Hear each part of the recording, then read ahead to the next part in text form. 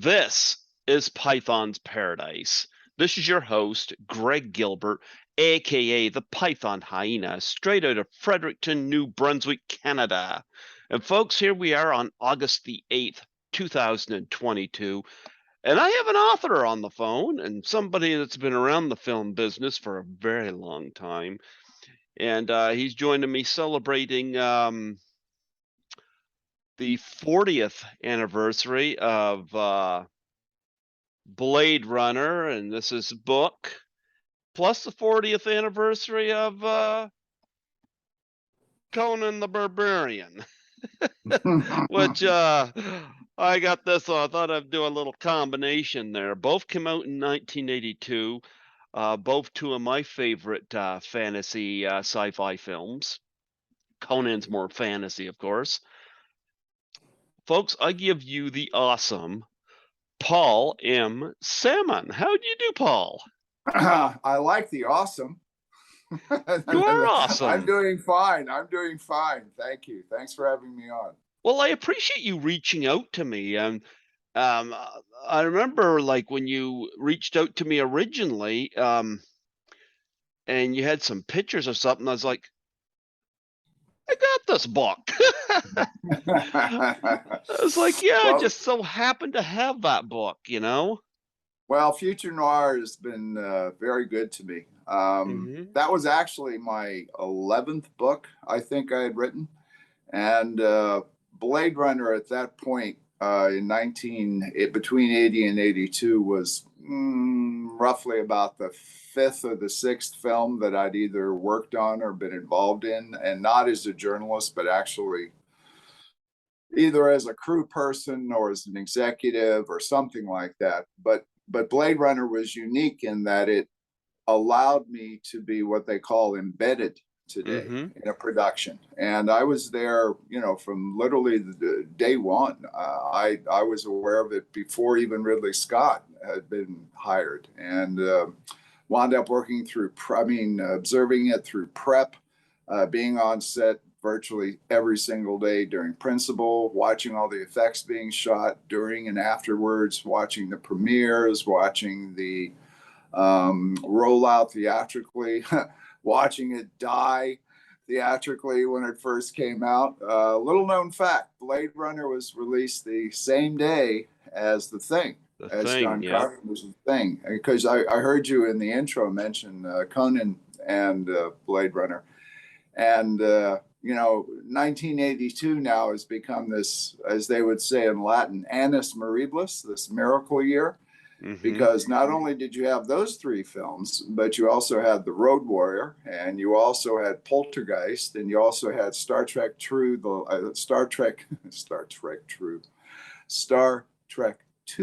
The Wrath of Khan, and a number of other soon-to-be acknowledged classics in the genre field. Yep.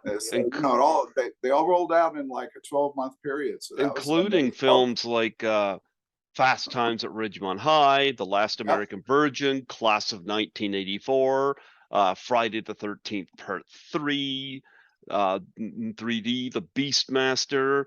The Beastmaster, yeah. So many films come out that summer. And what I remember, I was 10 years old in 1982, and we saw E.T.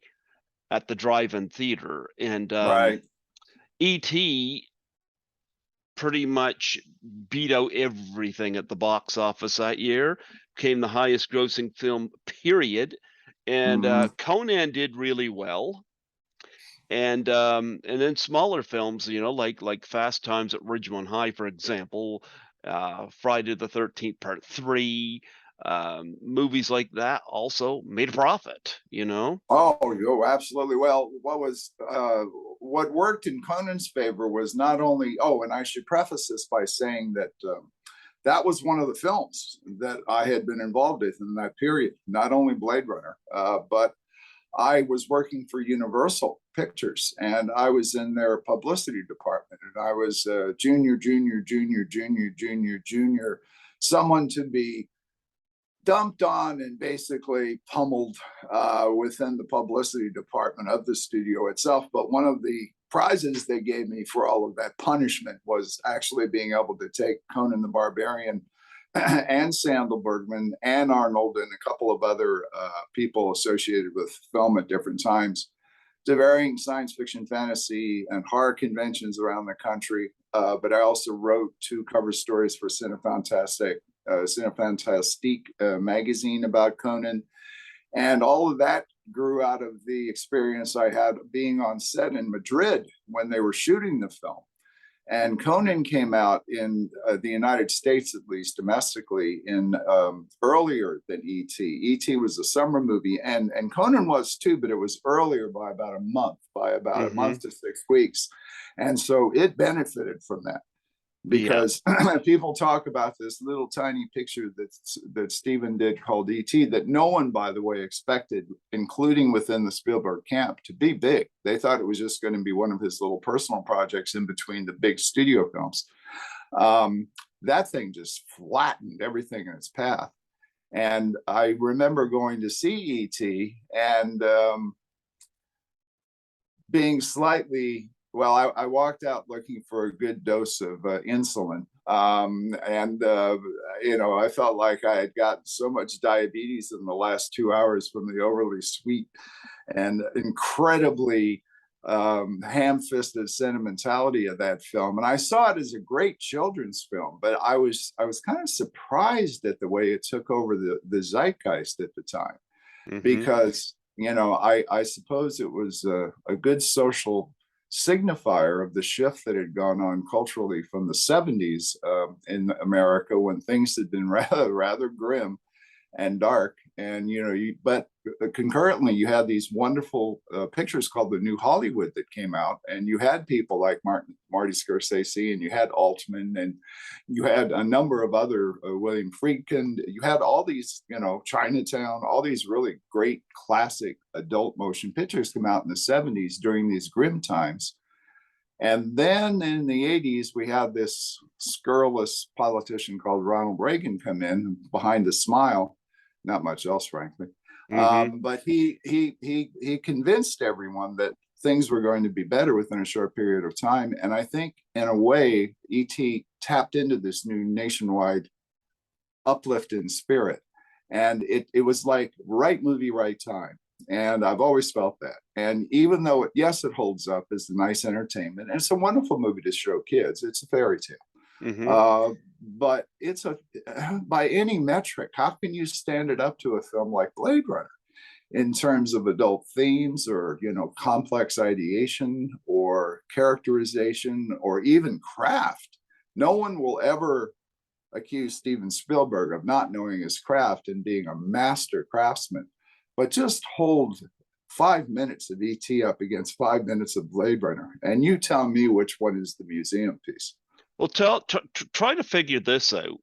Again, everybody's going to hate nothing against. Excuse me, I just had I can see the trolling starting now. I can hear it.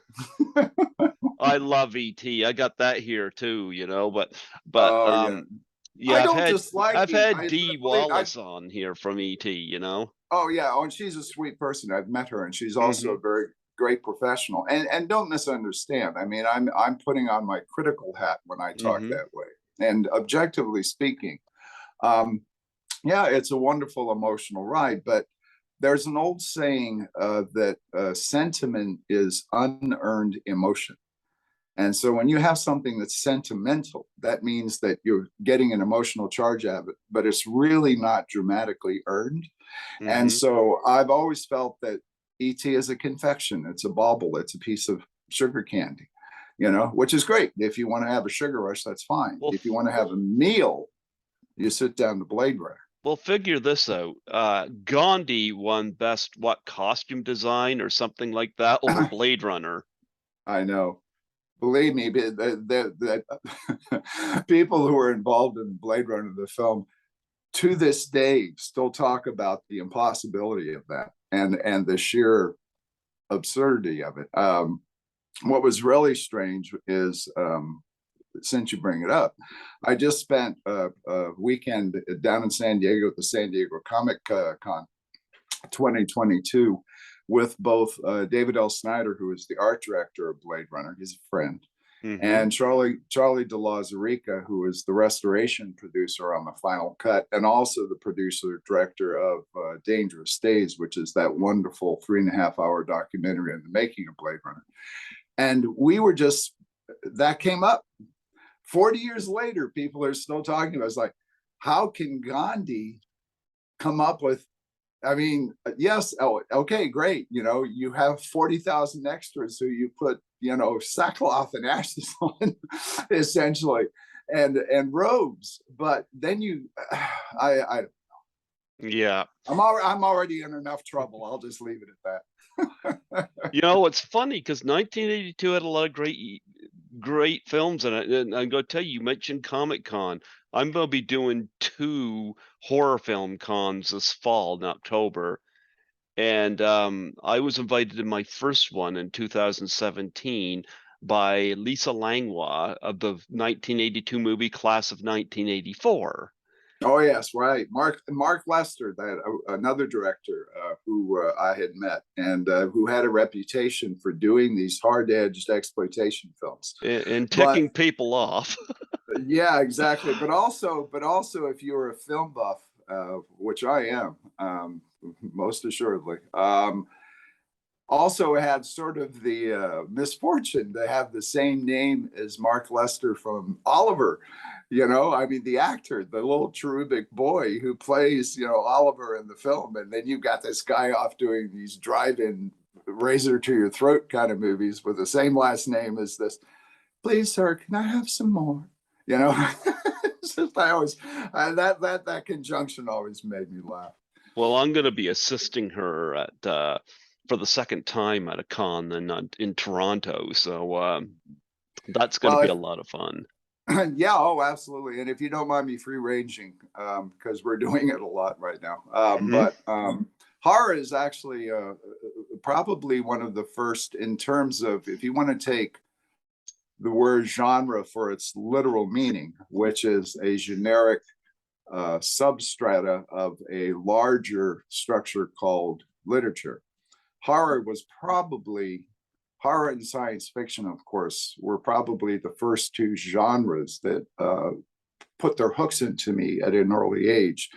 And as someone who started to read H.P. Lovecraft in the 50s when he was a little boy, at the same time he was reading Philip K. Dick coming out in things like Galaxy Magazine, it's now probably years later from the 50s, horror remains my favorite genre. And I've always been the most excited and the most obsessive about that particular field, because it is not only transgressive, it not only challenges some of the most basic sacred cows and assumptions of human existence, but it's also one of the most free, particularly within, not the way it used to be, because now horror has become, now there's elevated horror, art horror, or whatever you want to call it, which is another term that makes me laugh. But horror has always been something where you could literally do anything. And people who made horror films normally were either starting out at the beginning of their careers and trying to get a foothold established in the business, and that was the easiest way to get in, because they were usually considered to be disposable throwaways that anybody could see at a drive-in or maybe late night TV or go down to the grindhouse. Now we're talking a long time ago.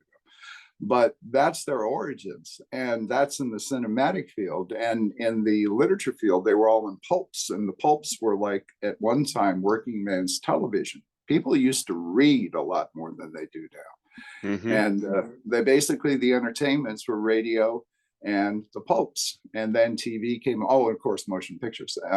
And so horror not only was just brutally aggressive in your face, but it seemed to tap these primal childhood emotions that we all still have. We think of ourselves as we age as becoming experienced and jaded and sort of inured to some of the slings and arrows, as Hamlet would say, of outrageous fortune.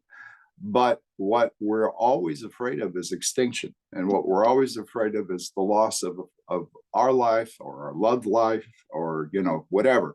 And horror goes right to the heart of that. And it just always puts a mirror right up in front of, smashes it up against our face and says, you really think that you're safe? You really think that things are cool? You really think that life is, well, look at this, And that's one of the aspects I've always loved about it. So I know we have gone far afield from Blade Runner and Conan. Oh, that's okay. But it's always been interesting to me. I mean, I did in my literary career, I edited 2 anthologies in the early 1990s that caused a lot of stir, and those were the Splatterpunks anthologies. My first one was called just Splatterpunks, and then the second one was called Splatterpunks 2 Over the Edge. And these were early 90s horror collections that were following the tail end of the glut of the 80s horror boom in literature and film, which frankly killed horror for a while, because like any other big thing that happens in a capitalist society and in consumer culture, if something hits, all the competitors pile on and then want more and more and more and more and more because they want to make more money out of it. And of course, the quality declines. And there was so much of it after a while that people said enough. But the Splatterpunks movement, and it wasn't ever really a movement, it was almost a joke in a way. It was kind of like a reflection of the ethos of the whole punk rock scene. It was kind of like, do it yourself. We're not a big corporate funded type of thing. Let's get back to the roots. Let's not make this about a 15 paperback title deal or, a 16 title franchise motion picture deal. Let's make this about what it's supposed to be, and let's just deliver. And I took that idea with the Splatterpunks anthologies and then approached people who in my opinion, were some of the best literary voices. I have dual degrees in both English literature and psychology. And I've always appreciated fine writing. And so I actually approached people who were good writers. And so we put together these packages and boom, they hit. And I was always quite pleased with that. And then I tried to do, now I have to be honest because I'm going to out myself, but I tried to do my own version of elevated horror with a collection called The King is Dead, because in the mid 1990s, there was this rash of Elvis Presley sightings, and he'd been dead for almost 20 years. And people that are conspiracy theorists and so forth, and the people who just couldn't let him go were saying, no, he's not dead. He's still alive. He's still around. We've seen him. And I just found that amusing and a little melancholy in a way. And so I approached a major publisher, Simon & Schuster, and I said, let me put together an anthology with only 2 requirements. Elvis has to be in every entry in any way, shape, or form, and he also has to be dead. And they said, oh, that's a great idea. I said, I thought so. And it was called The King is Dead. It came out in 1995. I had original stories from Harlan Ellison, Joyce Carol Oates, Lou Reed from, the Velvets, from the Velvet Underground. That took me a year to get him to do something. Let's see, who else? Roger Ebert, Greil Marcus. There were all kinds of people. So my bona fides when it comes to not only film, but the literature of both horror, science fiction genre are pretty solid. And all of that went into the books that not all of them, but the majority of the books that I've written that have any kind of crossover with entertainment have got that whole history behind them. So I'm not a guy who comes in and cynically, gets a pile of DVDs and spends like a month watching a bunch of titles and just takes that credit list and then, hops on the internet, and cobbles it all together and doesn't get any new interviews and throws it out and says, here's the book. I had never been that way. My whole life is about passion. And I had a huge passion for both Conan the Barbarian, because I had started reading Robert E. Howard when I was 8 years old in a Gnome Press collection of the pastiches and the original Howard stories. And I'd come across one of the last, in fact, the last Conan story by Robert E. Howard was called Red Nails.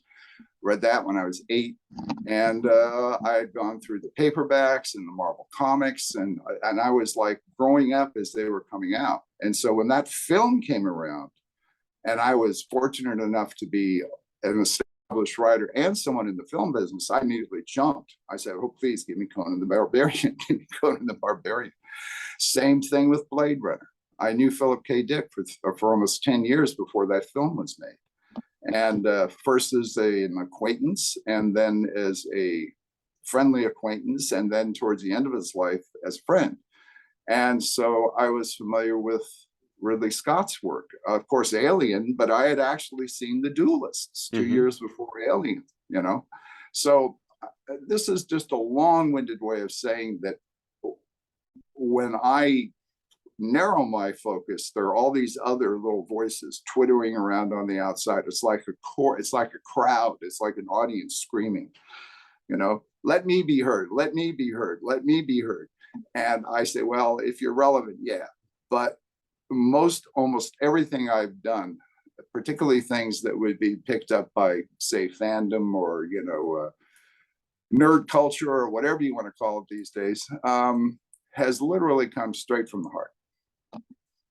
Do you remember? Because it's funny. I'm 50 years old this year, and I'm going to be interviewing somebody, hopefully, knock on wood, from Pete's Dragon. And that was the first film I seen in theater. Actually, it was a drive-in theater when I was young. So it's going to be interesting talking about that.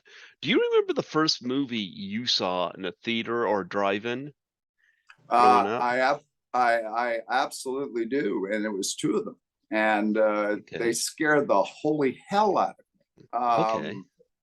One was the original Them, the Giant Ants movie, 1954, Gordon Douglas, and the other one is not quite of such an illustrious caliber, but it was an Ivan Tors movie, and Ivan Tors eventually, of course, who went on to great fame and well, infamy, really, with the way he treated his star, but Flipper.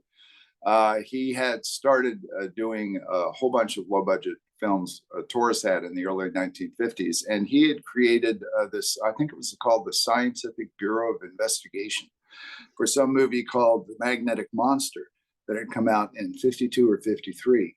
And the follow-up, which had Richard Carlson as the director and the star, Carlson being a sort of a B+ or A- level performer at one point, but then quickly fell down into the B and the C ranks as the years rolled by. It was a movie called Riders to the Stars. And Riders to the Stars' whole plot was these rocket group who were trying to figure out, how do meteorites not burn up when they come through our atmosphere and land on Earth?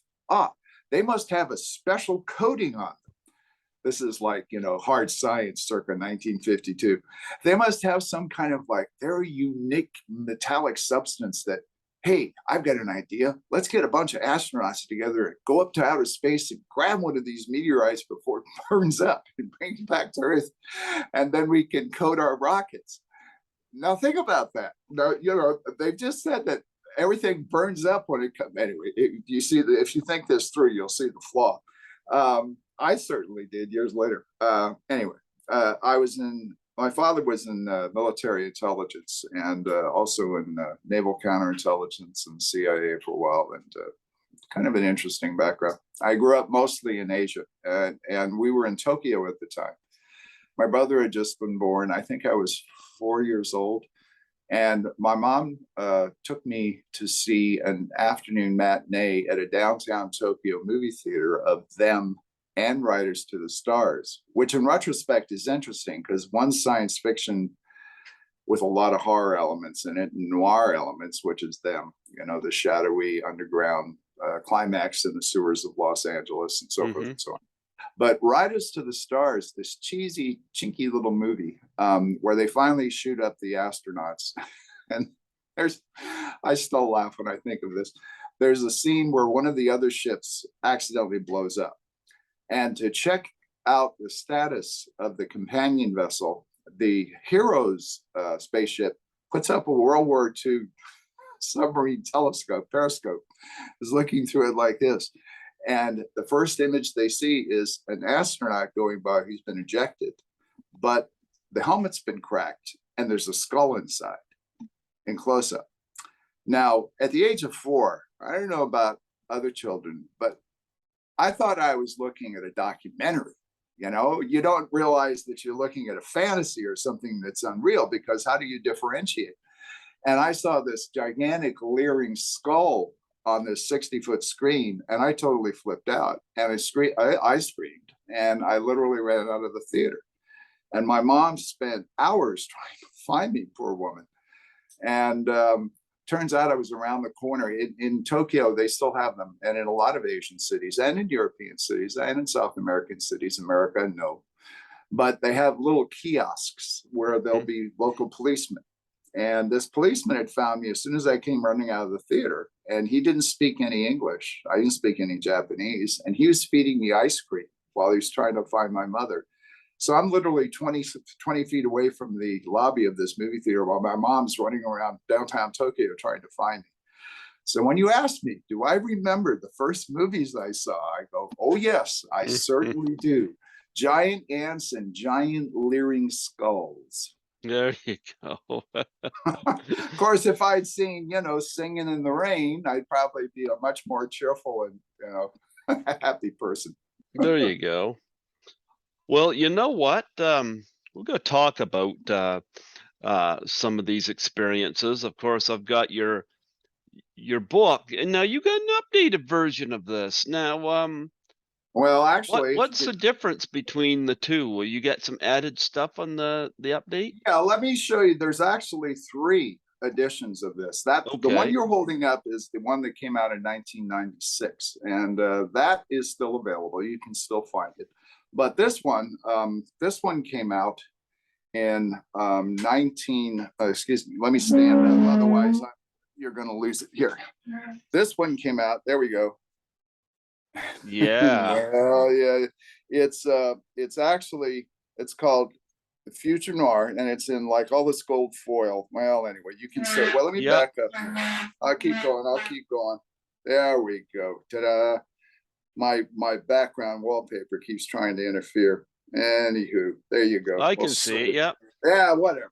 So that's the second one that came out. It's a hardcover, and that one came out in 2007, and that was to celebrate the 25th anniversary of Blade Runner. And then in 2017, 10 years later, this one came out, and that is the one you see in the wallpaper here, the Future Noir, the making of Blade Runner.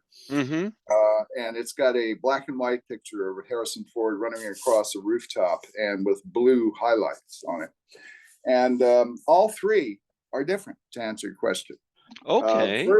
The first one is a combination of a rather long cover story I did for Cinefantastique back in the day. And that was the original reason why I was on set for both Omni magazine, which at the time was a high-end, glossy, science-oriented and science fiction periodical that was edited by Bob Guccione, the publisher of Penthouse. This was his way of having, I guess, what they used to call redeeming social value. And so I was doing a number of articles, on-set articles for Omni, but I was also doing a complete soup to nuts type of production diary, a Blade Runner for CFQ, which was going to be this cover story and indeed turned into it. And after Blade Runner came out, and I had been so close to it, and had the luxury of one must understand that in filmmaking, as in any kind of human endeavor, there's kind of a class system usually at work, and you have varying departments. You've got art department, you've got wardrobe, you've got makeup, you've got greens, you've got the cinematographer, you've got all these different groups, and they don't tend to overlap each other very much unless there's a moment on screen where all of them need to be, for whatever reason, there. And so basically you have these divisions and they're off working in their different little cottages. Because I was given this unique total access to Blade Runner, was allowed to be everywhere all at once, and everything everywhere all at once. Wonderful film, by the way. And I was with Ridley Scott. I was with Michael Dealey, the producer. I was with Eeyore Powell, the co-producer. I was with Katie Haber, the production associate. But then I was equally with the camera crew. I was with Jordan Cronenweth and his son. I was with Marvin Westmore, who was doing the on-set makeup. I was with EEG, which was Douglas Trumbull's special effects group. I was in with the actors. Excuse me. I was in with the wardrobe fittings. I was in when they were doing post-production syncing of sound.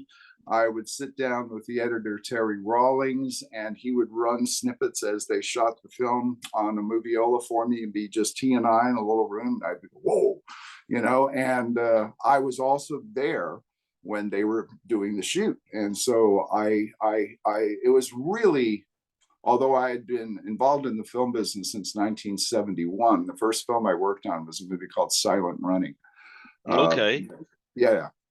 And but I worked on is like far too big of an accomplishment to claim for that. I was kind of lower than a PA, lower than a production associate, but I helped suit up the bilateral amputees who were in the robot suits, who played the robot companions to Bruce Stern, you know, Huey, Dewey, and Louie. And I knew Doug Trumbull because he had come to my college to give a talk. We didn't have a film school, but I went up after him and said, you know, Jesus, anything, do you guys need interns or anything? And he said, well, it just so happens we're making a movie. And that led to me going up there for a while and, you know, not getting paid, but being able to actually work on set. So I had seen this. I had been working for Disney in 1978 in the publicity department for The Black Hole, and in fact brought that down to the San Diego Comic-Con in 1978, a year before it premiered in 79. But I had not really been there for the entire, everything involved in the making of a movie. I mean, everything from script to, you know, to the premiere.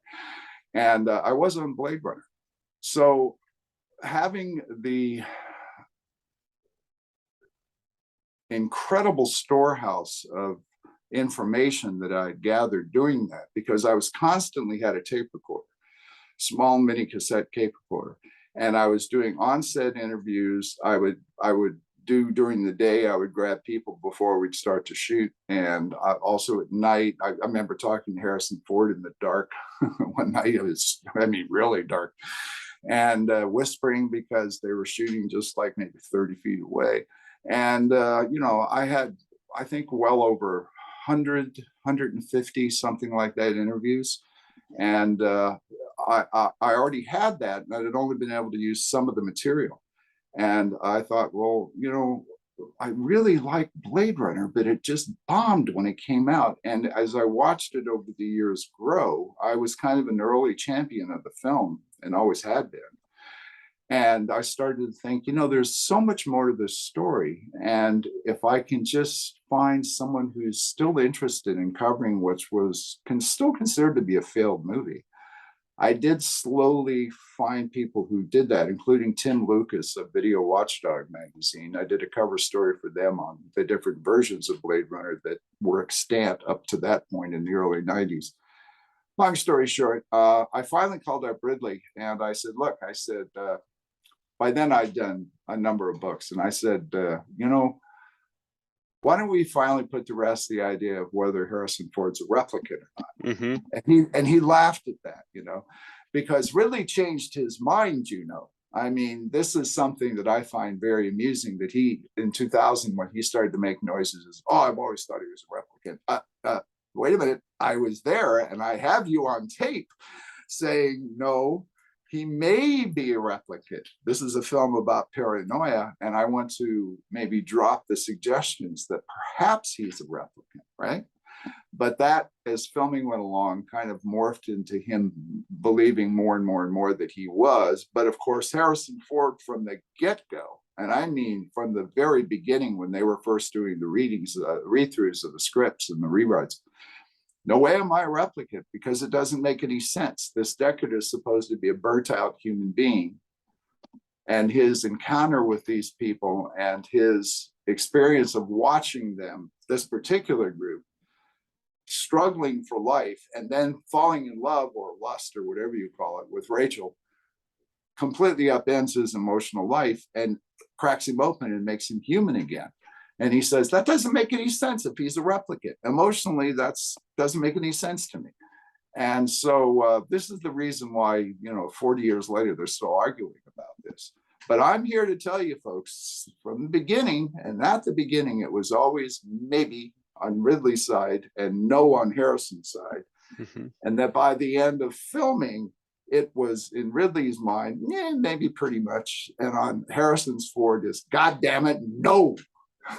So that's really where it is. I love the way that debate continues endlessly, though. I mean, that's one of the beautiful things about the film, is that the way that it plays with reality and ideation and character and personality, and who you are is so dependent on who you're with or who you believe. And, are your memories real? Are you real?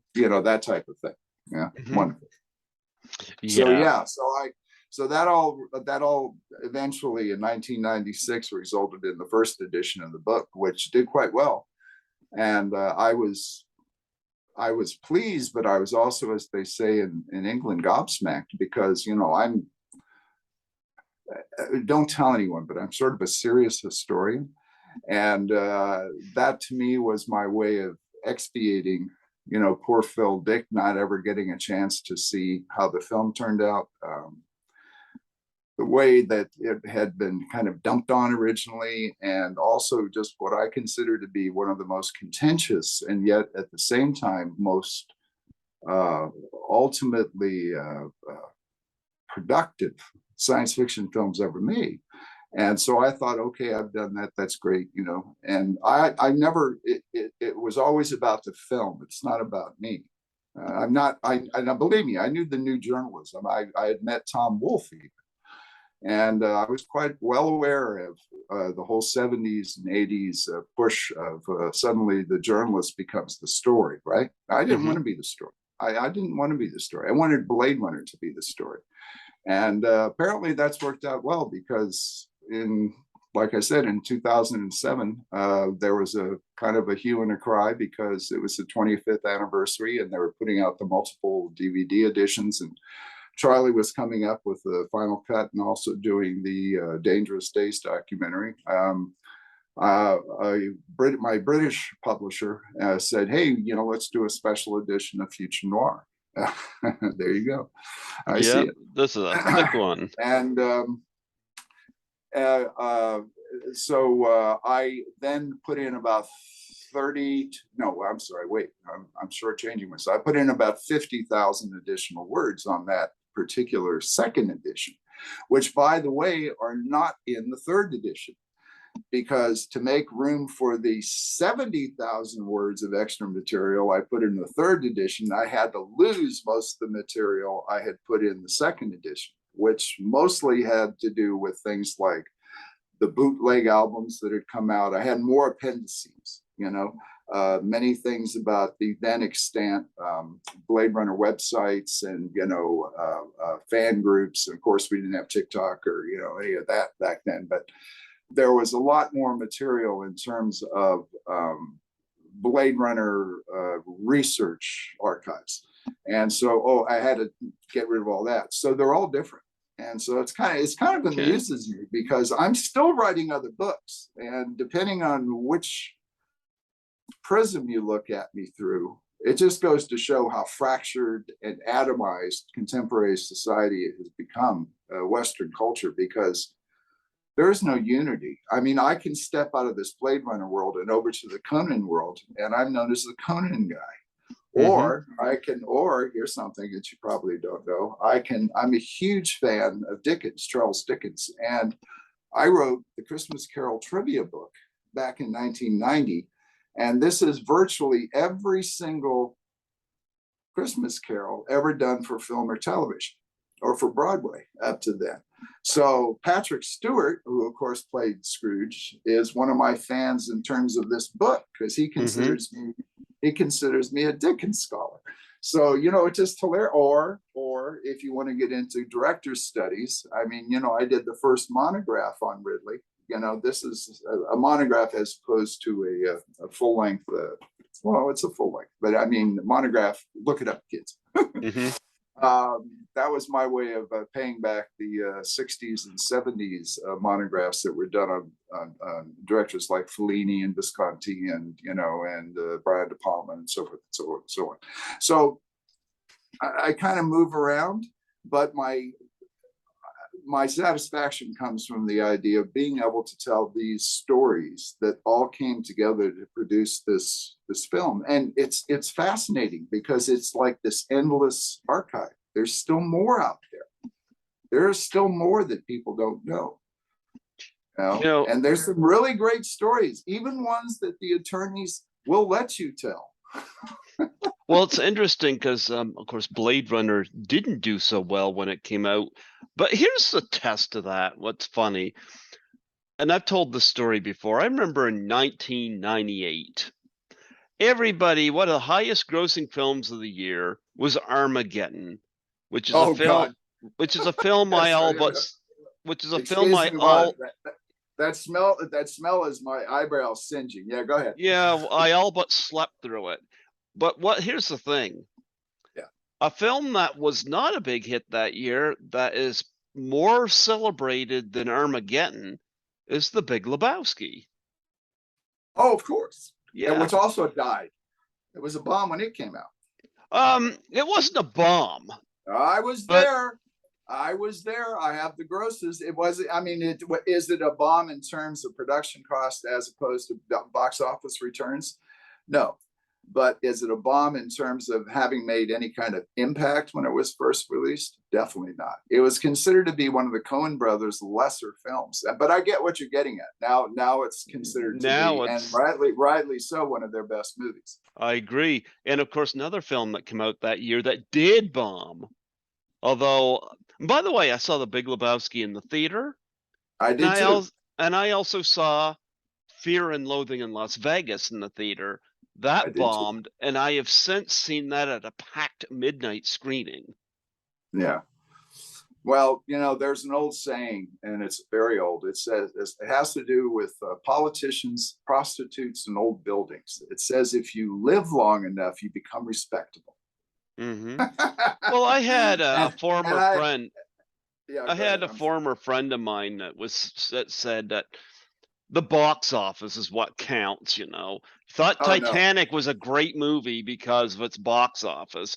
Well, that has nothing to do with whether or not it was a well-crafted movie, because I mean, that'd be about the same as saying McDonald's is the greatest restaurant in the world because they sell the most burgers. Yeah. Yeah, exactly. it doesn't make sense, No.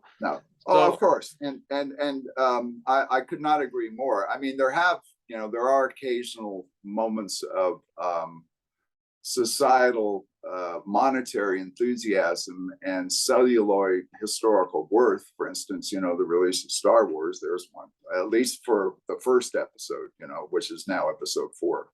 mm-hmm. Talk to Mr. Lucas about that.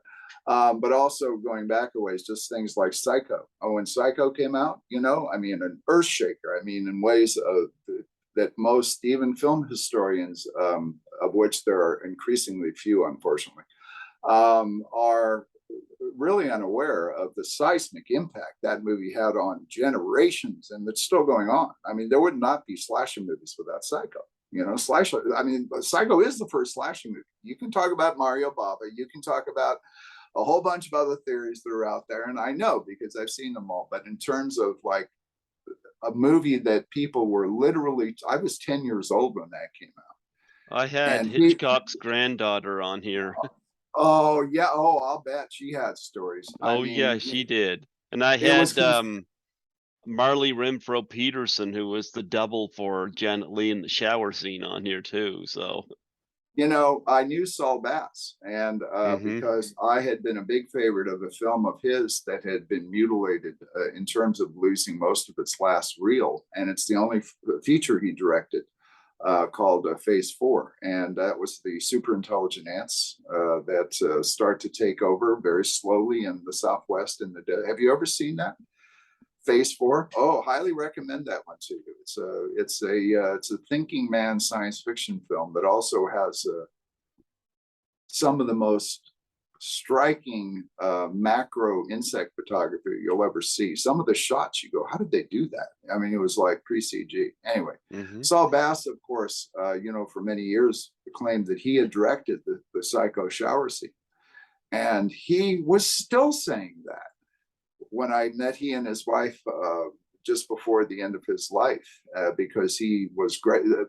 Phase 4, to finish that story, there was a whole ending where our hero and heroine, let's just get rid of the genders, our protagonists find themselves at the mercy of these advanced ants, which are, by the way, just normal sized ants. And they are somehow transformed into the next genetic modification of humanity. And it's suggested through this very psychedelic and abstract collage. And when that came out, my brother, who saw the sneak of that, came back all excited and said, "Oh, wait, this is right up your alley. Wait until you see the psychedelic ending. You're going to love this." I go to the theater and it's gone.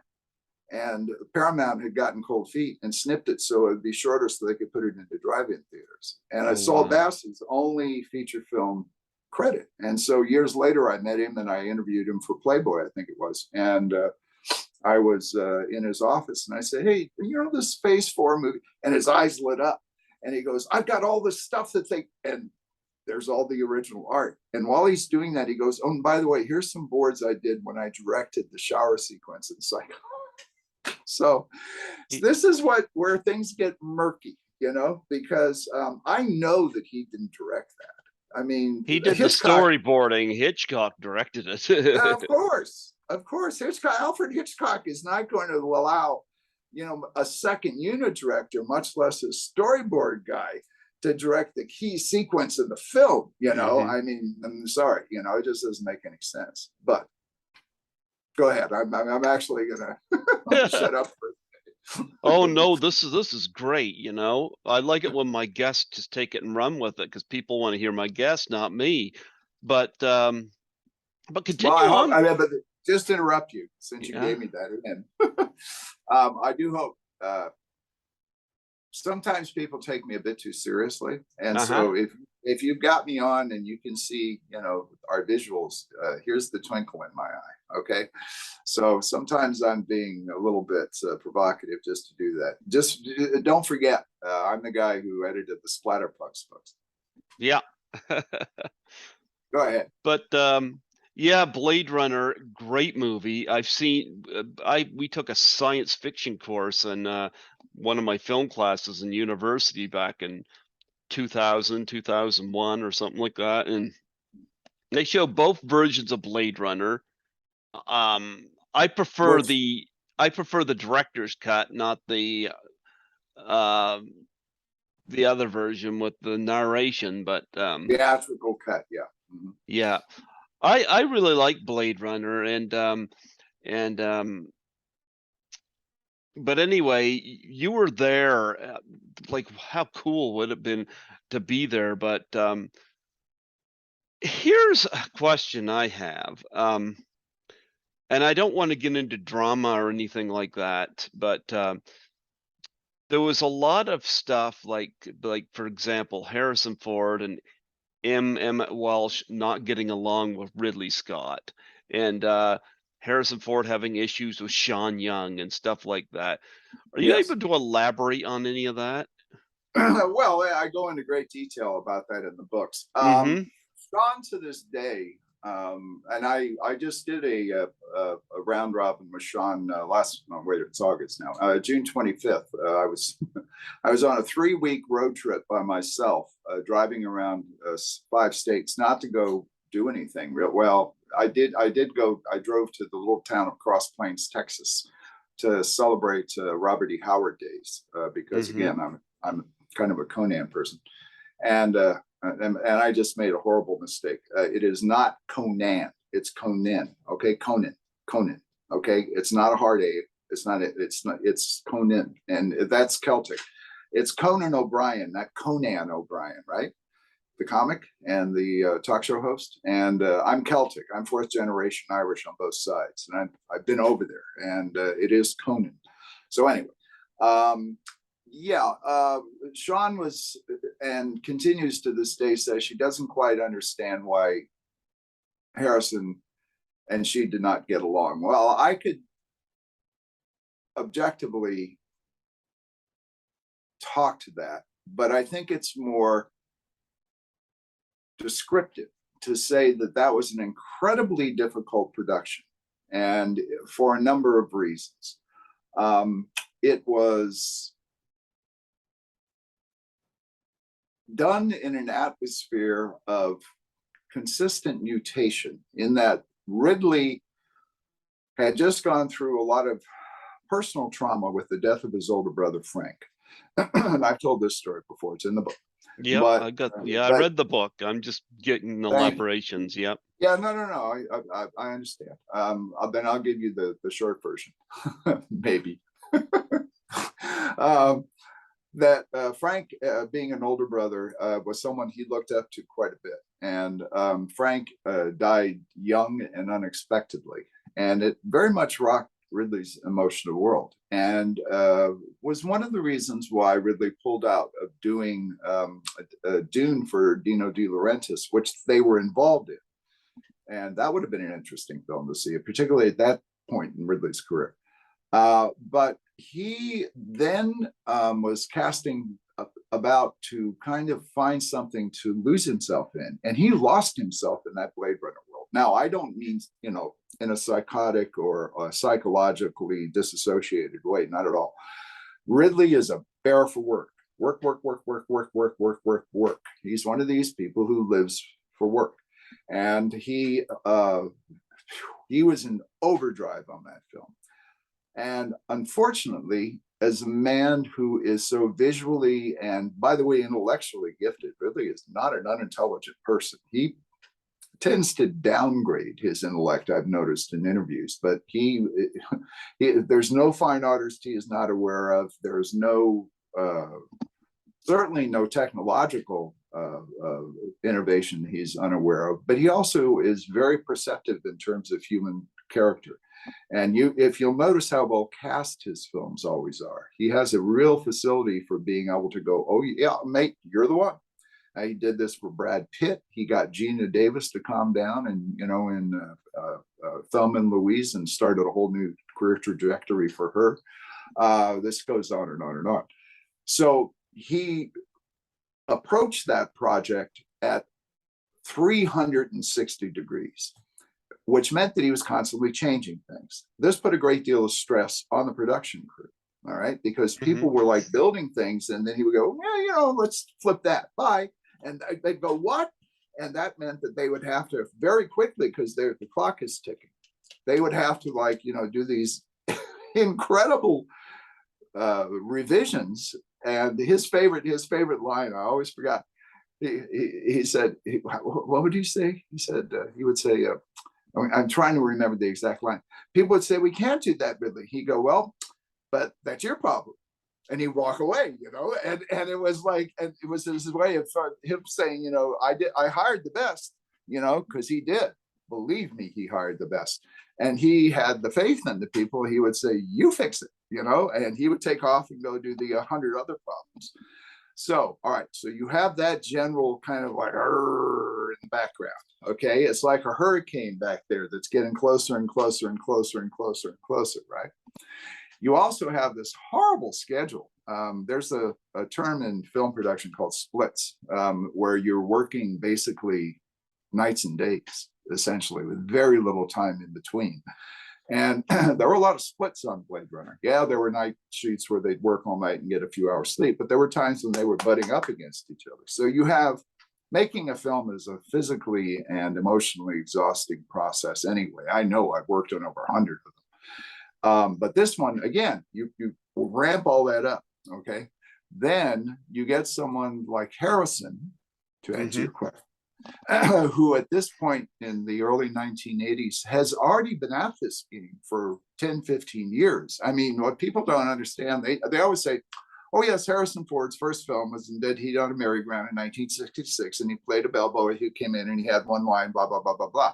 What they forget is that Harrison Ford was also, well before that, the third cowboy on the left in innumerable TV Westerns who got shot by 10 minutes in, right?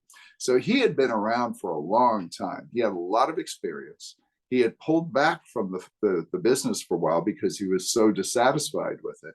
But at the same time, he was, in his mind, he was reformulating, if I do get back in it, what do I do if I get back into it? And so, long story short, just the year before, while they're shooting Blade Runner, Raiders of the Lost Ark comes out, and suddenly he's the biggest guy on the planet, right? I mean, Han Solo had certainly done it for him before that, and Empire Strikes Back and A New Hope, but now he's Indiana Jones. So the 800-pound gorilla is on the set, right? Now he can be, that could go multiple ways. Some show business personalities, when they get that moment of ascendancy, can turn into absolute monsters. Others can continue with the way they are. Others can be like totally confused. How am I going to handle this? I would say that Harrison, for the most part, was admirably centered. And I'm not just saying this because I'm afraid of his attorneys. I always liked Harrison. I got along with Harry. I've heard good things about Harrison. He's funny. Yeah, he's funny. But his humor is very initially dry. But then I realized a few months in, I said, "Oh, this guy's silly. He's got this whole silly side to him." Which is why Ryan Gosling and he got along so well on Blade Runner 2049. They both got silly sides. So Harrison's got all this experience. He's reconfigured his career, and I love that film. Blade Runner 2049 is a worthy successor, and there's so few of those. He gets Sean, who has only done a couple of pictures prior to this, a handful, who is very young, and in essence is the exact opposite of what Harrison was when he started in his career, because Sean was one of these people. She and her mother walked into the Ford modeling agency off the street and was immediately snapped up that day and became one of the highest paid models, in America.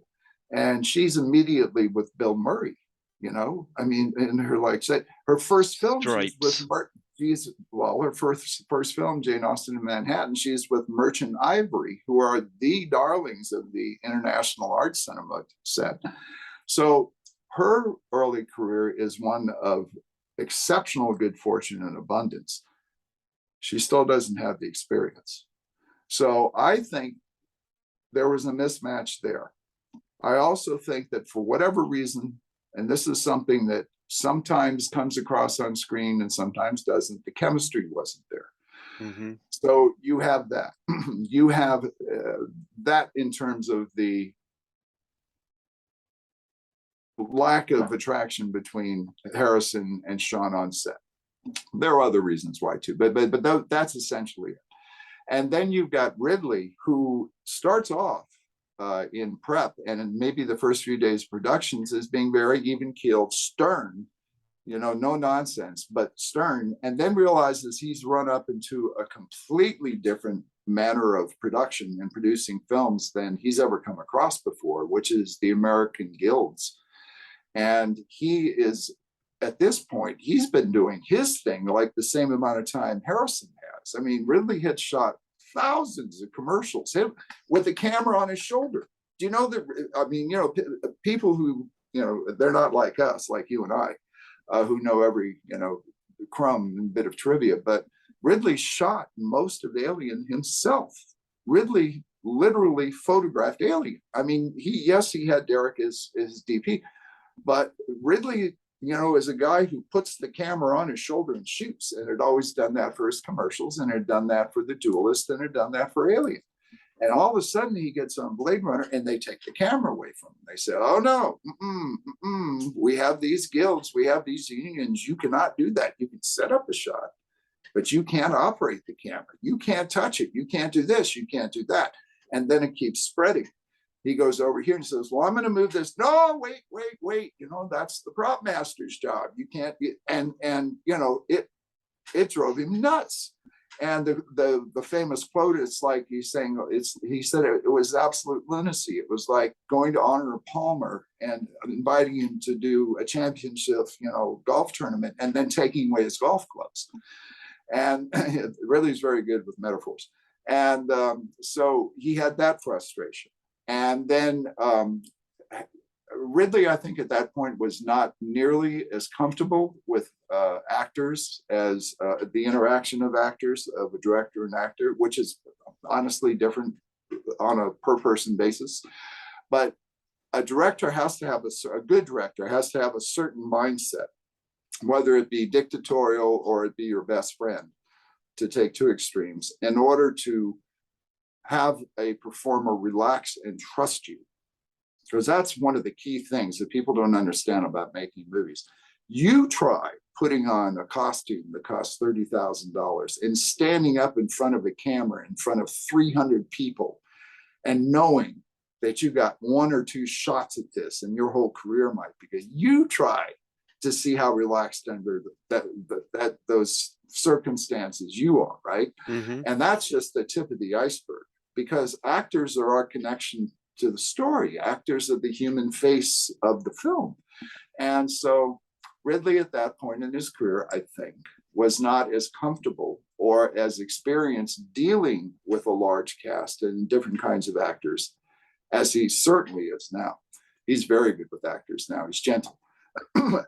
So he had cast people according to what that very acute eye of his, and also that psychological perception of who he thought was best going to match up with the printed name on the page. He did that just fine. And in Harrison's case, Harrison, even though he was now Indiana Jones and Han Solo, wanted to be directed, was kind of a hands-on, tell me what to do kind of thing. What do you, let's collaborate here. And Ridley's reaction was, well, mate, I hired you. You know your job, go do it. And he'd scurry away, or he'd be looking at a video monitor, not with Harrison. And so that did not go down well. Okay. No. So there's one of the problems right there. Then you have the American crew who suddenly sees this guy that, this guy's made one movie and it's called Alien, and okay, flash in the pan, we've done 500 movies, we're third generation, filmmakers, we know 100 times. Well, guess what? They didn't. And they thought that they were on some kind of usual show where the director's either lazy or usually pushed around or doesn't care. Guess what? That wasn't true either. So you immediately had this, sparks. Strangely enough, I got along like gangbusters with Ridley. I knew enough to stay out of his way. I knew, hopefully, when hopefully is always misused. I hope that I knew when it was proper to go up and speak to him and to take his concentration away, because he's got so many metal balls going in his head. I enjoyed his sense of humor. He's very funny. He's very funny too. That's another thing people don't know about Ridley. Exceptionally funny guy. Nobody's funnier when he wants to be funny. He's just hilarious. And I just got him. We had a three-hour talk before production began. He had just been hired like virtually within hours, and I'm sitting in his makeshift office.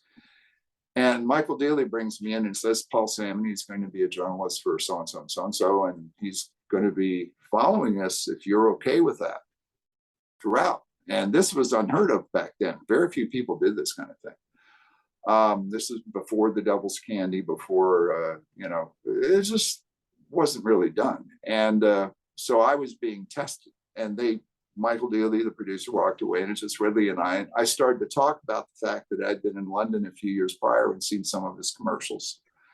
And I said, wow, I really like, how do you get your light? And I said, I can see certain like Degas over here, or I can see Cezanne over here, or I can see maybe a little Rembrandt, or, you know. And he goes, oh, you know, my whole life, I've just used my eyes and I just see where the sun comes down.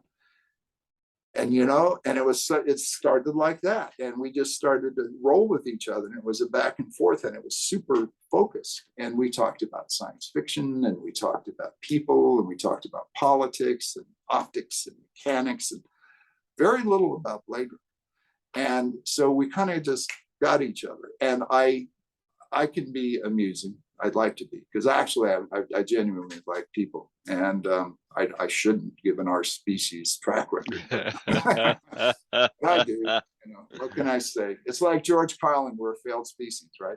Mm-hmm. But once you accept that, what are you going to do? So he and I could amuse each other, and that's continued. I can still make Ridley laugh, and we got along. So when I saw what was going on stage, I'd already known him for months prior to that. So I could see the pressures, because I had the luxury of being objective, of seeing everything, of the entire canvas, not just his job, but everybody's job, and everything that was going on coming to that point on the set, at least at that point.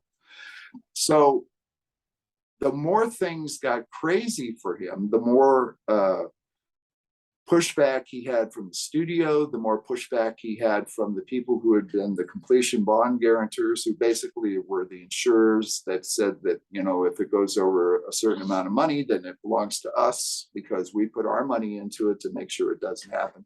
And that turned out to be a terrible mistake, given the people who took it over, Tandem Productions. I saw that. And so I felt a great deal of sympathy. And I wasn't going around saying, oh, poor Ridley. I hardly said anything, because, like, you know, there was like fissionable material everywhere going on, you know. And but on the other hand, I would hang out. And, you know, occasionally I remember he was falling asleep, literally standing up on a camera. I mean, next to a camera with his arm on his feet like this. And he's asleep, standing up. And I walked up to him and I looked in his eyes and I said, I've never seen anyone do that before. I have never seen anyone do. He wakes up and I go, what? And I go, oh, nothing. You know, and he came back to me later. So what's all that? And I told him, he laughed. He thought that was funny, because I didn't call him out, you know, but I caught him, you know. And so little things like that. And I got along with all of the English contingent. It was really remarkable. And my fellow Americans, you know, I'm an American, and I'm, I guess, relatively proud of that. My father, don't forget, was in military intelligence. I kind of knew how the world worked a long time ago. And I've seen America's sins for decades, and been sadly aware of them. But it was interesting, because the Brits had this attitude of, look, you know, everybody calm down. Let's just get our jobs done. You know, oh yeah, this is crazy, but let's stay adults. And, you know, Americans were like, oh, that son of a bitch, you know. And I was like, fuck it, let's just suck it up. You know, I mean, at first, you know, people, look, anybody who's been in the military or around any kind of organization knows that anyone who's not at the top always complains about who is at the top, right? That's just human nature. But this thing got crazy on Blade Runner. The crew called it Blood Runner. You know, and years later, I'm on the set of Alien Resurrection, and I'm talking to Sigourney Weaver, and it was on the Fox lot, and there's a grip, and he's up in what they call the perms, which are the catwalks above sound stages where they hang the lights from, and chains and so forth. And he yells down, he goes, I remember you, this voice. And I go, who's that? And he goes, so-and-so. And I go, oh yeah, I remember you. And he goes, yeah, Blood Runner.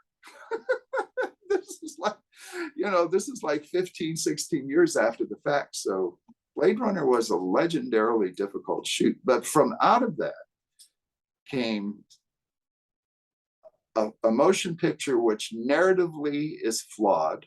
And part of that is due to the fact of what I've already alluded to, that it was constantly being changed. Certain plot threads were dropped.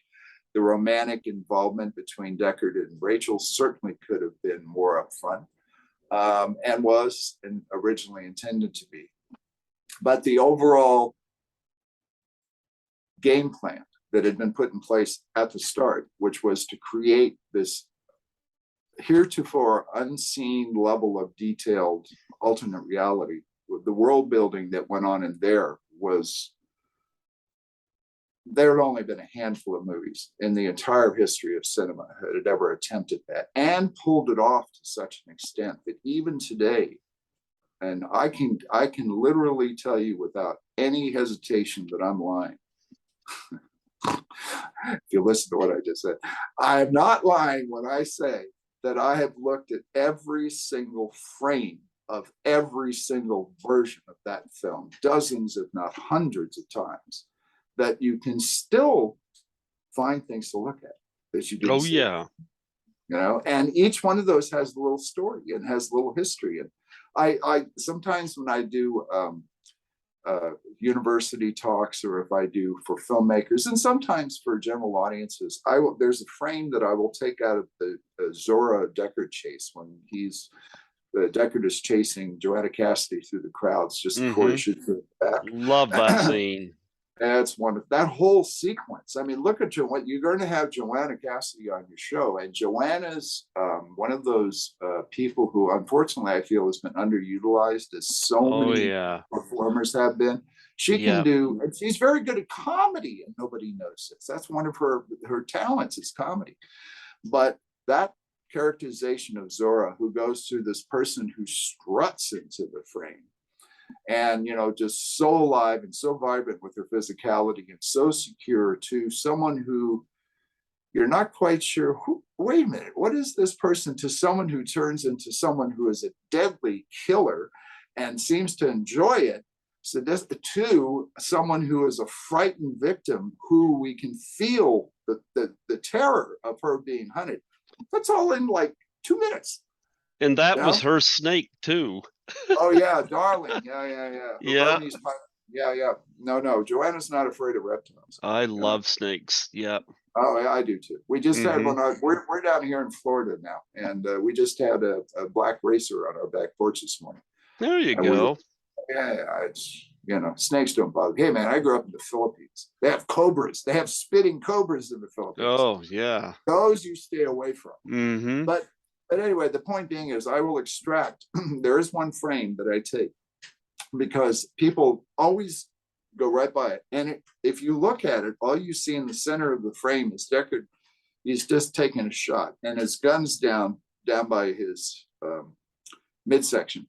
And it seems to be an empty frame with just a little bit. And then you look at it, and you see a homeless guy with a dog crouched against the wall. I know exactly what you're talking about. And then on the other side, you see one of the Chinese immigrants with the rice, the bamboo hats like this, and she's like this. And you're seeing all these reactions, and way in the background, you're seeing the crowd, and it's so subtle. And yet there's like 4 or 5 different stories going on, and it's like blink. It's like, so that stuff is all the way through there. In fact, that's one of the biggest bones of contention between Ridley and the people who took the film off. Why are you spending so much time doing it this way? Why? And I love the neon lights when she goes crashing through the. Oh, that's beautiful. The rings of on the mannequins, the glowing neon rings. That was literally a last second. This is one of the famous last second editions I talked about. David L. Snyder, David, who was the art director on the film. And he was the guy, he's the point man between the art department and Ridley. He's the guy who's on the set, all right? The production designer is back in the art department, coordinating everything. And David's a guy who's there. And Ridley comes up to him and he goes, we need something. And they're about ready to roll. And David goes, what? He goes, I don't know, you figure it out, and he walks away. And David literally came up. There was something else. There was another a bit of a set dressing off to the side that had those hoops. And he said, wait, hoops. And they went and they put those on, and they had literally goes, clear frame. All right. First positions, action. So that was Ridley at work. Another person from Blade Runner I had on too, and this would have been an added scene later in one of the later cuts. And she was hesitant to even go to I think it was a 40th anniversary panel for Blade Runner because she said she's only in it for a split little second. But I'm like, yeah, but people I've seen photos of just of that scene. I had Donna Lee Heising on, who was one Mhm. of the exotic dancers with a hockey mask on and that little Oh yeah, right. Yeah. I That had poor her Donna. on recently. And I said to Donna, I said, don't ever sell yourself short. Because I guarantee you go to cons and you have that picture on your table, people are going to ask you to sign it. Guarantee you'll go through a lot of those. Well, it was also fun to be there in the flesh and look at that. Hmm. It was just one of those wacko details. That one to me, because I was a fan of heavy metal. Hmm. Again, as someone who's kind of like this, for whatever reason, this ubiquitous sponge in all these corners of graphics and arts and whatever. That was one of the moments where I looked up and I said, "Oh, this is a heavy metal shot." I really did think that. I remember thinking that because you had the steam up, you had the big crowds, you had the plastic cylinder off to the side, you had the cop in the tube, you had the snake pit, neon sign, and it was all it's no secret that Ridley was a huge fan of Mobius, Jean Giraud, and that was to me a Mobius moment. And Ridley also was very, very clear, explicitly clear up front that the earliest on, months before we started shooting, that he wanted to do a heavy metal, motion picture. And he wanted to do it for adults, as he said. This is a comic book for adults. He used to say that. And then I Yeah. would say, yeah, but I'd say, but it's also, and he would go a film noir because Ridley is a film buff. Ridley is a film fan. Ridley, as a young boy, saw all of those late 40s, post World War II dark B movies, that we now call film noirs. And so he knew all the conventions of the femme fatale and the Dutch angles and the shadow filled corridors and the clotted darkness. And he knew all that. And he always said, that's my game plan. I'm going to combine this 40s film noir and then take contemporary LA in 1980, the early 1980s, and push it 40 years in the future. Of course, I always used to tell him, I said, yeah, but cars aren't going to fly in the future, Ridley. I don't care what you say. Give me about 200 years, maybe. Okay. And he'd always say, yeah, but it's just a movie, mate. And I'd say, no, wait a minute, you can't have your cake and eat it too, But yeah, he was quite, that's one of his, the examples of him being amusing. He's an interesting man. He's certainly, God knows, God bless him. He has established himself in the world of cinema forever, what's interesting to me as a child who experienced firsthand the end of the classic studio system in the 50s when it was all falling apart. And has been, I was just at the theater the other night, I just saw another movie, just a couple of days ago. And I won't tell you what, because it was horrible, but they usually are. And I see him as someone very much like a contract director from Warner Brothers or from Fox in the classic golden age, someone like a Michael Curtiz, the Hungarian director, or Howard Hawks, or any of the upper tier A level guys you want to do, because they kept knocking them out, different genres, job to job. The idea is the work, the idea is the work, the idea is the work. And I raised this with Ridley. We had a very interesting conversation about his cut of The Counselor, which is totally different from the one that they released theatrically. I very much recommend people who've completely written The Counselor off to go see the Blu-ray director's cut of The Counselor. It's a totally different film. Not to mention it's 40 minutes longer. And also, boy, that's a hard-hitting motion picture. Anyway, I brought this up. I said, really, you remind me of a incredibly talented golden age contract director. And he smiled and he said, I'll take that. And so, he's an interesting guy, I also thought he got a lot of bad press for some reason for House of Gucci and The Last Duel, both of which who have seen finally now, a year after, are starting to come back. I mean, House of Gucci, the accents, and all that. Yeah, of course, they're all over the place, and but I think there's a lot of intentional humor in House of Gucci that people did not catch. And The Last Duel is a bit overlong, but my goodness, I mean, it's Rashomon. If we are familiar with the great Kurosawa film from the 50s, it's multiple points of view of the same incident, and how it's the same thing that happens in law enforcement. Anecdotal evidence is the first thing that a street cop will ignore, because every person can see the same thing happen and give you a different version of what they just saw. And so that's what The Last Duel is about, and and done in a really interesting way. So he's still doing good work, and he's in his 80s, and he's not slowing down. It's funny you mentioned The Counselor. I saw that in the theater, and I still remember Cameron Diaz on that car. Oh yeah, and I love. But what's funny about it is Bardem's, reaction to that. It's like, oh my God, he put me off women for. It's like, what did he say? Something like a mollusk or something like that. It's hilarious. But have you seen the director's cut? I haven't. No, I didn't know there was a director's cut. No. Oh yeah. I mean, Ridley had long wanted to work with that particular author. In fact, he had Blood Meridian, under option with him for some time, and and then he comes up with this original screenplay, and 20th Century Fox didn't know what to do with it. I mean, you right at the very beginning, there's some very explicit sex talk that goes on between Michael, what's his name? I'm having a senior moment.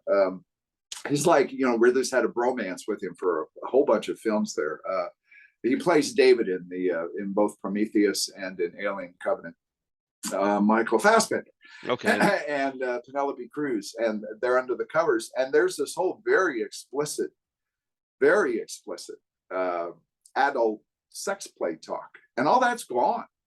And suddenly you're just, there you see the shapes moving around, and it's out. And then there's a whole ongoing trope.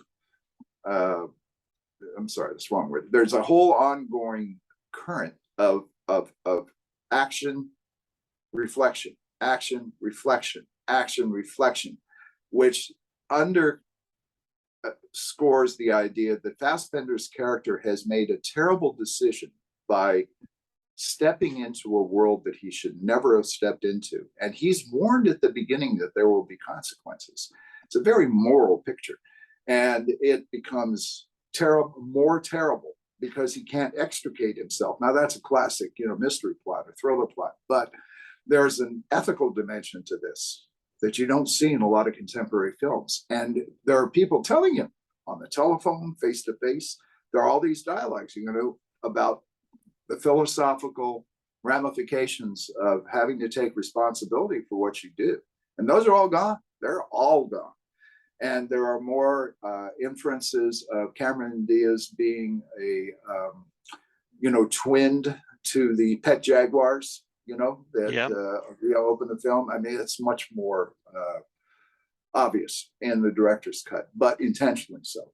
And it's just a better film. And Ridley being Ridley, he goes, all right, I'm already doing the next two, so too bad. I once asked him, I said, how do you handle, after you had Alien come out and being so hugely successful, how in the world did you handle the crushing disappointment of the popular and critical reception? Because the critics savaged Blade Runner when it first came out. There were a few who were, who saw it with unbiased eyes, but most of them were just, but he said, look, he goes, mate, he says, mate a lot. He says, look, mate, he says, I'd been on the top of the heap with Alien, and then I was at the bottom of the barrel with Blade Runner. So I've gone, I've experienced both. You become philosophical about these things, which I thought was interesting. because I've worked and known, not only Ridley, but David Lynch and David Cronenberg and John Landis and Joe Dante and Paul Love them Verhoeven. all. Yeah, well, I had this incredibly fortunate run of being able to work with all these people and seeing them at the best and at the worst and at their middle. And I'm doing a book. I've been working on a book about Paul Verhoeven for a while now in certain titles, and but it's somewhat different from what I've done before. And so Paul, has always fascinated me, and I'm still amazed that the little boy who was driven out of the theater in Tokyo by this silly $1.98 Halloween skull screaming into the crowds of Tokyo would one day be involved on the sets, and in some cases, for instance, Starship Troopers, in which I have a tiny bit part. I'm in other films that are kind of well known. That someday I would actually be right there next to some of the world's greatest directors. It just boggles my mind. Still, I'm incredibly grateful for all this. But we never did talk about Conan. If you still have time, I've got lots of time. Oh, okay. But one of the things I wanted to ask about some of folks. This is, if you're watching, this is coffee, by the way. Okay, it's keeping Dad awake. Okay, go ahead.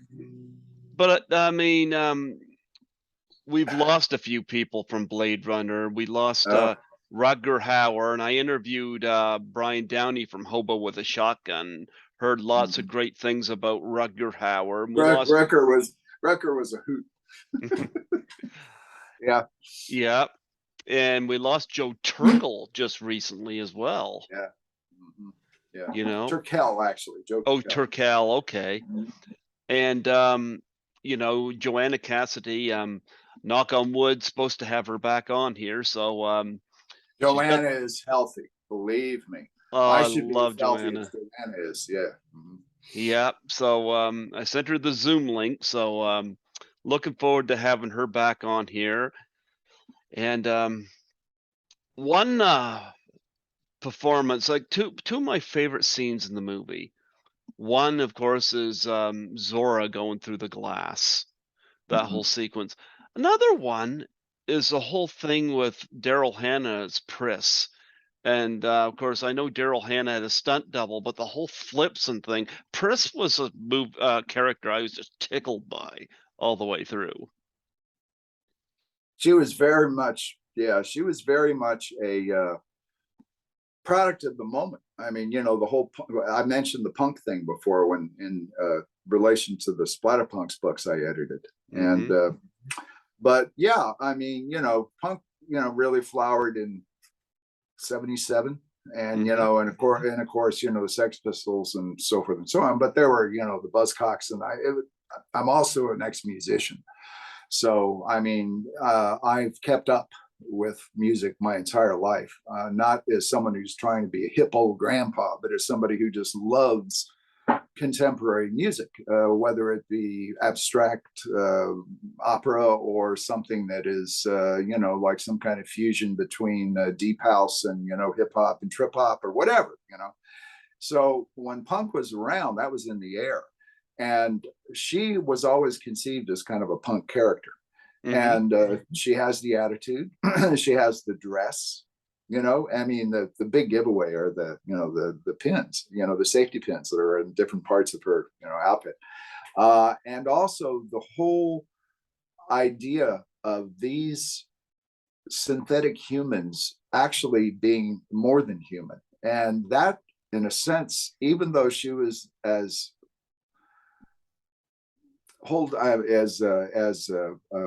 Decker's boss kind of like dismissively relates to her as, oh, your standard pleasure, unit.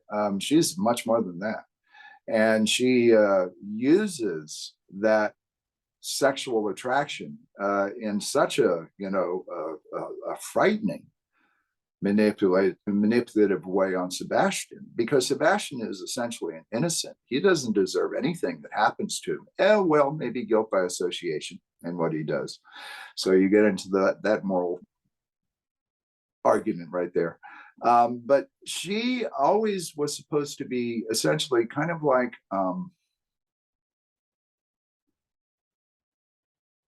she is probably the closest to she's a futuristic version of the classic 40s femme fatale.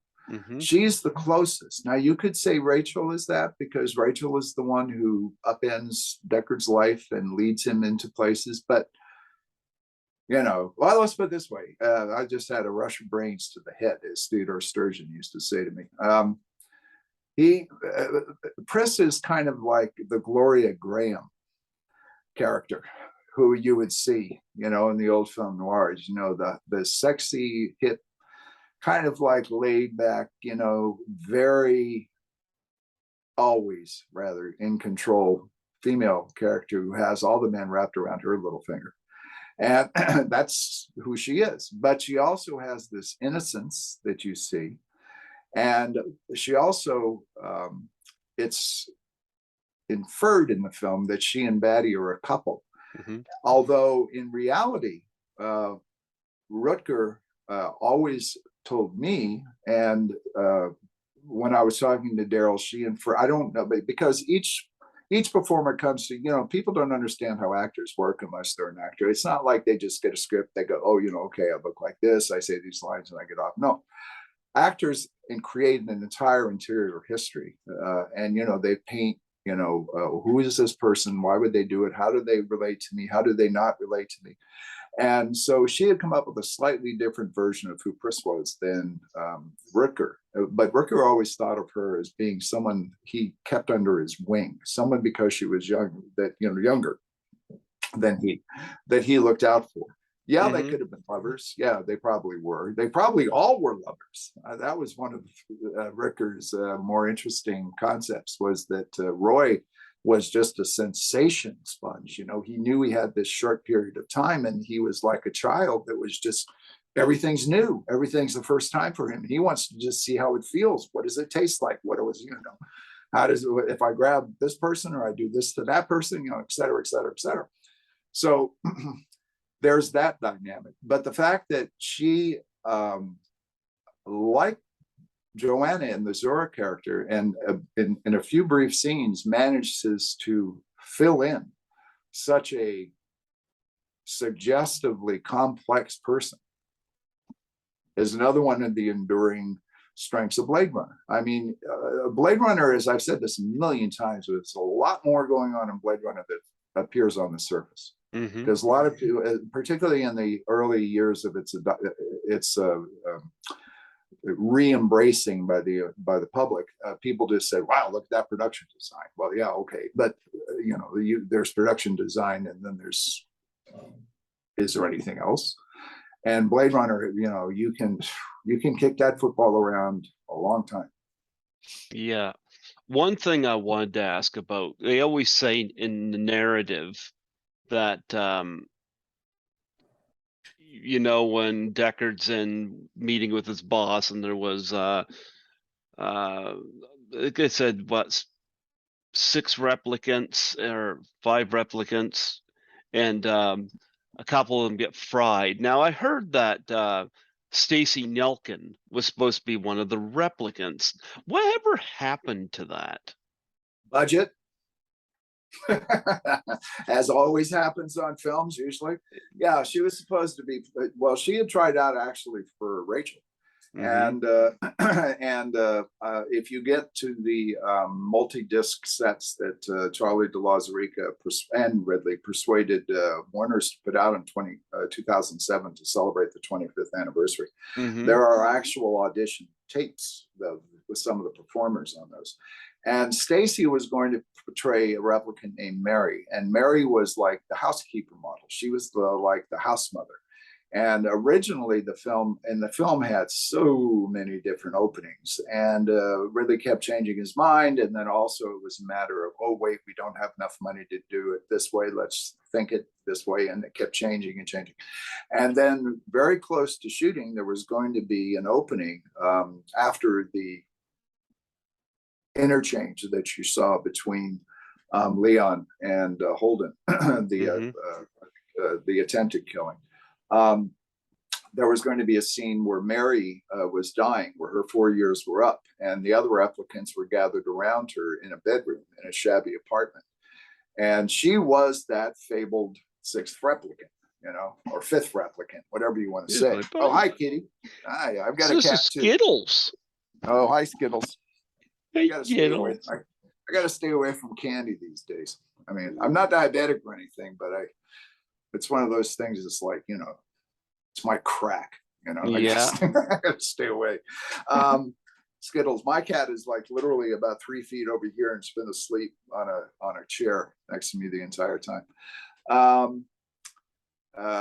The whole thing with the replicant was that they didn't rewrite it. And she got dropped at the last second. She was cast. They had wardrobe tests, the whole 9 yards, and they were starting to build the set. And then money went, we don't have the money. And that often is the case. I mean, that's another thing that people should disabuse themselves if they don't already know this about film. I mean, but now I always think that there's very little that people think they don't know about movie making. But one of them is the bottom line is always the bottom line. And so as budgets are being constantly looked at and overages and this went south today, and oh my God, we're not going to be able to transport everybody over there for that, so we're going to have to stay here, or our cover set just went down, or there's a million things can go wrong in a film, and they always do. And so it was just one of those things, and they didn't essentially pick up on it in the dialogue. And then when they went back and did the final cut, they relooped it so that it went back to this is so complicated. But it basically, let's put it this way, it was basically because there was another character called Mary, another replicant, who was supposed to be in the film. The last second she got cut, and she was going to be one of the ones who had survived the off-world excursion back to planet Earth. And but since she was dropped and they immediately went in production, they made some mistakes, some continuity errors. And so they had to wait for 25 years to go back in the final cut to correct them. But, these things were always known to Ridley Scott and to people who were involved with the film, or at least, also keep in mind that people in the industry, it's like any other job. You go up, you go to do your job, you do your job.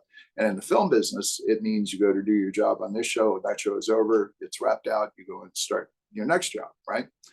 And unless it's really unique, or you've made some good friends, or it's not just another, slice of bologna that you've put between white bread and, thrown out into the world for them to gobble up, people forget about things. They don't care about them. But for those of us who remembered what Blade Runner was like and still were obsessed by it, we knew the mistakes that had been made and the corners that had been cut. And Ridley was certainly aware of these. And you've mentioned Joanna Cassidy twice now. And Joanna was always very unhappy with the shot of her stunt double, Lee Pulford, going through the glass in the original theatrical cut because it didn't match up. It was obviously not her. And at the last second, they had stuck a certain kind of wig on Lee's head that didn't look anything like Joanna's hair.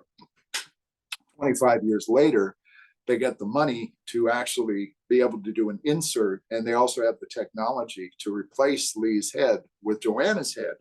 And Joanna at that point still had the Zora costume and still fit into it. You can ask her about that. That's interesting. She's unbelievable. Joanna has always been an athlete.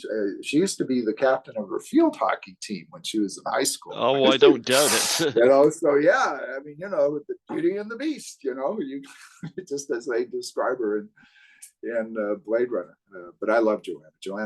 Joanna's a fascinating woman. She has aspects that have not been explored. You might ask her about her fine art and love of Cuban artists. She's an authority on Cuban art. Okay, I'll have to do that. Yeah, now, give you that. Mm-hmm. Yeah. Now, a few other things about Blade Runner. Number one, I loved the climax, and how we first perceive Roy Batty and where we end up with Batty mentally. Kind of same thing with Decker, you know. Suddenly, Roy Batty, who we're supposed to look at as the antagonist, really isn't, which I found fascinating. And I love that whole cat and mouse. I love the speech there Rutger Hauer gives. Very powerful stuff. I've seen things you people wouldn't believe.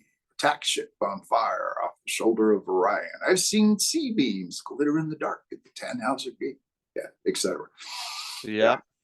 Mm-hmm. Another thing I want to point out too, and everybody reads things differently, but I mean, Edward James Amos was, of course, Almost. it was almost. I'm sorry. No, that's right.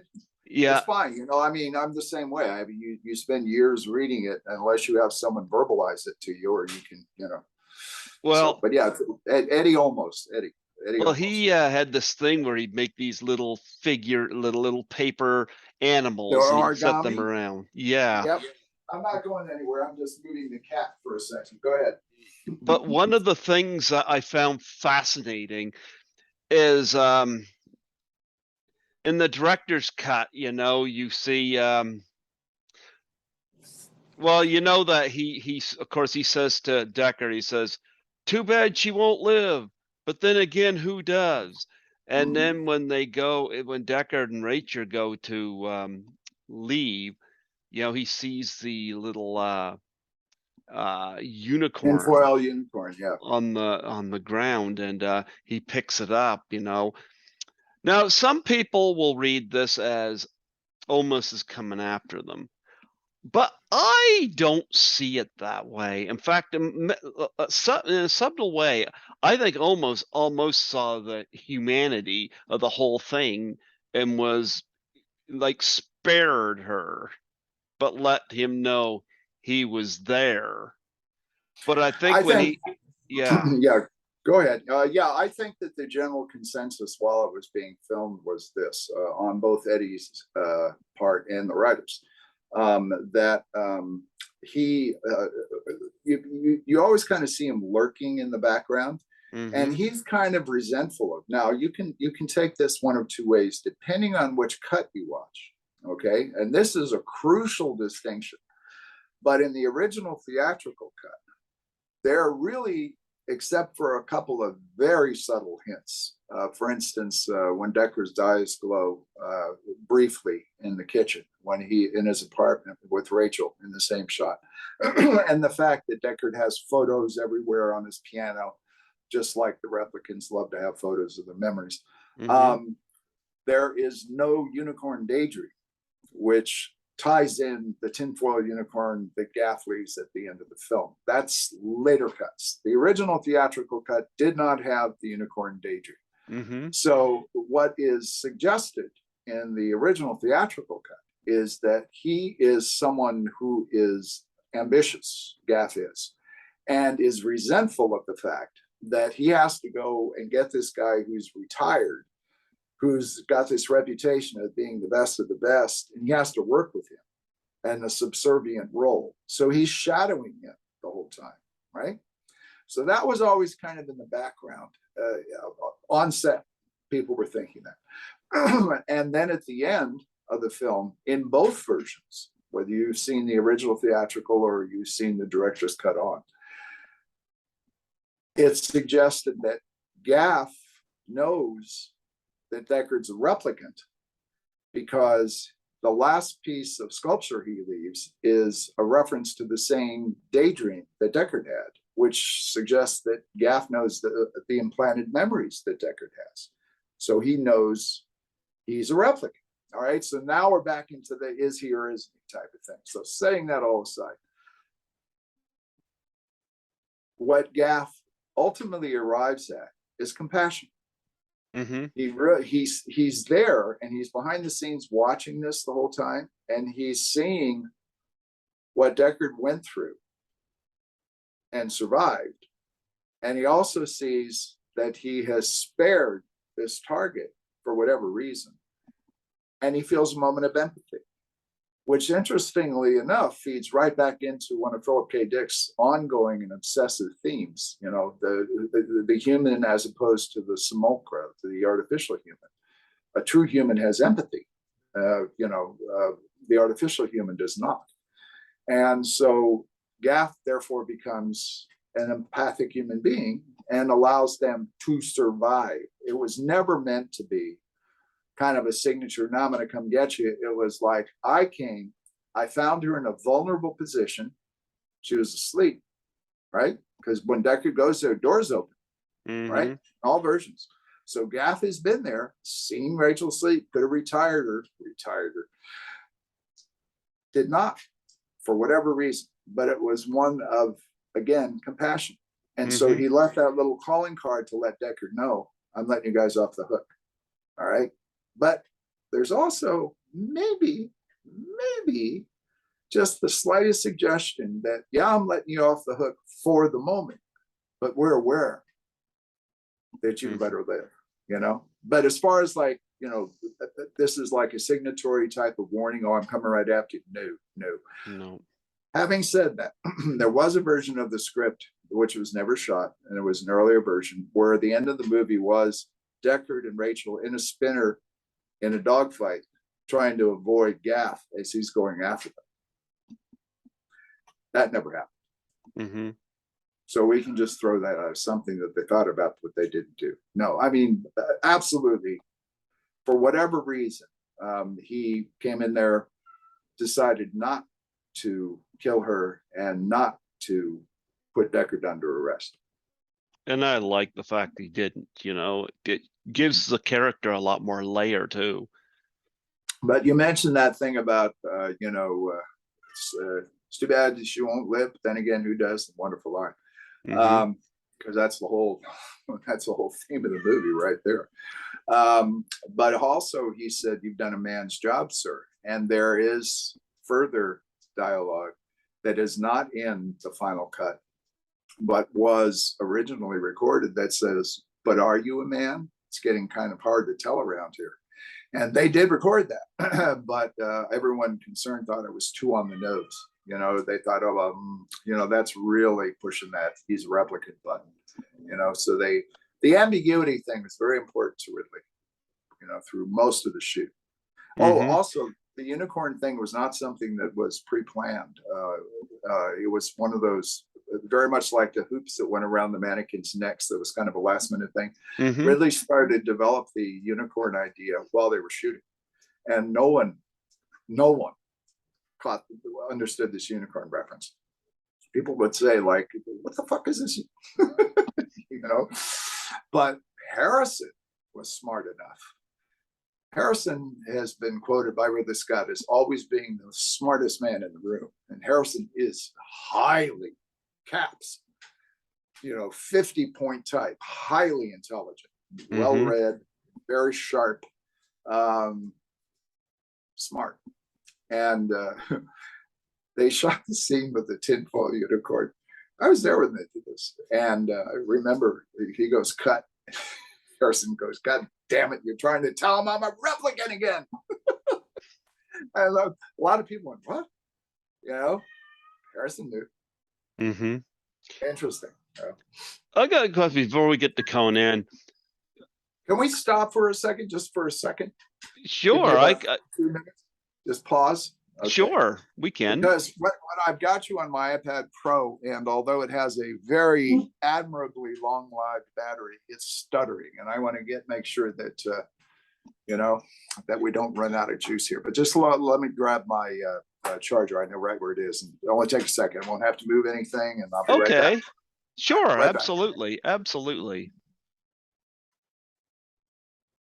There we are. Okay, back again. You may want to split this in half. I mean, we've already. Are you kidding me? You're not even my longest. Not even close. Oh, okay. Well, all right. Well, I don't be careful of what you say. I'm fine. I'm fine. I find a lot of people will listen. I know a film director that listens to these in his car and going to and from work. Good. I don't deal with today's society's inability to sit still for 10 minutes, you know? If you're Oh, yeah, invested in it, you'll listen. If not, then I have no time to deal with that. I was raised in a very different time. So, you know, if yeah. I'm interested in something like I work as a cleaner. Now, I don't Uh, have my headphones on when I'm at the hospital working, but some of the other places I clean at, when I'm just me, I'll put my headphones in, I'll listen to a 2 hour, 3 hour podcast and let the time go by. So, got you. Yeah, yep, it makes sense. Yeah, yeah, absolutely. yep. Well, the internet has, well, it's not just the internet, actually. Interestingly enough, I told you I tend to graze in far pastures. I'm reading a number of academic and philosophical works having to do with the impact of 21st century media dissemination Mm-hmm. upon cognitive abilities, about the fact that we're all ADD, and that it's very difficult for most people of whatever age group, by the way, not just people who are Gen Y or Gen Z or millennials or whatever, that it's literally rewiring our neural pathways. And what's fascinating is that, as you said, you're from an older generation. What does that make me? I was born in 1949, for fuck's sake. But I have never. I had been aware of that shift because you, as someone who started as a child being exposed to things like 78 RPM records, I was there at the dawn of 45s. I was there at the dawn of domestic broadcast television. I was there at the time when radio, which was the reigning entertainment medium, transformed into TV. I was there at the time that TV, the three giant, well, there were four actually, because there was the Dumont network.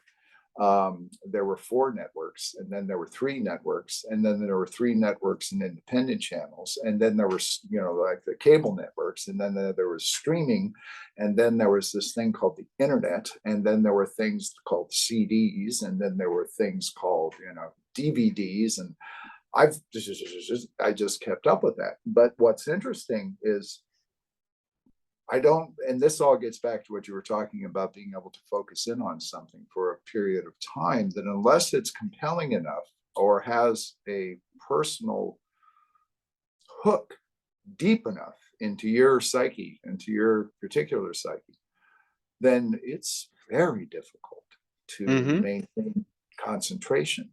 And I have found, my wife, this is funny you brought this up. My wife and I were just talking about this the other day.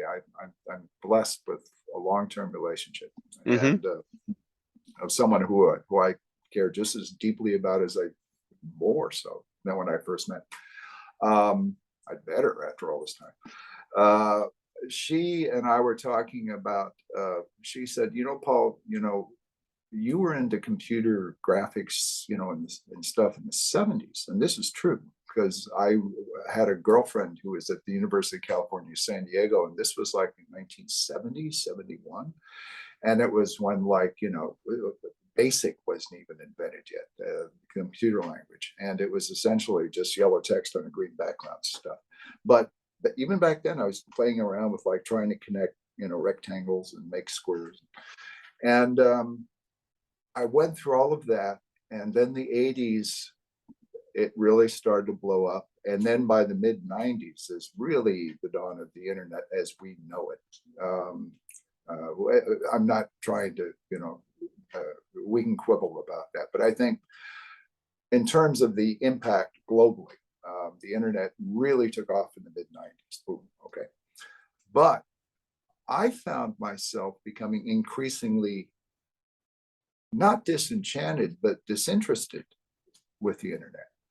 And the reason was because at first it was a place to get, oh, cool, it's like the ultimate library. Or, oh, wow, I can find this photo. Oh, look, there are these avatars of people that are really fascinating that can be my online friends. I go on through all that for years. And, but then the internet used to take us out of the schoolyard.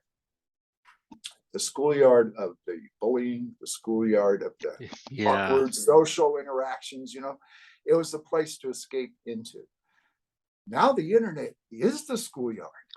And it's not only that, it's this global psychotic schoolyard. Yep. So even though it's offering you so much more than ever before, there's this undertone, or there's this, in many cases, overtone of just rage and unhappiness. And I understand this intellectually because it's an instrumentality, it's an extension. All of our tools are extensions of our psyches and our emotions and our bodies. And so I get that, you know, but I just feel in a way fortunate. And I'm not saying this to self-aggrandize or make myself sound self-important, because it's not that at all. But for whatever fortunate reason, I happen to pull back from this trap that a lot of people are in now. I mean, I'm on TikTok under an assumed name. Nobody knows who I am. I'm on Instagram under an assumed name. I do have one account that I hardly play with. But, you know, I'm on Facebook, blah, blah, blah, blah, blah. But I could be and was much more heavily invested.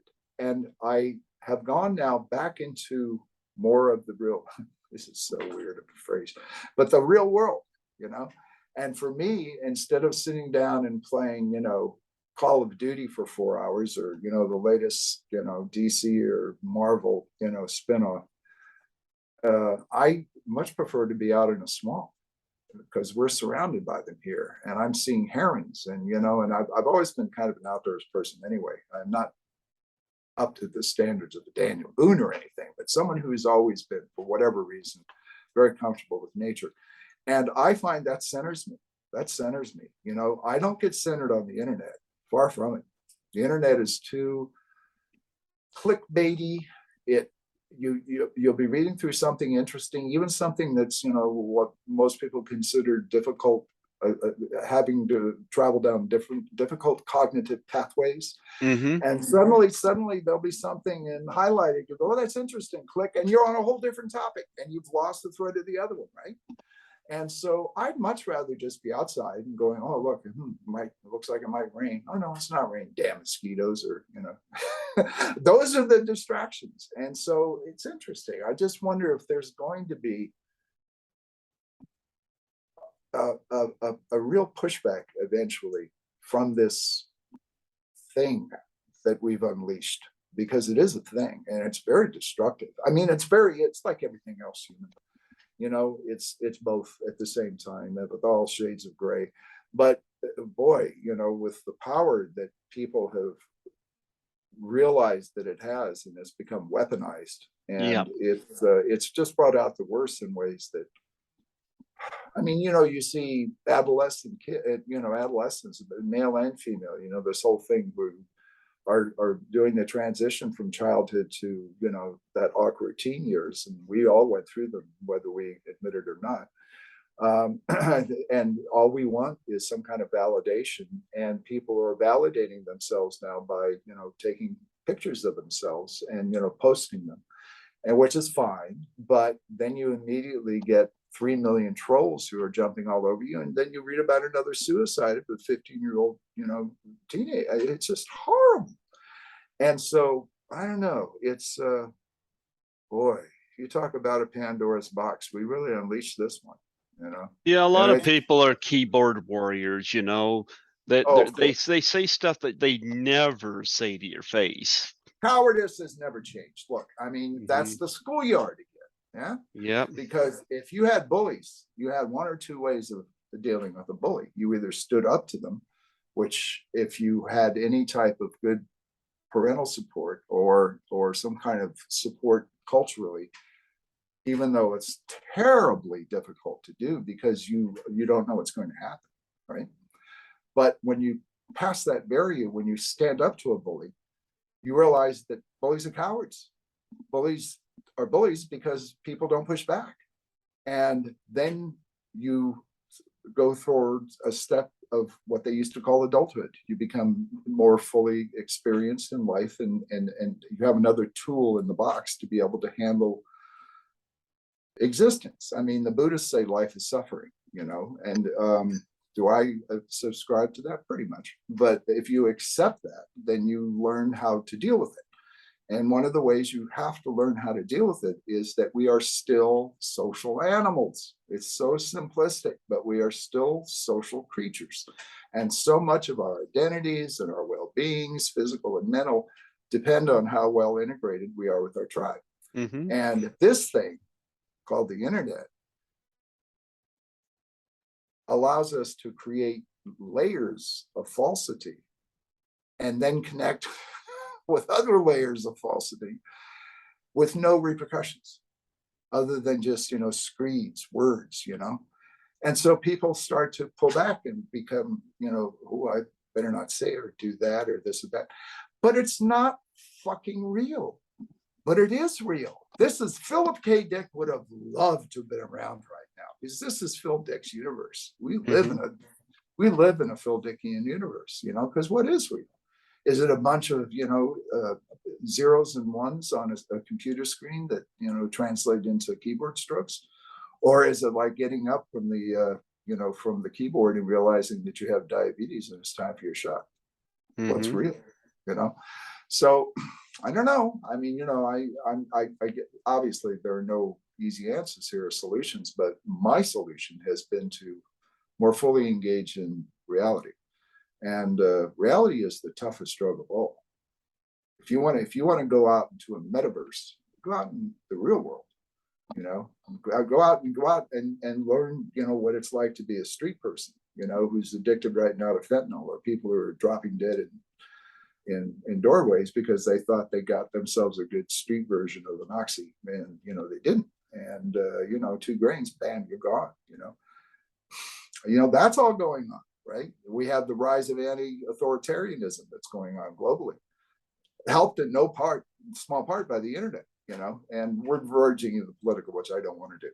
But all the human urges, everything have just been essentially co-opted by these dumb machines, which, by the way, are getting smarter, which is really scary. Kind of like Blade Runner. Yeah, well, hey, way before Blade Runner, What's interesting? It's interesting too. Metropolis was one of the one of the foundational influences on Blade Runner. And if Fritz Lang, yep. Oh yeah, and what is one of the key plot points of Metropolis is a robotic simulacrum of an angelic social worker who is trying to correct the 1%, 99% imbalance, who is co-opted by an evil machine and fools everyone. I mean, that was 1922, for God's sakes. So, this is so sad, our species. I wish we'd just learn a few things, the old lament, we keep making the same mistakes over and over and over and over and over. I'm reminded. End of rant, okay? Well, I'm reminded too of Blade Runner a lot because now, like, I've accepted the fact that I'm single, and I've grown to over the past short while to appreciate women beyond what what Hollywood or the media is glamorizing, But it's funny now that presently, well, if you got a lot of cash, you can get a real doll. And when I hear about that, I think of Blade Runner. I know one of the people who invented the real doll. Yeah. Honest to God, and used to manufacture them. I met them at the San Diego Comic Book Fest this year. Honestly, and there's a whole story there about they didn't know what they were doing. And he ended up getting screwed for royalties and all this kind of stuff. This is really a fascinating story, but I'm sorry, go ahead. I mean, that was one of those moments where you kind of like walk out, did that just happen? Did I honestly just meet that person for real? And in the least place you would think about it too, but I'm sorry, go ahead. And Blade Runner was ahead of its time in predicting a lot of this stuff. Oh, sure. Well, men will fuck anything. I'm sorry, Mm. women have known that forever, and so about the men, but again, that's a hormonal thing. I mean, that's an evolutionary imperative. I mean, that's a pretty simple one, because we're essentially, or people forget, we are so full of ourselves, but we are thinking primates. We are the next step up that hominid ladder, and but we're here essentially for two things: to procreate and then to protect the offspring of that procreation until Yeah, I they're have no old enough. desire to procreate. I don't. Well, Yeah. I know, I get it, and I get Yep. that too. That's interesting, because do you think you would have felt that way if you hadn't had access to all the information of how badly Oh, we've screwed things up? well, the thing And is, I also, got nothing against and also, sex. I just don't want kids. no, I get it, but no, I get it. Hmm. I'm not disagreeing with that. What I'm trying to get at is the root of that feeling, the subconscious reason of that, because there are too many people, and there are limited resources, which I'm sure you, as was told from the moment I was small, because for every 9/11 that happened here in the United States, which was such a cataclysmic event psychologically, or for every understanding of the pollution of the ocean and the air, and big pharma, and all these current buzzwords that are out there. This has been going on since the Industrial Revolution, almost 200 years now. And so it's accelerated. And when you're born into an environment where people tell you, oh, by the way, you're the last generation. I'm sorry, our generation was the last one that had all the breaks. Fuck you. See you later, which is what I get from some people. I'm not saying that's a prevalent thing, but it's out there. And then there are other people who say, well, there is no hope. And well, guess what? For a long time, there's not been no hope. We, for whatever reason, are a self-destructive species, and we have this thing to procreate, but at the same time, we have this urge to destroy what we make. It's just crazy. But do you want to bring kids into that world? No. Do you particularly want to bring kids into a world that you know more about than people knew 20, 30, or 40, or 50 years ago? Do you want to bring them into a world where people are isolated because of the same tools that were supposed to bring us together? I mean, there was talk in the 70s, I was around in the 60s and the 70s, how computers were going to bring everybody together and we were going to be an old, happy global tribe. Alvin Toffler, Future Shock, the book, said this isn't going to happen in 1970. He said these information systems are going to fracture social contact. He said they're going to make everyone go off into their own little group, and that's all they'll talk to is their own little group, and they won't have any intercourse, I just use that word, with that another group over here because they don't share the same values, and it's just going to push people apart. And people, the loneliness that the modern, society has imposed on people, the depression of the sex urge, because people are depressed, and when you're depressed, I mean, I know I'm spinning away from what you said, but I'm just trying to give my take on what I see as a really contemporary and highly destructive, maybe final act sense of self-immolation in the human race. I mean, we've because of our own technologies, we've backed ourselves into this corner. There is no hope. That everything, the ice, the oceans are rising. The water wars are coming. The one percenters have got everything, and everyone else has got nothing.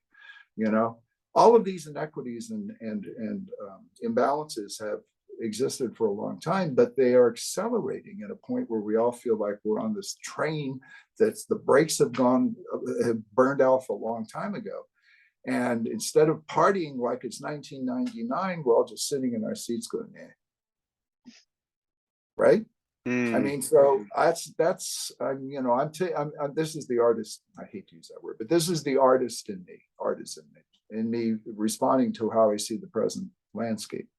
It's very depressed out there, and yet hope does exist. I told you I take these road trips a lot.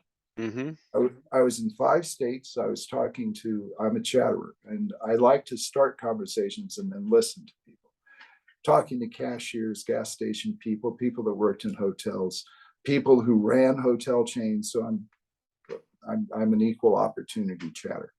But I hear this sense of futility, a sense of real anxiety about what's going to happen. No one knows. And also at the same time, this sense of I do the best I can every day, especially if I have children or family or whatever, or a strong sense of self or whatever, that I'm going to get through today and we'll see what happens with tomorrow.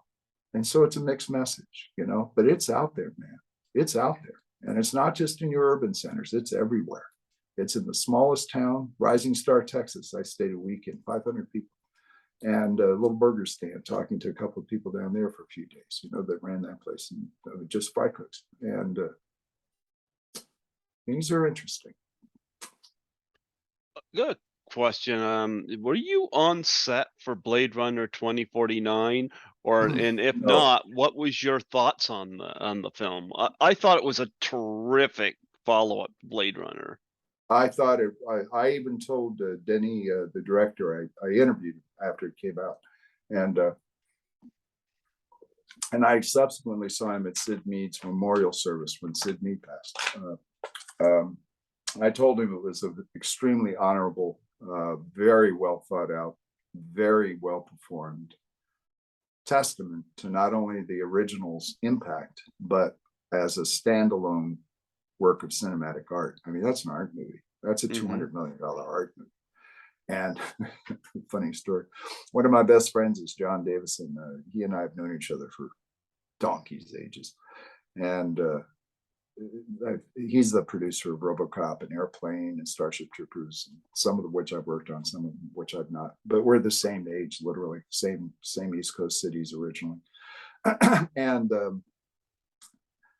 he goes, he's got a New Jersey accent. He goes, "Hey, Paul," he says, "have you seen BR 2049 yet?" And I go, "Yeah, 5 times."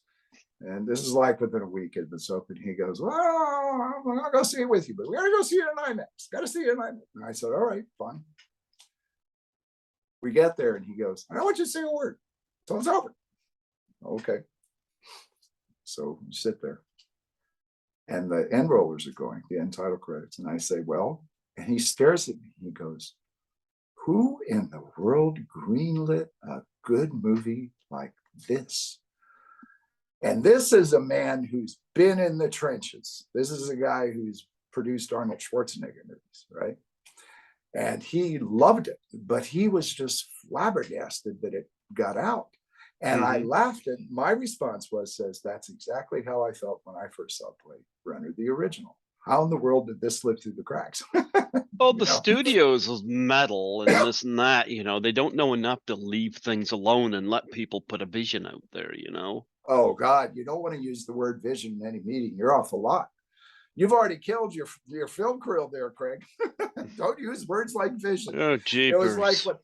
It was like when I was, well, yeah, these are hard lessons I had to learn when I was first starting out. When I first was at Disney and Universal in the late 70s, early 80s as a studio suit, alas, forgive me, in the enemy camp, I would go in all enthusiastic and say, "Oh, gee, this is like this movie, we can do that."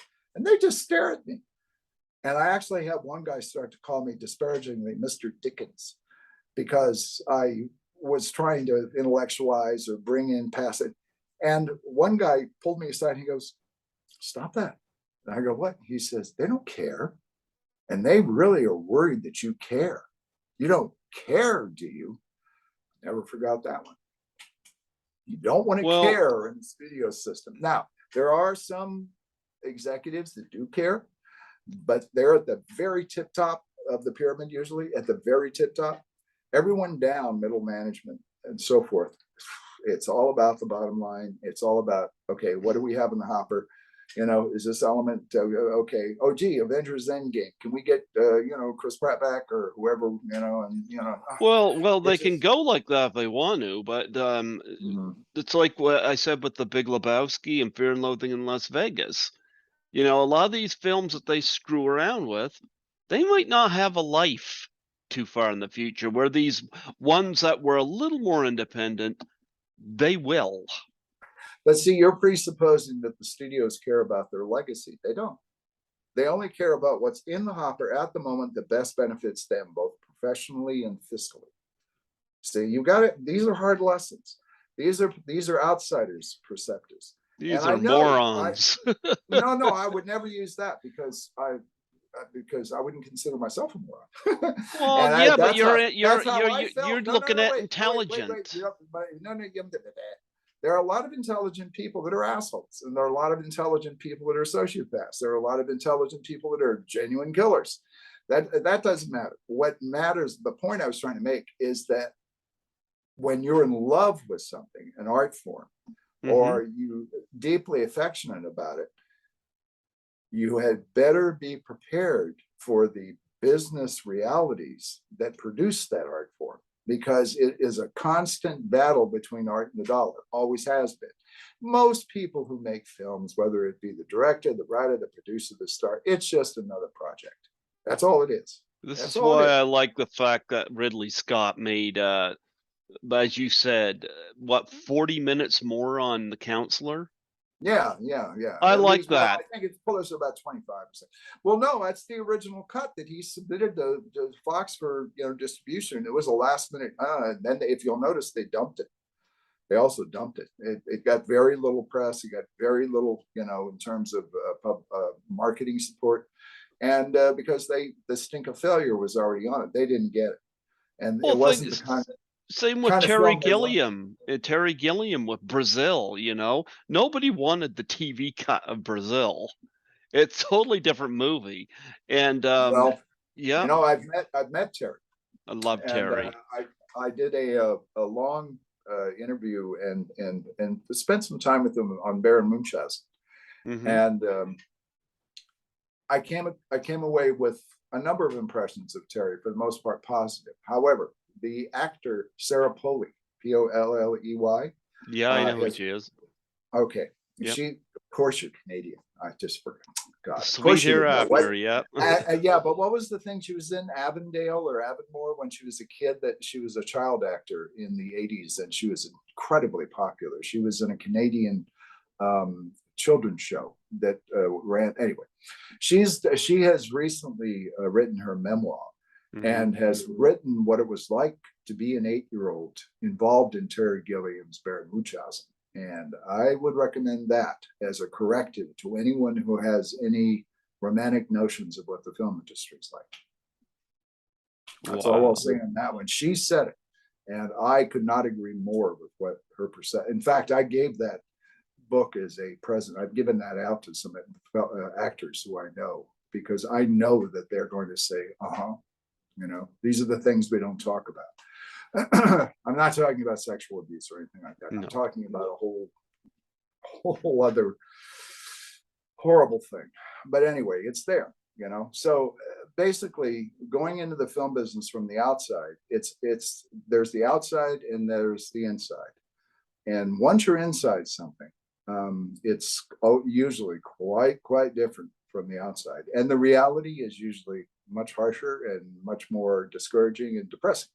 But that's just the way it is, Having said that, you will meet some of the greatest craftspeople, greatest artists, greatest performers, greatest cool people. There are tons of cool people in the business.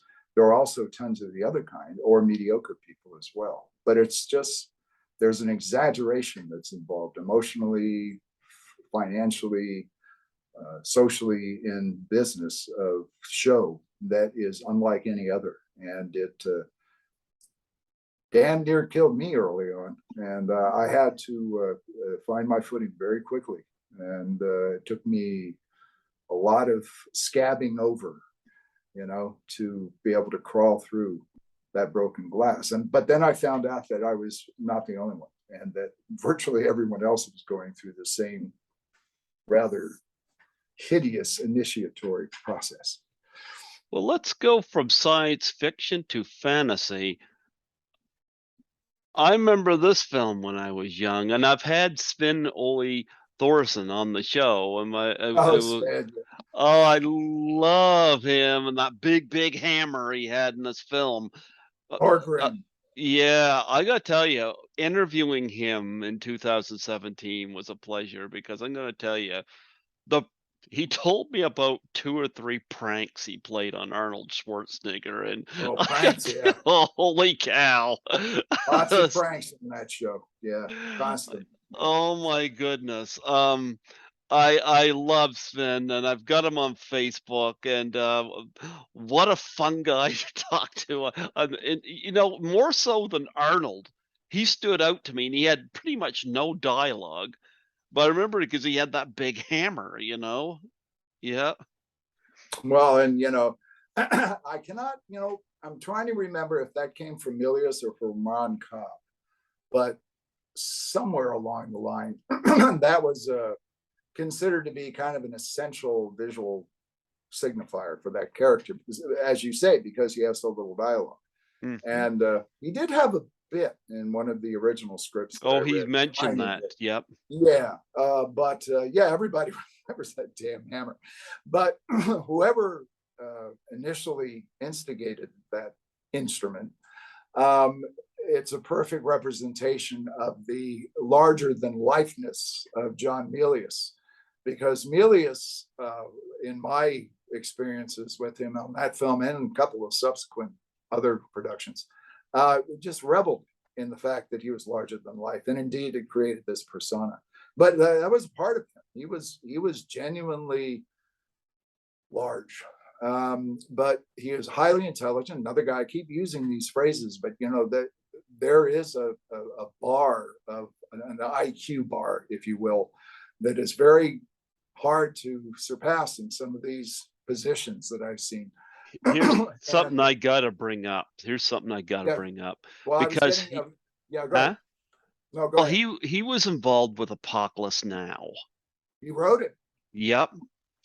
And it's hilarious to me the parallels between the two films because you look at the third act. The third acts are both identical in a lot of Of course, ways. You got intentionally. yeah, you got Martin Sheen going after Marlon Brando, but beforehand he kills one or two guards beforehand, just like in Conan. And of course, instead of Marlon Brando, you got Thulsa Doom, and you get a downfall of both of them, and they both have the crowd at the end. One's got the descending crowd putting the torches out, and the other one has the crowd that kind of parts as. And it's The funny, followers. Mhm. yeah. And it's funny.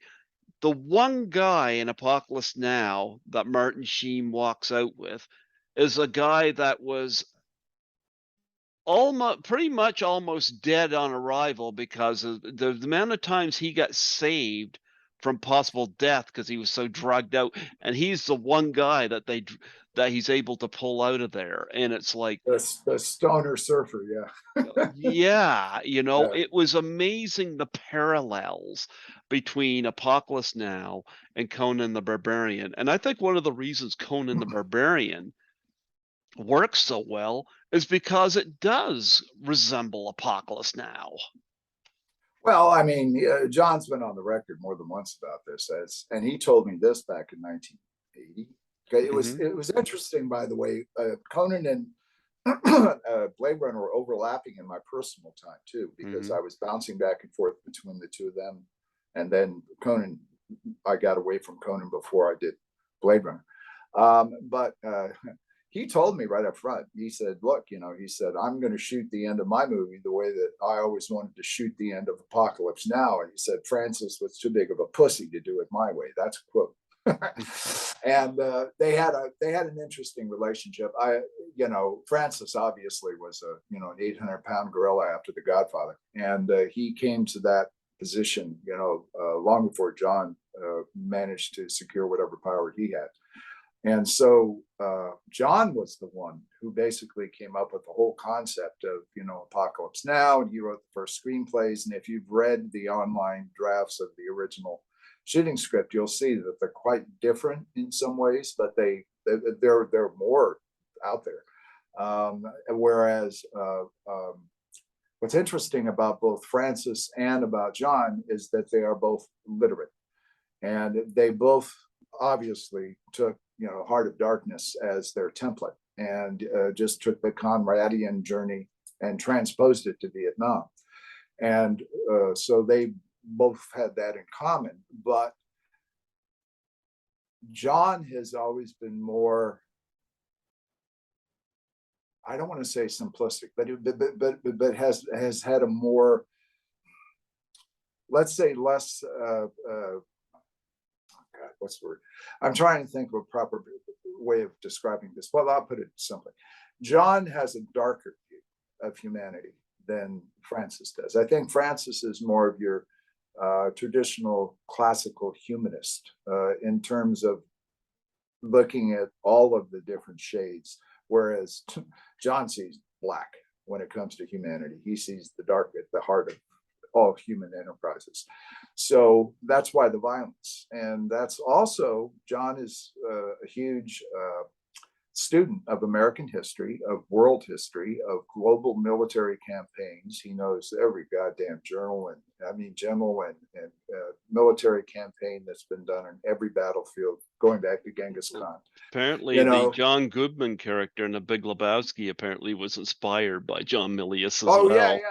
But that's John Milius light. John Goodman. But the rage with Goodman, the anger, that's not what I experienced with Milius. Milius is more of a gleeful provocateur. He's a guy who loves to push a button with a big smile on his face. He loves to mix it up that way. But yeah, so it was. I mean, I remember going up to him and in the production office long before they shot this sequence of Thulsa Doom being decapitated, and asking John, I said, how are you going to do that? He said, I'm going to hack his head off, and I'm going to hack his head off at the top of this temple and have him throw the head down just like Francis was supposed to do in Apocalypse Now. He ramped himself up as he was saying that. Was funny. And so I said, okay, John. Scared away. But yeah, he obviously felt that, he was going to do it right. But Conan was always meant to be an epic journey of self-discovery in the terms of the character. And I think where Conan suffered in terms of the original Robert E. Howard characterization, and also expectations of a certain segment of the audience, was that John Milius doesn't like fantasy. I mean, he liked the fantasy of Akira Kurosawa, or say, the famous portmanteau anthology film Kwaidan, which is the Japanese, fantasy segments that are based on the, American who lived in Japan, Lafcato Hearn's, a recreation of Japanese folklores about all the demons and so forth. I mean, that he liked. But in terms of the Oliver Stone script, which was the initial impetus for Conan the Barbarian, which had much more fantasy in it, and armies of mutants and all this kind of. John, he was more into if we're going to show carnage and if we're going to show craziness, I want it to be more based in reality.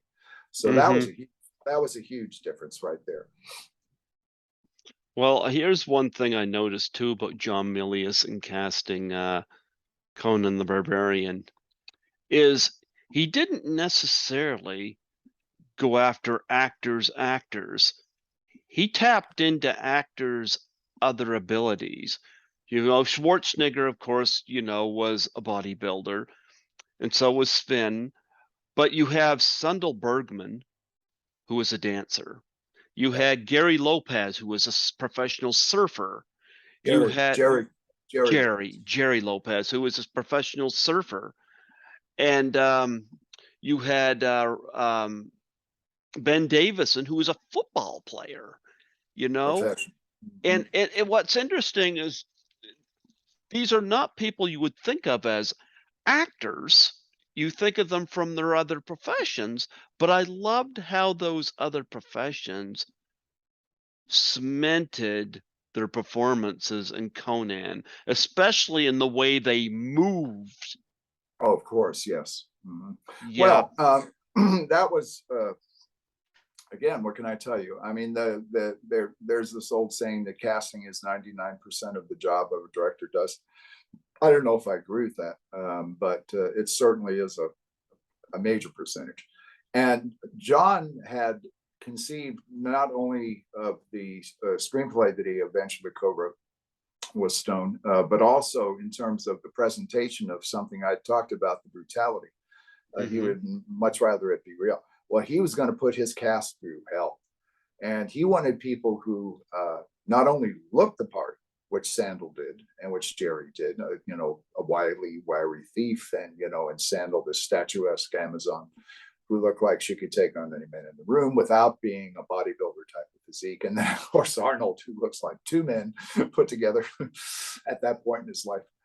You know, so he cast them for their physical grace, but also for their endurance. Because if you'll notice, I mean, there were obviously stunt people, you know, that were stunt stand-ins for the more dangerous aspects. But that cast did a lot of their own stuff, and so you had to be pretty tough to, you know, put up with that. And that was John's whole mindset as well. The Hyborian age. And the Sumerian code that Conan carried into, you know, the film proper was one of harsh and you know, physicality and brutality. And you had better be someone who could stand up to that, or you would not survive. I mean, I suppose an essential way of boiling it down, a simplistic way, is the equation was survival of the fittest, Darwinian winnowing at its finest. But yeah, you know, so that was intentional, and they looked high and wide. Have you heard this story about Raquel Welch being cast as Valeria? Have you heard that story? No, Oh yeah, no. this is funny. At first, John wanted Raquel Welch to be Valeria for whatever reason, and Raquel Welch used to. Now here's another one of these weird Kevin Bacon 9 degrees of separation thing. Used to be an assistant to an administrator at the college I went to. Okay. And so there are photos of her, and we only missed each other by a few years, and she's slightly older than I am. And she's about 5'3", 5'4", you know, she's petite. No one knew this.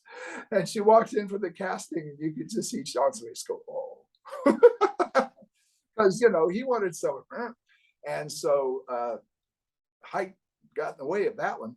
And, you know, Sandal being almost 6 feet and also being a gypsy, you know, which is showbiz term for, you know, dancers in Broadway who do the circuit, whether they're foreground or background, you know, chorus or, you know, just whatever, you know, are very physical.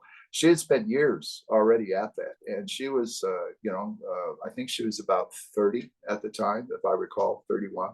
I know we were both born very close to each other, and she was, you know, she was put together. You know, she was very, very, very, you know, physically fit, and as was Arnold, and as was Jerry Lopez. Jerry Lopez was the king of the pipeline. You know, I mean, one of the great Hawaiian surfers, but also someone who was legendary. And Milius is a surfer.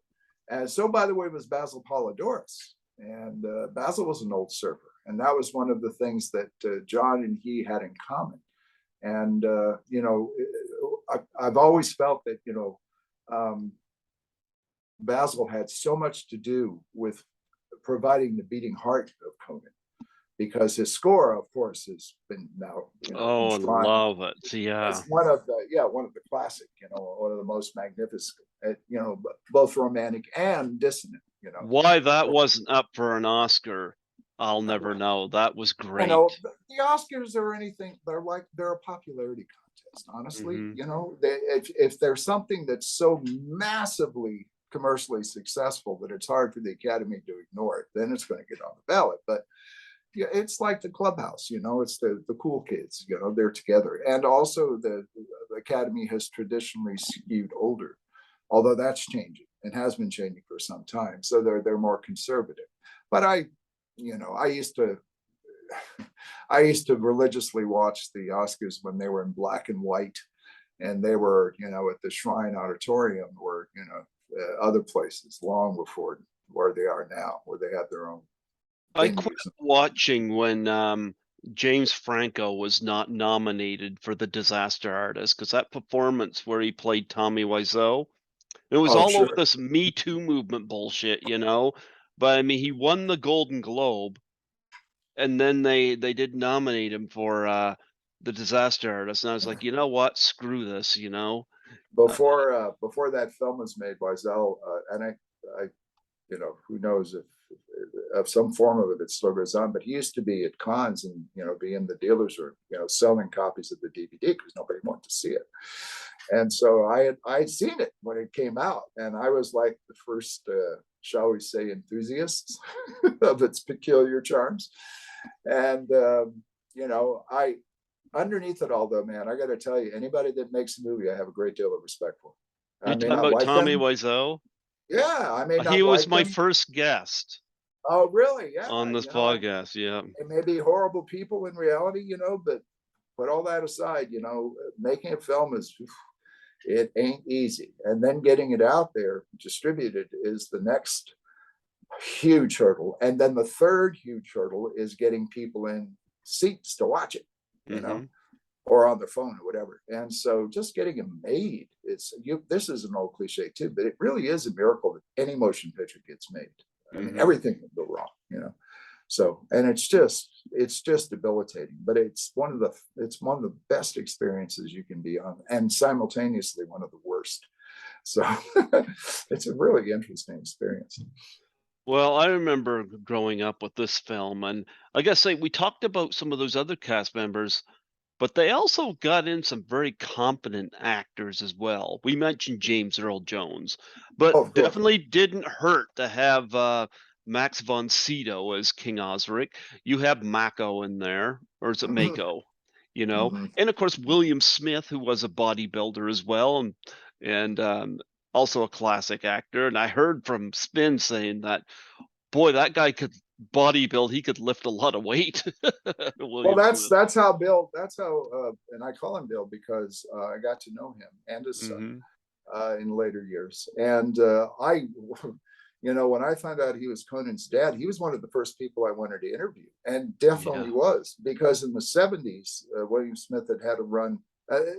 Bill had been around since the '50s, and people don't realize this. And in some classic, I think Universal or Warner Brother films, I can't remember, background, small parts. But also, of course, it had a run in the '60s on a bunch of American Western shows, which were everywhere. The world was oversaturated with American Westerns for too long. But he, in the '70s, had started to specialize in the most off-putting, grotesquely violent villains you had ever seen. And I'm just thinking of things like he played in The Ultimate Warrior and Darker Than Amber, and a whole other slew of films where he was just all the biker films he did. He did play a sympathetic biker in Run Angel Run, which was a good biker movie. And so yeah, I've seen all these things, and I still remember them. And so I was so excited to see and sit down with him. And then I find this cultured guy who can speak 4 or 5 languages, who is literally a translator, a Russian translator at the UN at one time, and a reader, and also had this history of bodybuilding. They used to call him chicken legs, because his legs in relation to the rest of his proportions were thinner. I mean, they were still, they were bodybuilders' legs, but they used to call him chicken legs. And I hated that. He really didn't like that. And he just passed. He's another guy who passed last year, I think. Yeah. And, we're all going to pass. So, take a number. And I gotta say this too, where Martin Sheen left with the surfer. If you look at Conan the Barbarian, I remember growing up, and he slayed the guard and it slayed Salsa Doom, and everybody goes. It's funny, it wasn't until this Blu-ray that I saw the alternate ending where the princess, King Osric's daughter, is there, you know? Yes. And I gotta say, Valerie Quinnes is one of the most beautiful women I've ever seen. Oh, you've seen her in person. I mean, that's one of the oddities of the glamour, so-called, in Hollywood, is Mhm. that not always, but often enough to be noticeable, is how much more physically attractive men and women are in reality. These men and women, you see them, just maybe at the supermarket or coming out of a swimming pool or whatever. You just go, holy, you know. Valerie was one of those, but here's the reason why that ending was not originally in the film. There were a number of reasons, two of them being length. Uh, David Lynch ran afoul of the same proviso in his contract in 1984 when he did Dune for Dino. Mhm. Dino De Laurentiis was the producer of Conan the Barbarian, and Yep. his line producer was Mhm. Buzz Vikings, and along with Dino's daughter, Raphaela, who, by the way, another person I have a great deal of admiration and respect for, because particularly at that period of time, I mean, Gail Ann Hurd was on her way up, and there are other women who, have since become recognized for what they did. But man, it's a boys' club. And here she's got, a father like Dino De Laurentiis, who is old school Italian mogul. And she's out there being the face of the next generation. And she did a hell of a job. And just in terms of being a producer on both Conan and Dune, and later Conan the Destroyer, which, by the way, those latter two were shot simultaneously on the same sound stages. That was nuts. I was down there watching all that. But there was a proviso in Dino's contracts that he had sat down and figured out, along with his people, how long a film could run and get a certain number of screenings in per day, and maximize returns to both the distributor, exhibitor, and him. And that number was 2 hours and 19 minutes, as I recall. And if you go back and you look at the original cuts of both Conan the Barbarian and David Lynch's Dune, they're identical. They're the identical running time. And that's because Dino was hard and fast on that rule.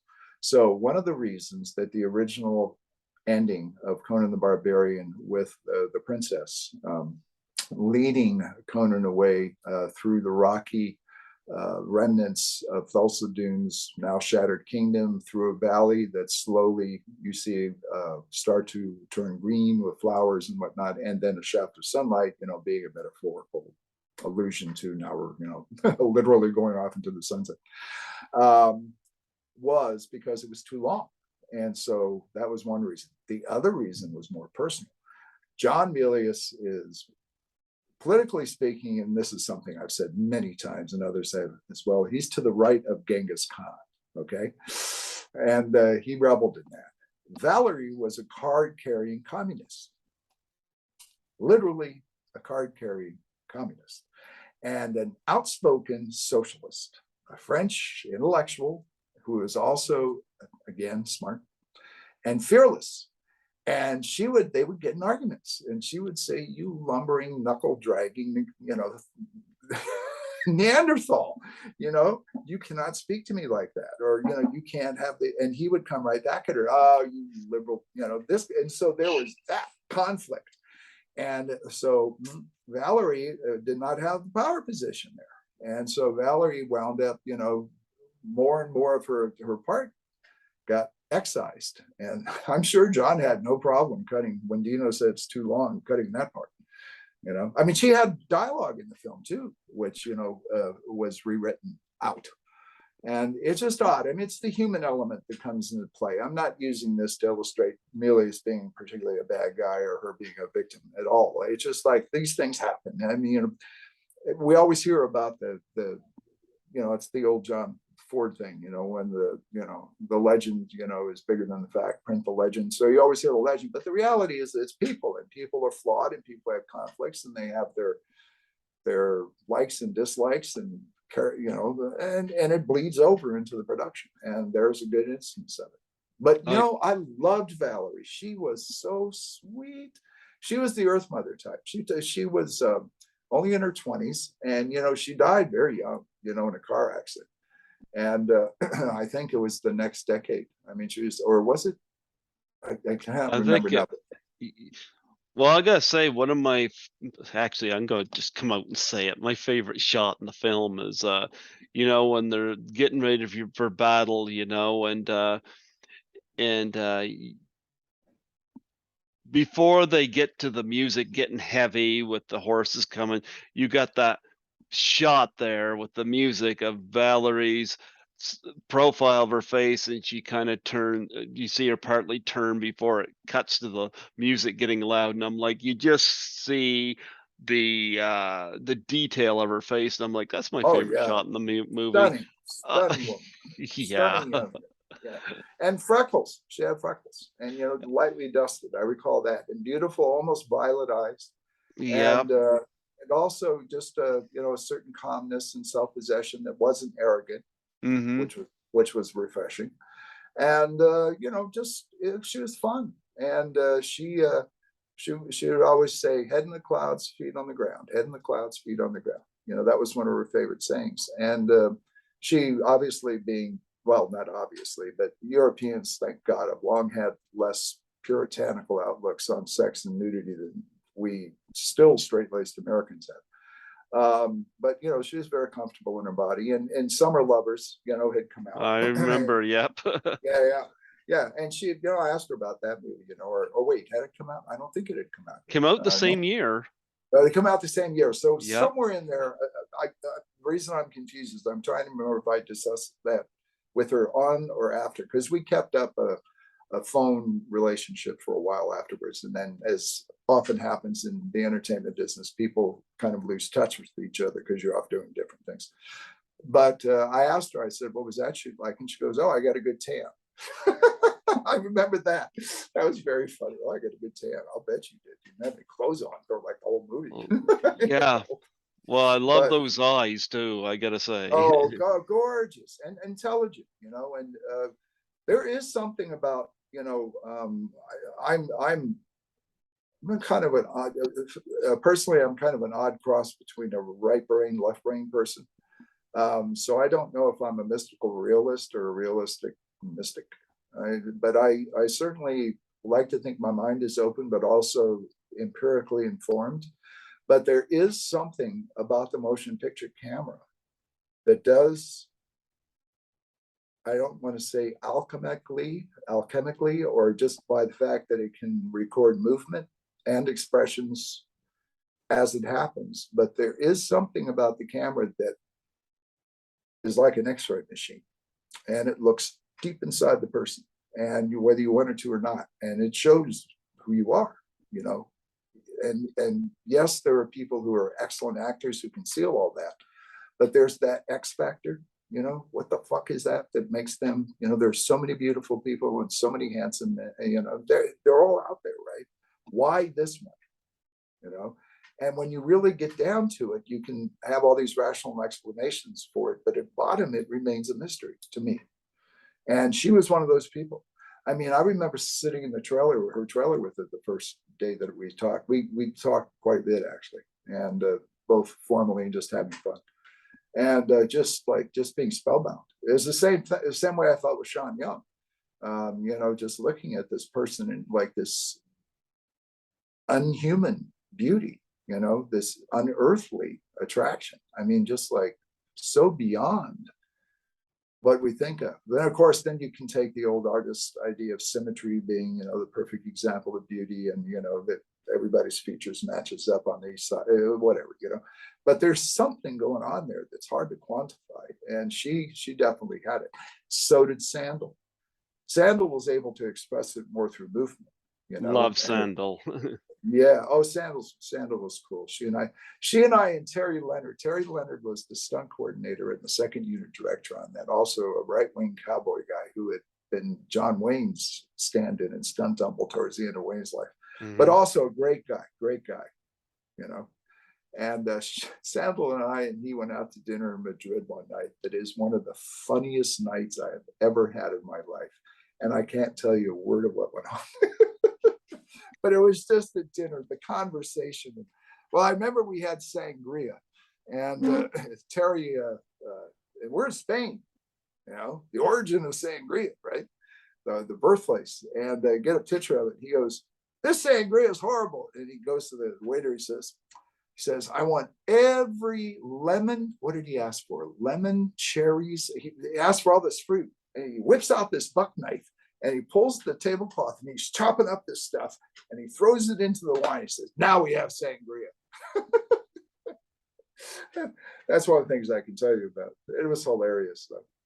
That I have very fond memories of that, being involved in that film. And again, it was a childhood dream come true. I mean, I've been reading Conan since I was a boy, and I'd read the Lancer paperbacks when they came out in the mid '60s with the Frank Frazetta covers, and I saw the Marvel comics when they first came out in 1970 with Barry Windsor Smith doing the original artwork, and then John Buscema later, and and also so much so that I don't know if you've seen this one, but this is another one of my books, Conan the Phenomenon. This one came out from Dark Horse. Oh, wow.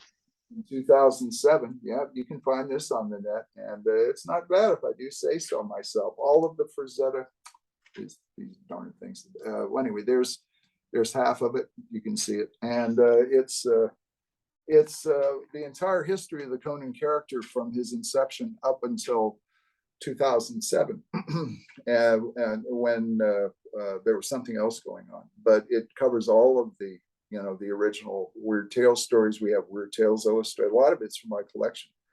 And so again, I was talking, depending on how you look at me through the crystal, I'm in different prisms, and I'm sort of known as a Howard head, as they call us. And so that was a really nice one. There's talks right now of bringing this one up to date, re-releasing it.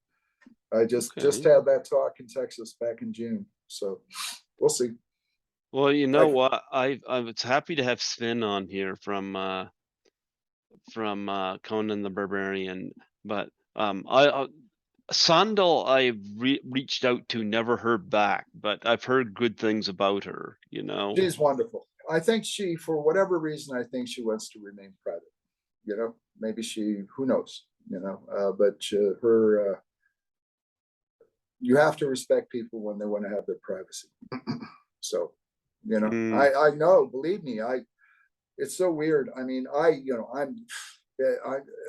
I'm the definition of a subterranean cellar level cult figure. Okay. I don't even qualify for that, but I have hung and been involved with and spent a lot of quality time in a lot of rarefied and in some very open social circumstances with some of the most, at the time, famous people in entertainment.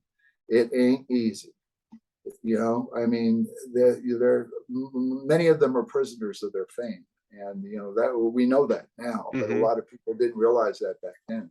And imagine you want to just put on a pair of sweatpants and a t-shirt, run down to the store or something like that. And you open up the door, and it's just like, oh man.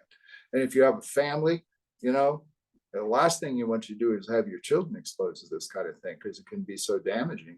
And it's just like, and not just that part, that's the paparazzi, picture part. Paparazzis are trash, but. Well, if you ever saw La Dolce Vita, that's where, Federico Fellini is one of the people who actually invented, or rather had a lot to the creation of that term. And La Dolce Vita is about the paparazzi, to a certain extent. Have you seen that movie? No, but I've seen some of Fellini's stuff, though. Well, Fellini it breaks into two periods. He's like a neorealist who does these very penetrating and wonderfully absorbing and engaging examinations of contemporary Roman society. And then he slowly morphs into this psychedelic hallucinogenic cartoonist with superficiality stuff. And right in the center is one of his best works. What I always recommended people is a thing called Toby Dammit, which is a part of a 3-part Edgar Allan Poe omnibus film called Spirits of the Dead. And Louis Malle, the great French director, is in there, and so is Roger Vadim, the not so famous, notorious for getting Bridget Bardot to take her clothes off early in her life, French director. But Fellini does an adaptation of Never Bet the Devil Your Head, a post story with Terence Stamp as an alcoholic, drug-addicted British actor of great renown who goes to Rome to shoot the first Catholic Western, simply so he can get a Ferrari. And the entire film is like this. It's 40 minutes of sheer nightmare through his eyes, but slowly leads you down into the gulf.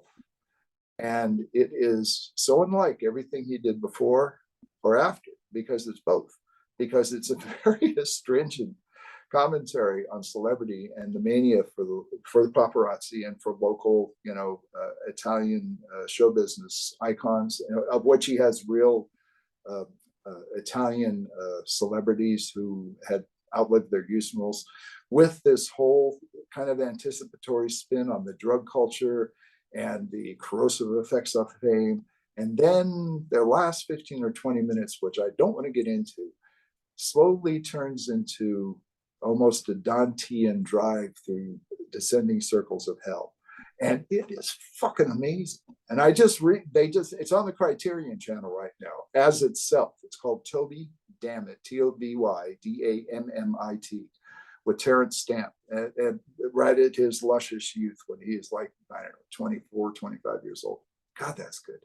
So, I don't know why I brought it up. There it is. Nope, I've seen a few Fellini films like La Dolce Vita and 8.5 and Oh, what eight was and it? a half. Yeah. Yeah. Yeah. There was one in the mid 60s I saw too, and it's not coming to my mind right now. The mid 60s. Well, Juliet of the Spirits, Satyricon. That was not what I was thinking of, but yeah, I seen that one too. Huh? Roma. Roma, that was it. There you go.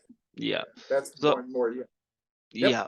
Nope, I've seen a few of these, but no, I've reached out to Sandal and I've reached out to Jerry Lopez, and I don't take offense, but I don't hear back. But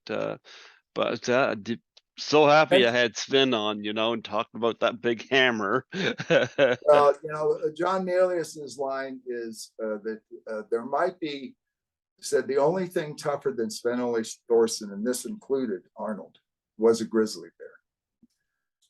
Yeah. I mean, did Sven tell you about that stunt he used to do where he would hold the light planes? I've forgotten what you call them now. The Beechcraft airplanes, the prop-driven airplanes. They would wrap cords around them and actually stop them from taking off.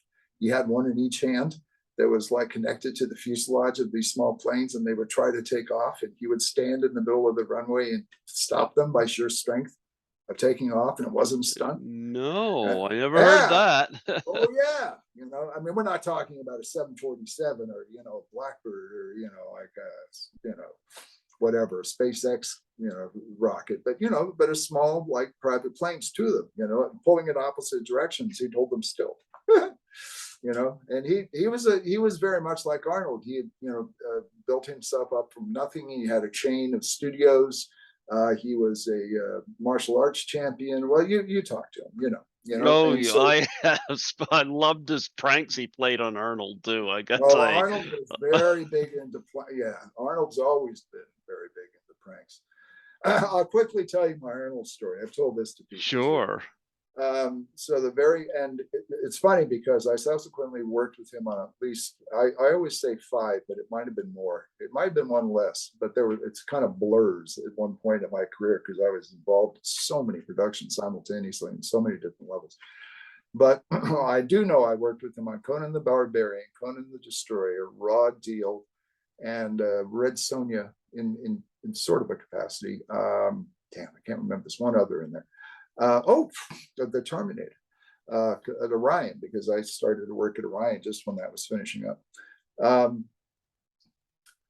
in Spain and we haven't met. And the unit publicist, and at this time I'm not working for Universal, which I wound up doing for Conan the Barbarian. This is early, January of 1981. And I've gone away from Blade Runner for a few days, for about 9 days, 2 weeks.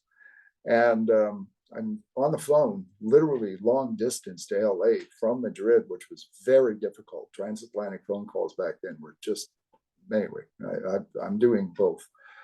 And I get there on the third day of production for Conan Principal, and it's the orgy chamber. Good time to go. Great time to go. And I wandered around looking at the set. And of course, I was already familiar with Ron Cobb's art, being an old political activist like I was, and somebody who was out in the streets getting tear gassed and against the Vietnam War and had firsthand experience with that. And looking at all this Ron Cobb art, because Ron had been a political cartoonist, I knew his stuff and, knew Alien, blah, blah, blah, blah. And I'm seeing Ron Cobb and Frank Frazzetti in one set, and I'm going, oh my, look at this. Whoa, this is cool. And the publicist taps me on the shoulder. Hey, they're between setups and Arnold can talk to you now. And I think, all right. Mm-hmm. So I said, I don't want to interview him now. I said, I'm just going to hang for a while because I want him to get to know me, so he doesn't think I'm just another scumbag journalist that's here to pick him apart.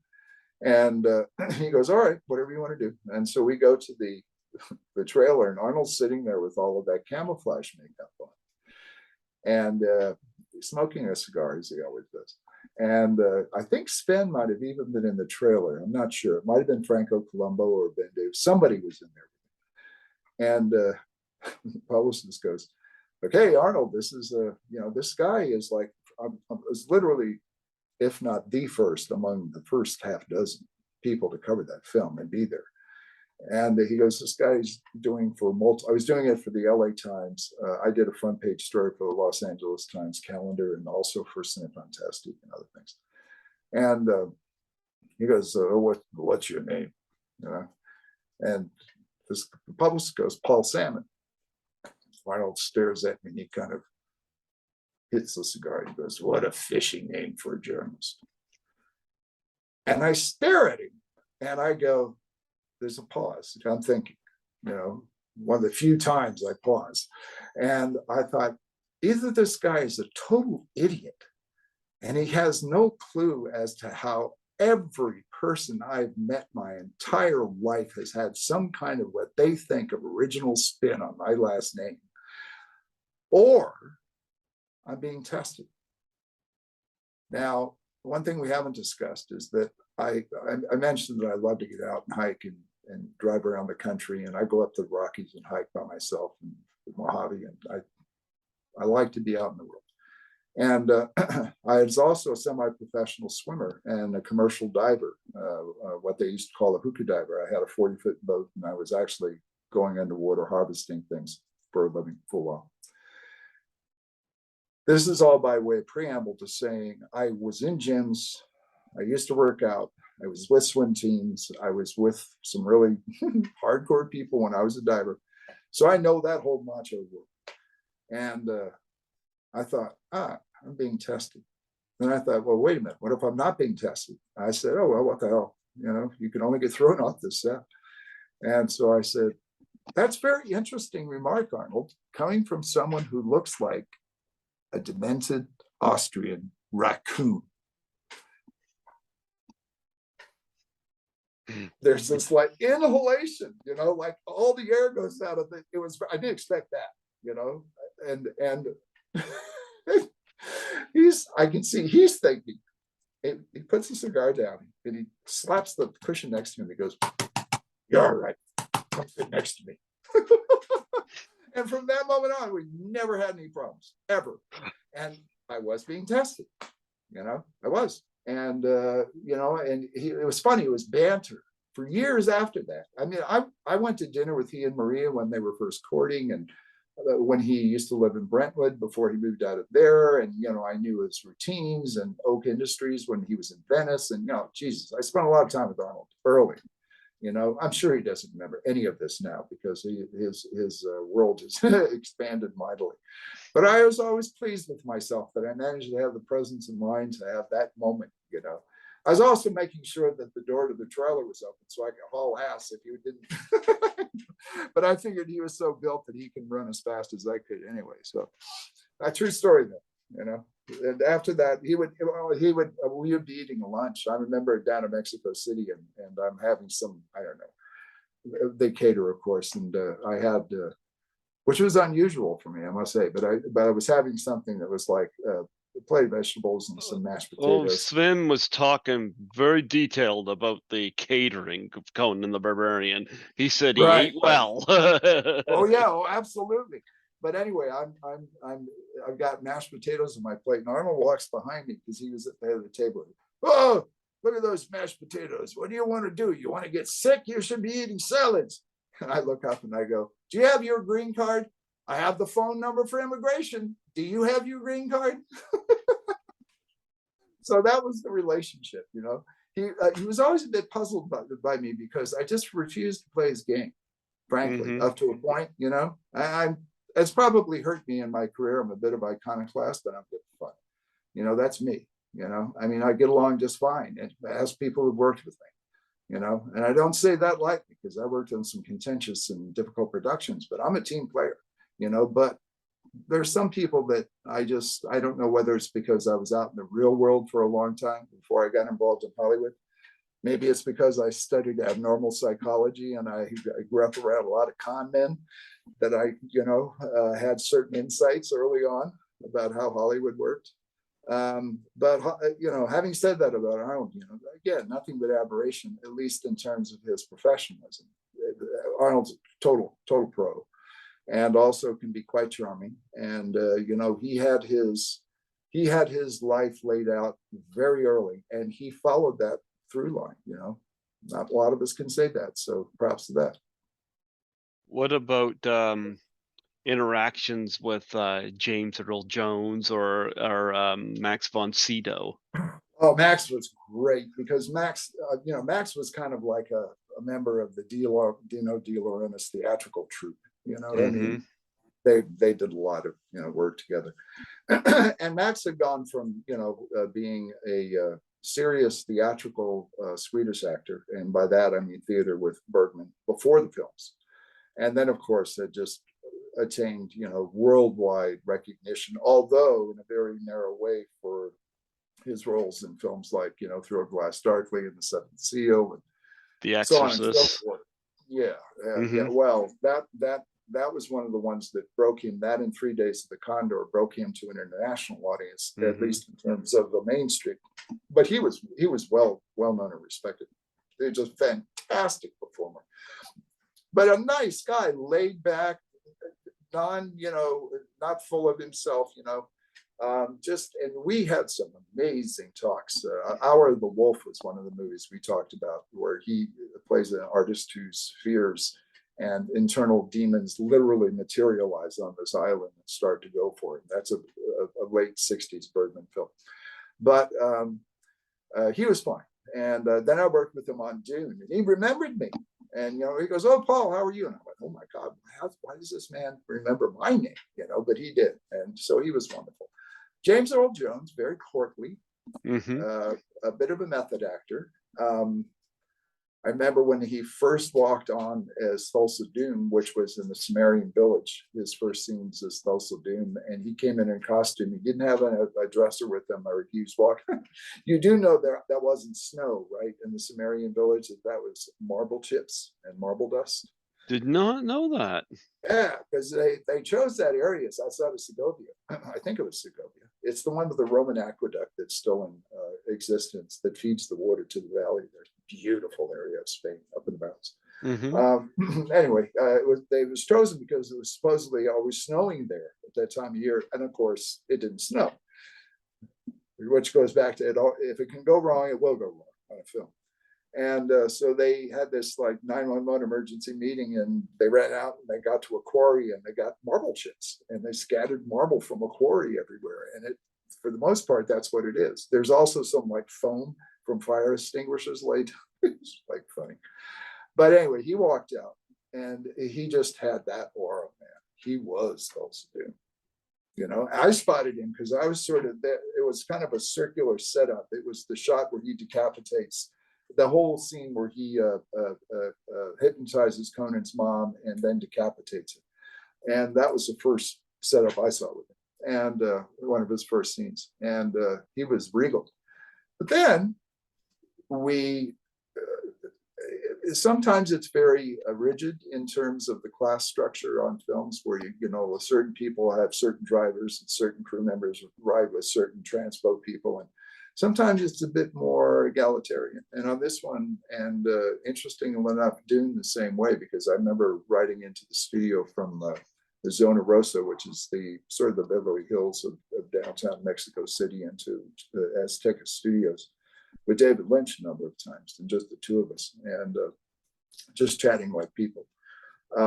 But I had that with James Earl Jones. I could call him James Earl Jones a couple of times, and we had political discussions. And Ronald Reagan had just been elected governor, and I was frothing at the mouth, because I'd been in college when Ronald Reagan had. Reagan had just been elected president. This is 1981.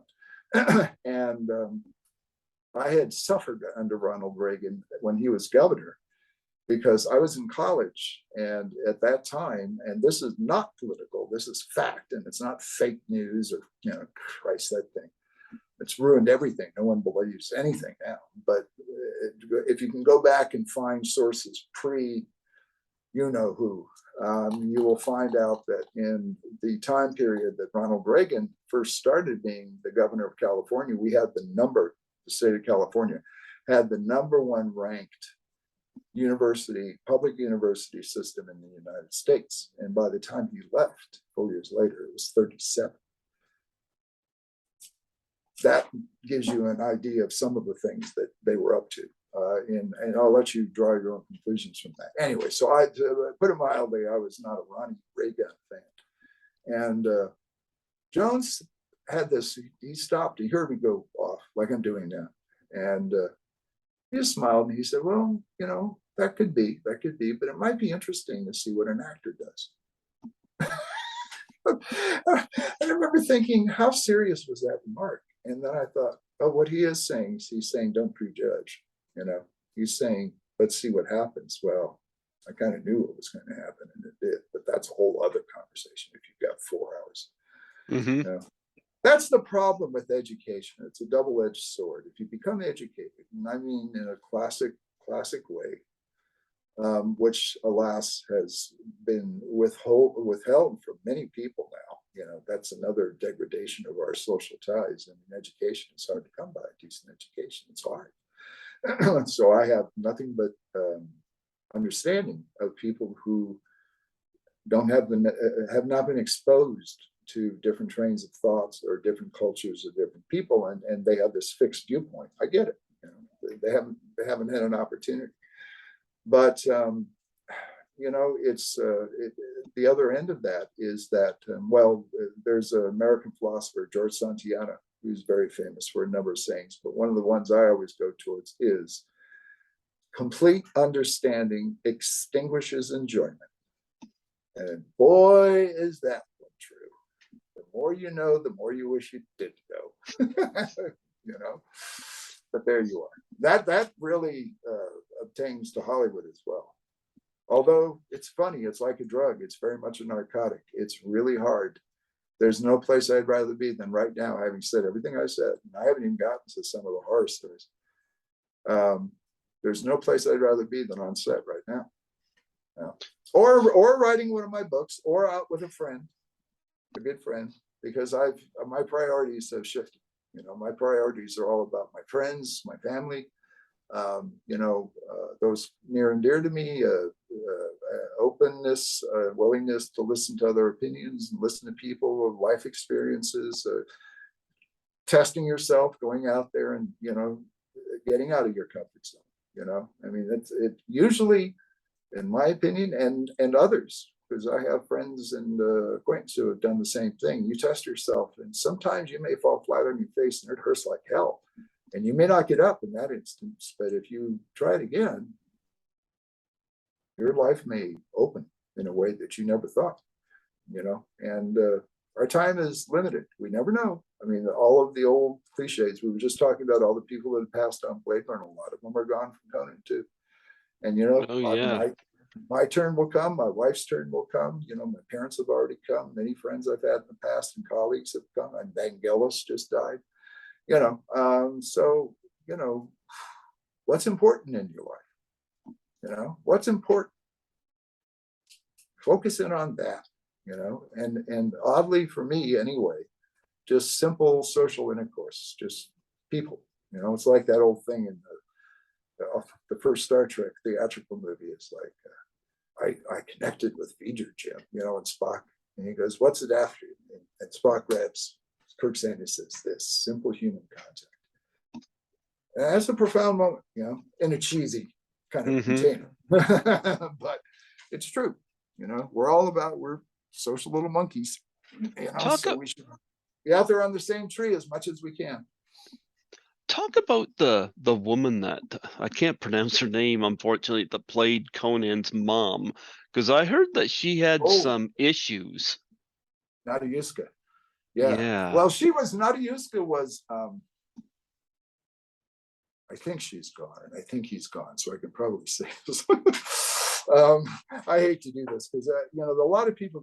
You'll notice I've tread a line between being a tell-all kind of sleazemonger and someone who is just trying to give you a balanced reaction to what I saw. But Nadiuska was a well-known actress in Europe, and mostly for softcore kind of things. Okay. Not porn per se, but she liked to exhibit. And her husband was a fairly well connected and well-known producer in Europe. And I know that film sets, there's no, everyone knows about set romances, and you're away from your mate or your other person or whoever it is, and you're gone for months, and you're in this really pressure cooker environment, and you get closer to people than you normally would in an ordinary job.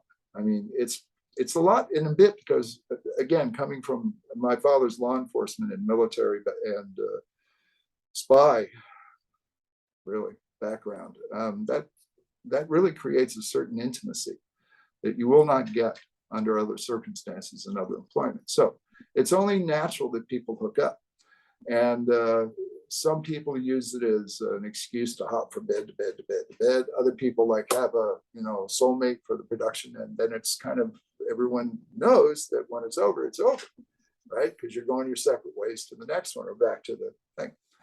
This is all by preamble of saying that John had a thing for Nadiuska, John Milius. he at one point was rather clear about that. And she was rather clear about, it ain't going to happen, John. So that's all I'll say. But it was humorous the way it happened was funny.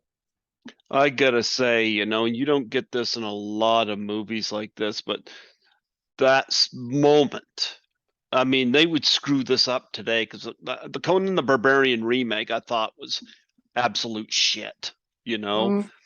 I would yeah, go ahead. But there was a good thing about it. There was a very good thing about it, and that was Jason Momoa.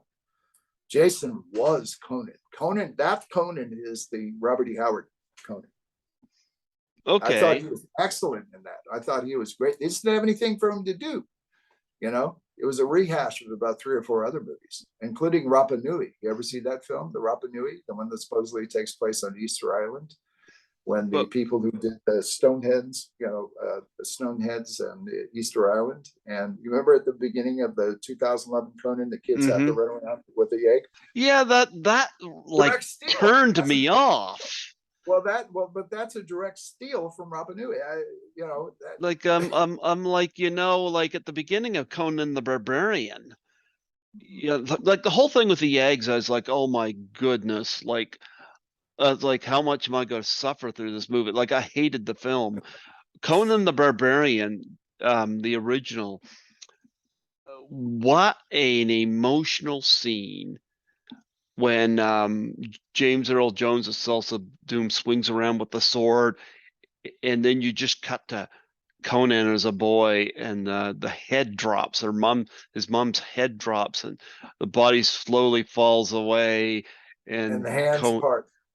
Conan, like what an emotional moment. And I think Roger Ebert compared it to uh, the mother scene in Dumbo, which I thought was really, really interesting because Well, I don't know. I mean, now we're treading on sacred ground. If you well, I believe am going to say this. I'm not no, saying I do, but I'm half kidding. I But no, it gotta is an say, emotional. Yes, co- absolutely. yeah. And yeah, that well, there is a great deal of emotion and in Conan, but here's some things I normally don't talk about, and I'll give you a couple. One of them was that I not only wrote these two cover stories on Conan for Cinefantastique, which are out there, but I also reviewed the film when it came out for Cinefantastique. And there was, if that was online today, I'd be trolled to death. I'd be flamed into a cinder. I mean, because they said, how dare you, they being the people that were unhappy with my review, how dare you allow Paul Sammon, who not only was there and did all this writing about it, but actually worked for the studio, how dare you have him review the film? Of course he's going to like it, you know? But what they didn't understand, and what Frederick S. Clark, the guy who was the editor of CFQ, and myself all understood, was that I was being honest. I loved the film. I saw that it had flaws. I saw the narrative disjuncture. I saw how the second act kind of slowed down. I saw that it then started to pick up. I saw all the many steals from prior Japanese samurai films, from John Ford films, from all kinds of stuff. But I saw a sincerity on the part of the writer-director, and that's that emotionalism you're talking about. And I also saw the very first attempt to take a pulp hero who previously had been relegated to kind of like this. I mean, yeah, he was popular in Marvel Comics, and that was a big deal. And yeah, Lancer Books had been pulled out of bankruptcy because of the collections that L. Sprague de Camp and Lynn Carter put together for them. But Conan was someone who, in my way of thinking, was such a unique, pulp character, because he too had a philosophy, and he too had this. And only 17 stories that Robert E. Howard wrote of the original character, there was a whole world in there. And there was a maturation from the time Conan was a young man to when he became the king of Aquilonia, which is in the stories, which aren't in the films. So, I mean, all of that was turning with looking at, Ron Cobb, Frank Frazetta. I mean, everything just came together. So, I was thrilled. And then Basil's music on top of it, and so I was genuinely enthralled with the film. I did years later adjust that temperature down a bit, because as I grew distant from it, I could see the bumpy edges, right? And I see them more as I get older, but I can turn that movie on anytime, And that thing in the orgy chamber, that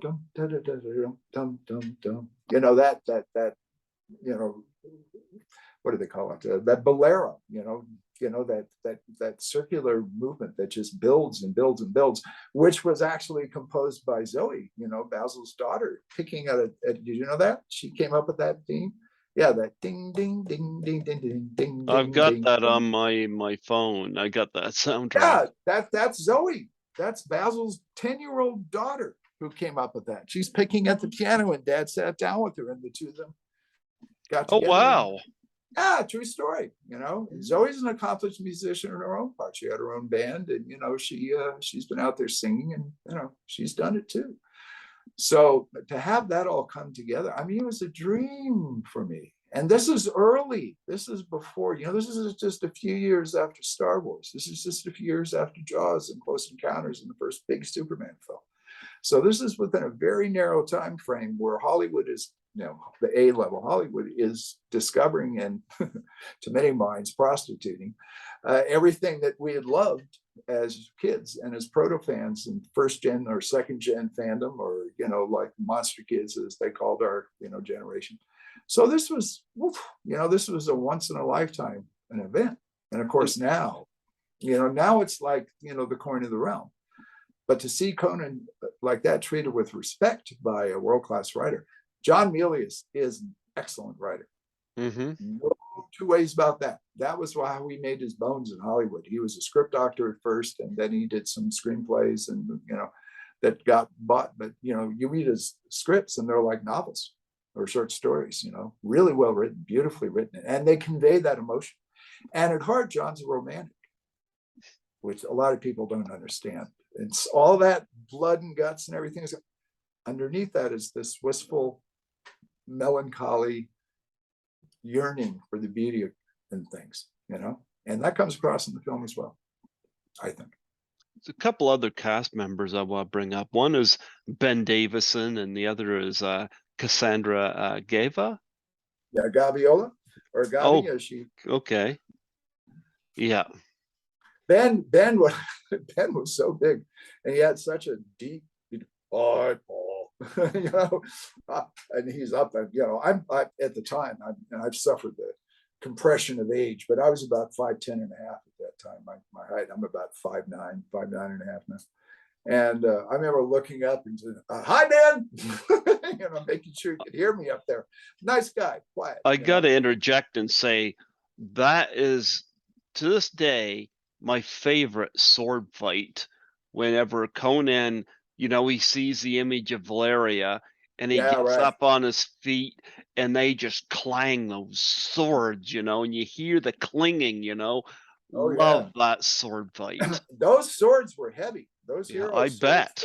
Oh yeah, I mean, they had like, the usual, they had the hero props, and then they had the ones that, and that was interesting because that was one of the first application of carbon fiberglass, where they had the carbon threads, which would give a lot of durability to props. And Nicky Alder, who is the practical effects guy on both Alien and on Conan the Barbarian, was making use of that because he, for the stunt swords, they didn't want them to shatter because they knew there was going to be a lot of hacking. And, Kiyoshi Yamazaki, the sword master who trained them, who had his own dojo down in Orange County at the time. And he and I, here's something else you don't know. He and I and Sandal, I came up with the screenplay and a concept and a possible initial funder for a production we were all going to do together, which was a contemporary female action hero. This is years before the Terminator. And but Kiyoshi was kind enough to lend us his dojo for that, and they trained Jerry, Arnold, and Sandal in particular for 5 months. I've seen pictures of it. Yeah. Oh yeah. Oh, those are the pictures that I got a hold of. Those are the ones. They were the very first ones. I got them directly from Kiyoshi, and I put those in the Cinefantastique piece, and they subsequently found their way. However, I mean, not to brag, but I when I was doing the early reportage on Blade Runner, and when they were at Gower Gulch, as they called it, in Brighton Productions, when they weren't yet on the Warner Brothers lot in prep, there were all these sketches and paintings and the Sid Mead concepts of the cityscapes and the spinners and Deckard's cruiser and all that were all just lying around. They're small. They're only about maybe like this, like this, Gauche, I think, is what his preferred medium was. And I called up the Omni editor I was working with, and I said, hey, they don't have a unit photographer yet here. And I said, I'm a photographer. And by the way, another thing you may not know, I was in the ICG for a few years, International Cinematographers Guild, as a card-carrying member of Local 600. I shot sets as well. So I'm a photographer. But that's something that a lot of people don't know. It's a whole other area of my life. But I said, I don't feel that I can properly shoot these things the way they should be shot. So can you guys recommend someone in LA? And they hooked me up with a professional guy who did a lot of fashion shoots. And we went over and we shot all 12 or 15, however there were, of Sidney's paintings. So many of the subsequent illustrations are based on the transparencies and the colored prints in medium format. We shot them both in 35 as slides and medium format color. And so that's my little tiny, contribution to Blade Runner history. I was one of the first people to get in there and say, "Fuck, Sidney, somebody shoot this stuff." They were literally just lying up against the wall, facing the wall, dust bunnies all was going on. Because I knew Sid stuff from Sentinel, already. And of course he had worked on, Star Trek motion picture. Anyway, but so, Yamazaki trained all them. Mm-hmm. Cassandra was Cassandra was chosen for her physical and psychological emanation as an exotic,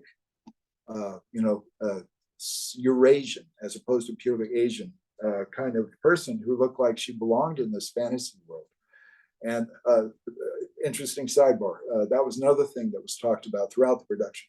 We need to get, this is from John Milius, I want to get past ages, Greek, Mongol, Roman, Italian, Asian, all facets going back about 2,000 years, and then mash them together. And that will be our fantasy world, as if all of these pre-existing cultures are indeed real, but at a certain time in prehistory or recorded history, long before the oceans drank Atlantis, that there was this overlap. And so she was a visual representation of that.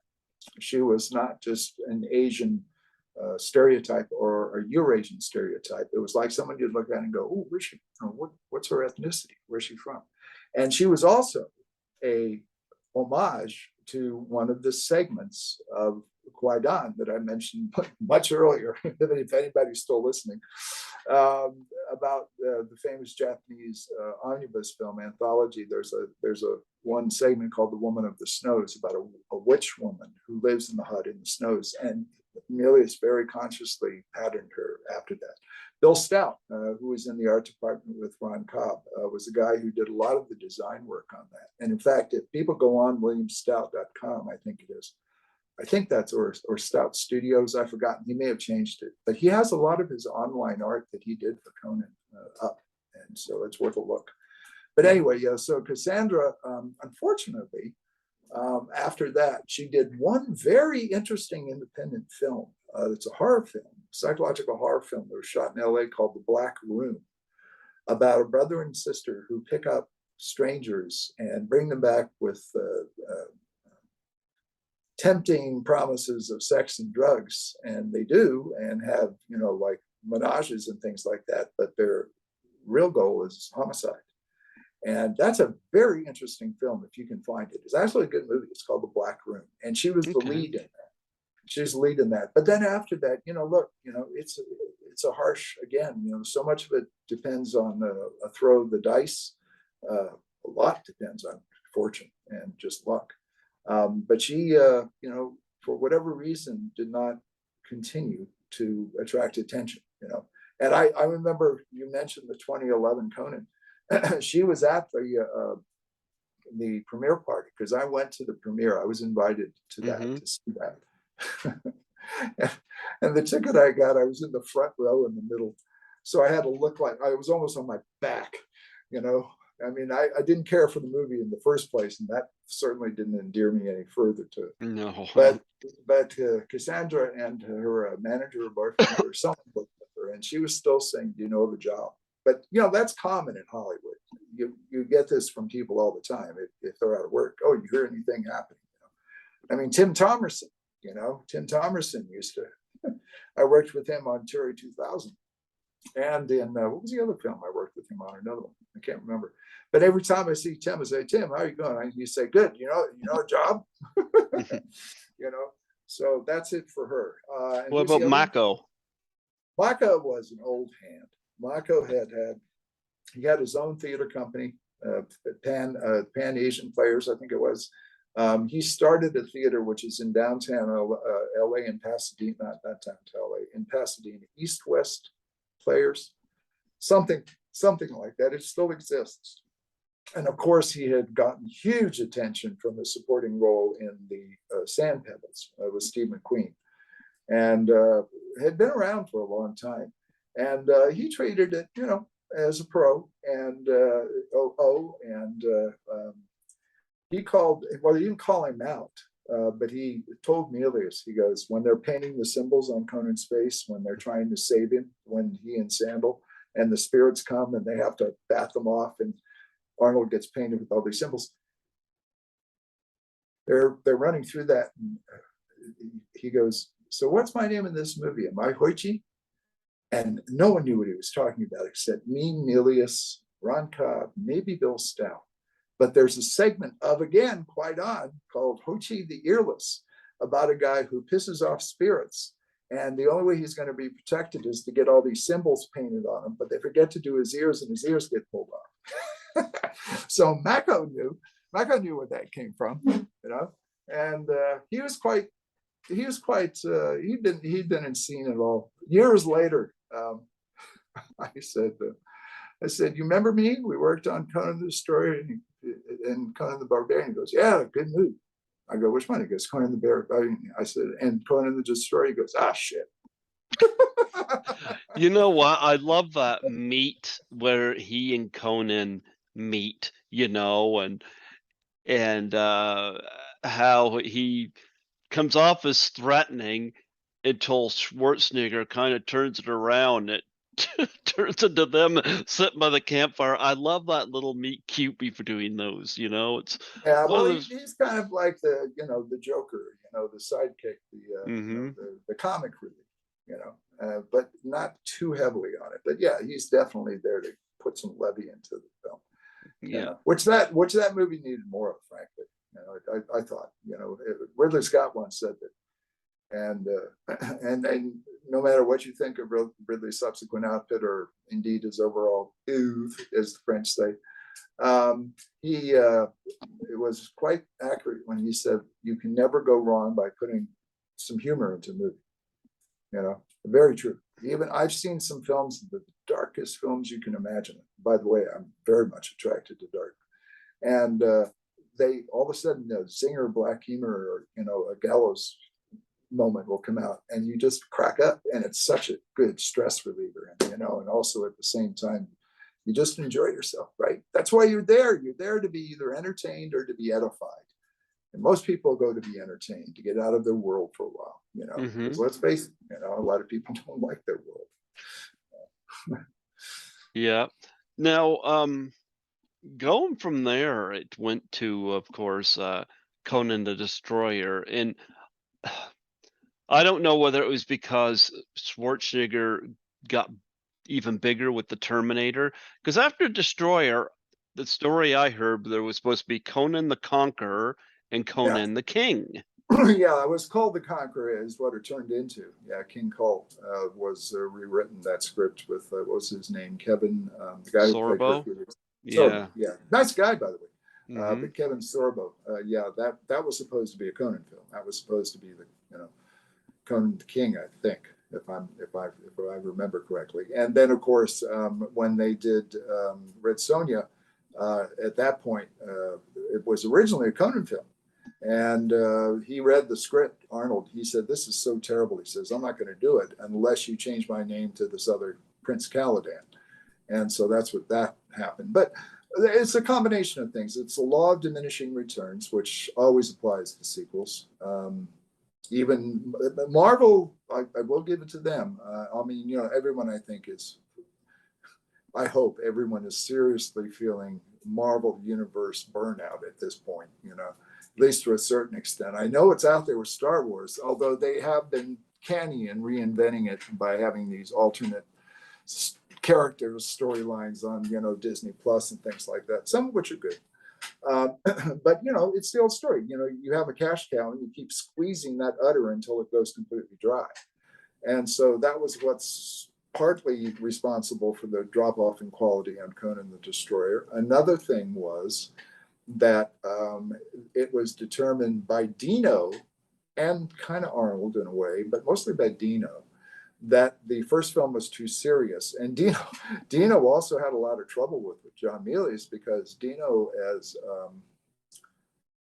persuasive and dangerous in a way could be, in terms of, he was an old time showman, and he had a lot of power and a lot of influence, but that didn't cow John Milius a bit. And John constantly pushed back on Dino, and would just be beyond disrespectful to his face, and not screaming, but just, which it made it even worse, so maybe there was also a degree of like, we got exhausted by this auteur, we need to get somebody in we could control, and or maybe not control is not quite the right word, but someone we worked with before, who was Dick Fleischer, who was, by the way, a wonderful guy. Another guy, I just, oh man, every chance I had in between shots, everything I was talking with Dick Fleischer had nothing to do with Conan the Destroyer. It was all his father's Popeye, or Betty Boop cartoons, or 20,000 Leagues Under the Sea, or the film noirs that he had done. And again, this is pre, cable TV, and I'm a film nut, so I just love to talk to Fleischer about working with Orson Welles twice, and all that kind of stuff. But the mandate was more or less set in stone that the second one was going to be, if the first one was more like the stories, the second one was going to be the comic books, and they indeed had Roy Thomas and Jerry Conway, who had done an initial draft, as a matter of fact, for the first Conan film, but got evaporated very quickly after Oliver Stone and John came on. They did, a whole screenplay, a number of them, and rewrites on the Conan the Destroyer, which were better than what ultimately came out, but it kept being dumbed down. It kept being like widened to the widest possible audience, at least in certain people's minds. And it was a completely different approach, and I think it was jarring because people, I know I went, well, I was there when they were making it. I'd read the screen with months before it was shot, so I knew what was coming, but it was such a disappointment, after the first one that took itself so seriously, to see this, like glossy ho-hum, type of thing that came afterwards. I mean, there are moments in Conan the Destroyer, but I know Swin is back, but he's under a mask, of course. He's a guard in the mask. It has the big sword fight with Conan there, and gets killed very early on. Yep. But Sandra was supposed to be in there, and she was supposed to be the woman on the pyre that you see pop up a couple of times. But her, it was either her Price, or I think probably Price, or who knows what happened. But that was just stand-in, so that wasn't her. Well, here's a question I have. Question I have. Nothing against Tracy Walters, but what happened? Great. What happened to Jerry Lopez? Like what? Yeah, exactly. Like something happened. Like, well, I do know one thing. I do know that Jerry constantly said that he didn't feel like he was an actor, and what was he doing here? And on the first one, having said that, he was comfortable, and Milius kept saying, "Just be yourself. Just play it like yourself." And I think that that's partly the reason why he didn't come back. It was that he didn't want to come back. He didn't want to be an actor. That's part of it. And and who knows, surf was up. Jerry's the real deal, man. I mean, God, if you ever go online and look at some of those 15, 20, 30 footers he's done. In Bonsai Pipeline, that he's the king of, the bottom is filled with coral that are spears. They're like 15 feet high. So you not only do you wipe out, you get impaled, and he's the king of that. He's just nuts, it's very lucky. Oops, sorry. It was a stool I just kicked. But yeah, I think it was probably more that, and more they just wanted to shake things up. And Tracy Walter was having his moment, and some, they go through these cycles, actors, where they get a lot of jobs all at once because one or two things catches on, and they're able to, sort of use that as leverage for the next job. And so we've all seen this happen. And so that was his time. But Tracy Walter's great. You know, he's a Mm-hmm. wonderful character actor. And also, you know, here's another thing about performers. Not all of them, certainly, because I've come across more than my share of lazy or untalented or ego-driven, otherwise empty performers. But many of them, of both genders, are like Stradivarius violins. They're fine instruments that should be in a symphony. Unfortunately, they get hired to play roll out the barrel, you know. So if you can understand what I'm saying there, you know, their talents are often underutilized, if at all. You know, they're mannequins, you know, stand this way, stand that way, do this, do that. And it's very dispiriting to see that happen. But then you can see people who take chances like Charlize Theron. Look at her, you know. I mean, one of the most Loved gorgeous. Atomic Blonde. I love Atomic Blonde. Oh, love that. But look at Monster, the one she Mm-hmm. won the Academy Award for. You know, that's a complete transformation. That's not easy to inhabit that character for how many months they shot. You know, there's it's not only method where you become that character, it's that you live with that character. And you're, again, the performer, if they're a good performer, they're the emotional instrument. They're the, you know, they're there to be another order of magnitude of feeling and projection. And so go through day by day by day where you're this like, you know, drug addicted, you know, prostitute who's been mercilessly ground down by the system, whose only, in her mind, way of striking back is by, you know, hideous murders. You know, imagine living with that character. And then imagine being able to flip over into Furiosa in, you know, Fury Road. Oh, yeah, right in that. Or to play the Ice Queen that she does in both Prometheus and Snow White and the Huntsman. You know, I have a great deal of admiration for her. Man, she's good. You know, My favorite is Emma Stone. I like Emma Stone. Emma Stone is also quite good, and she got Mm-hmm. her chops. Wasn't she TV, or is that, am I thinking of the other Stone, Olivia? No, yeah, that must be Emma. I can't remember, but yeah, there's so many of them out there. You know, now. That's the crazy thing too, is, you know, it was much easier to keep track of all this, you know, when I was in my teens, 20s, 30s, and 40s. Now, you know, I believe me, I keep up, you know. Just saw another great film on Hulu called You Won't Be Alone, which is a Slovakian, I guess you would call it a fairy tale, a grim fairy tale, which is a marvelous movie. It starts off as you think it's a hardcore horror movie.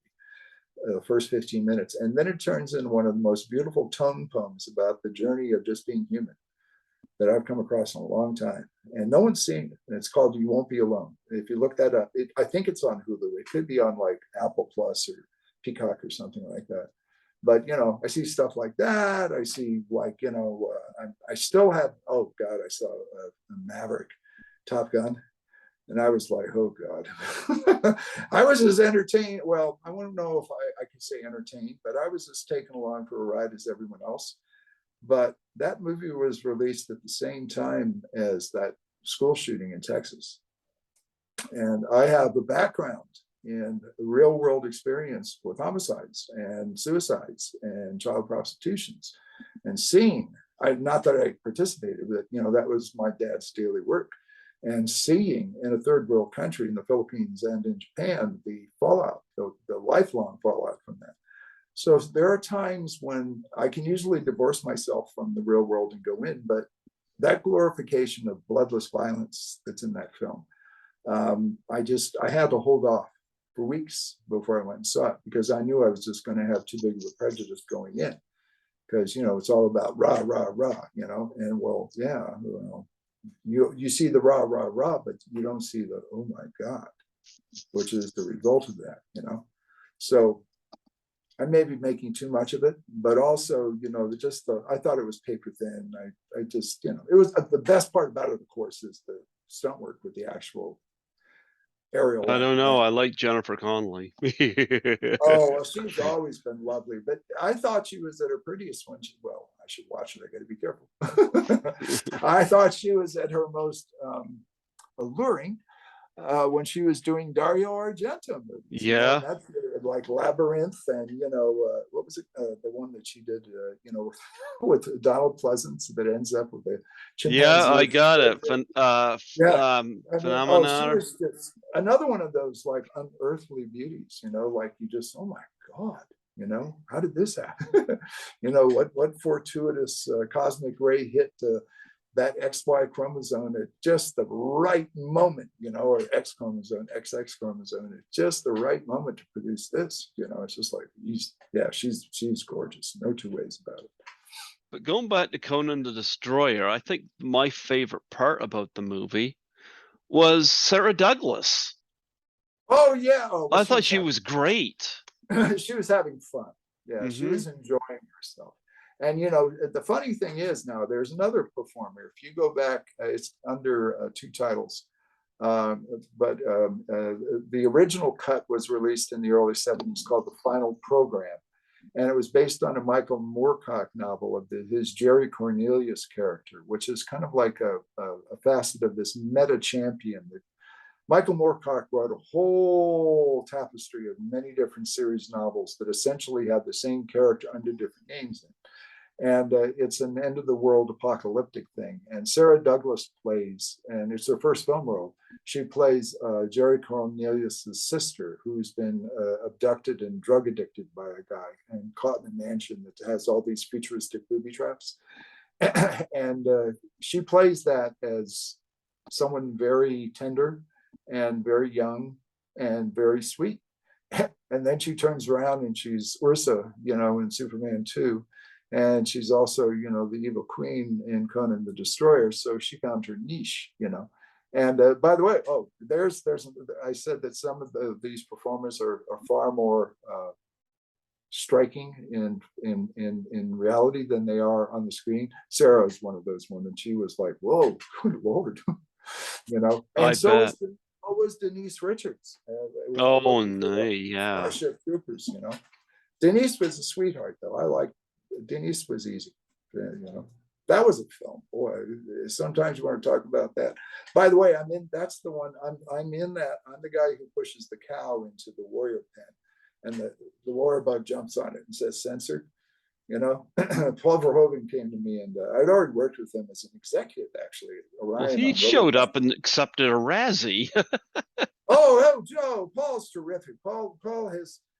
Well, it's the Dutch character, which we could go into, but there's a lot of no nonsense. And, Rutger used to tell me all the time that he said, look, I'm Dutch. My boots are filled with clay, which is another way of saying my feet are on the ground. And, and that's the same way Paul is. He doesn't take himself very seriously. He takes his art seriously, takes it very seriously.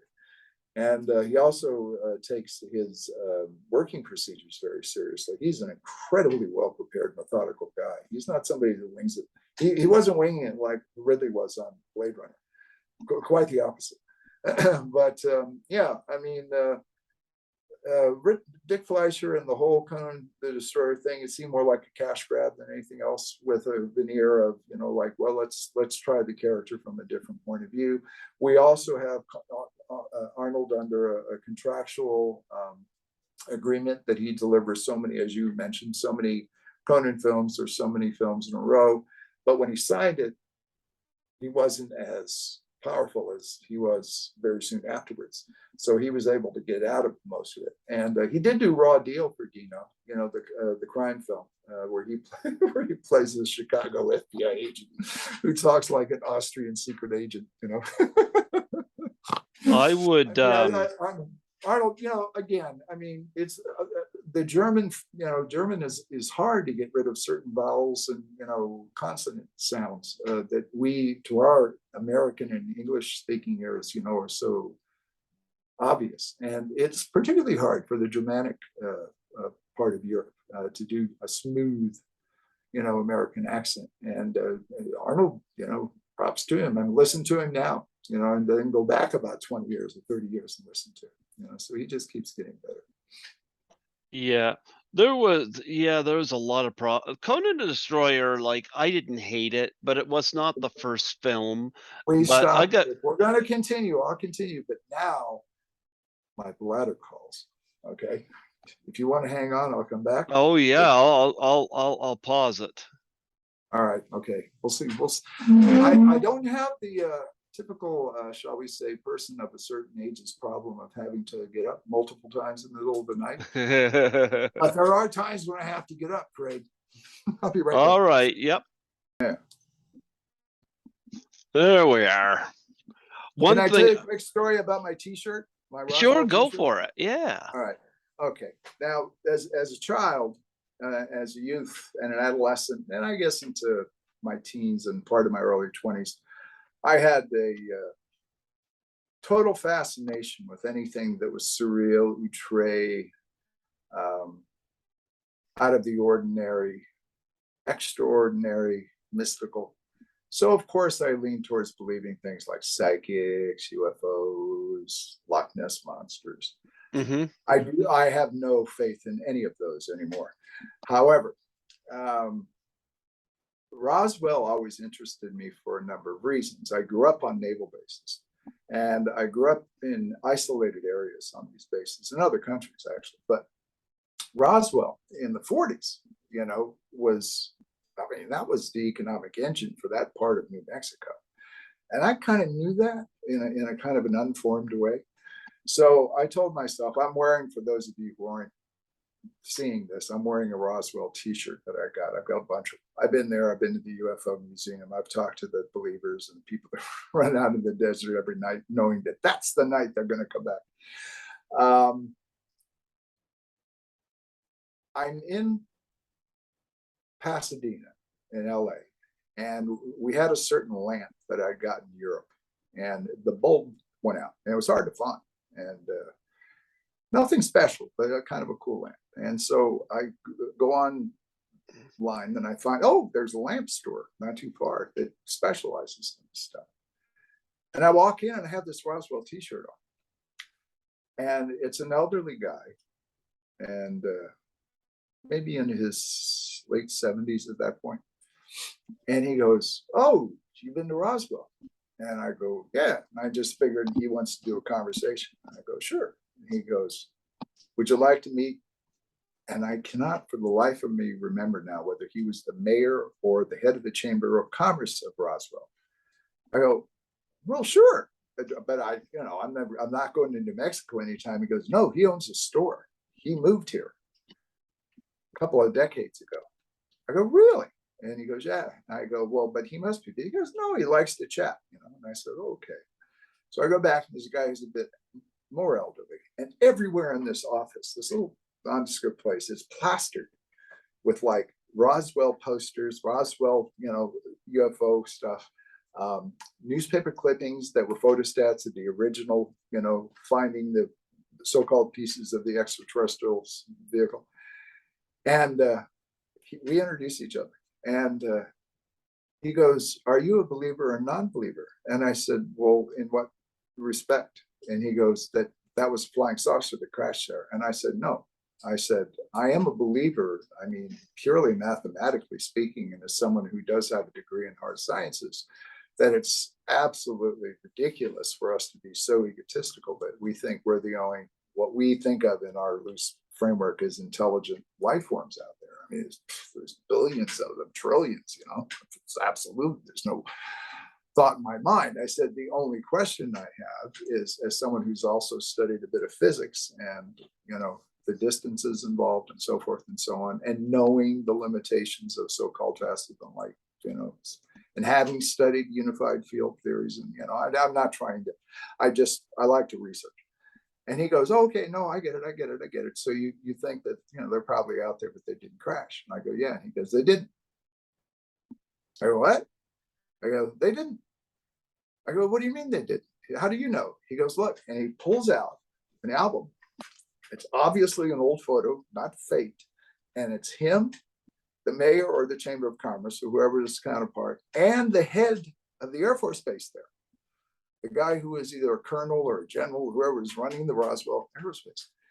And he goes, here's the story. He said, that was, and you probably heard bits and pieces of this part of it before because it's out there. He said that actually was what they call a hydrophone, not hydrophone, Atmosphone or something like that.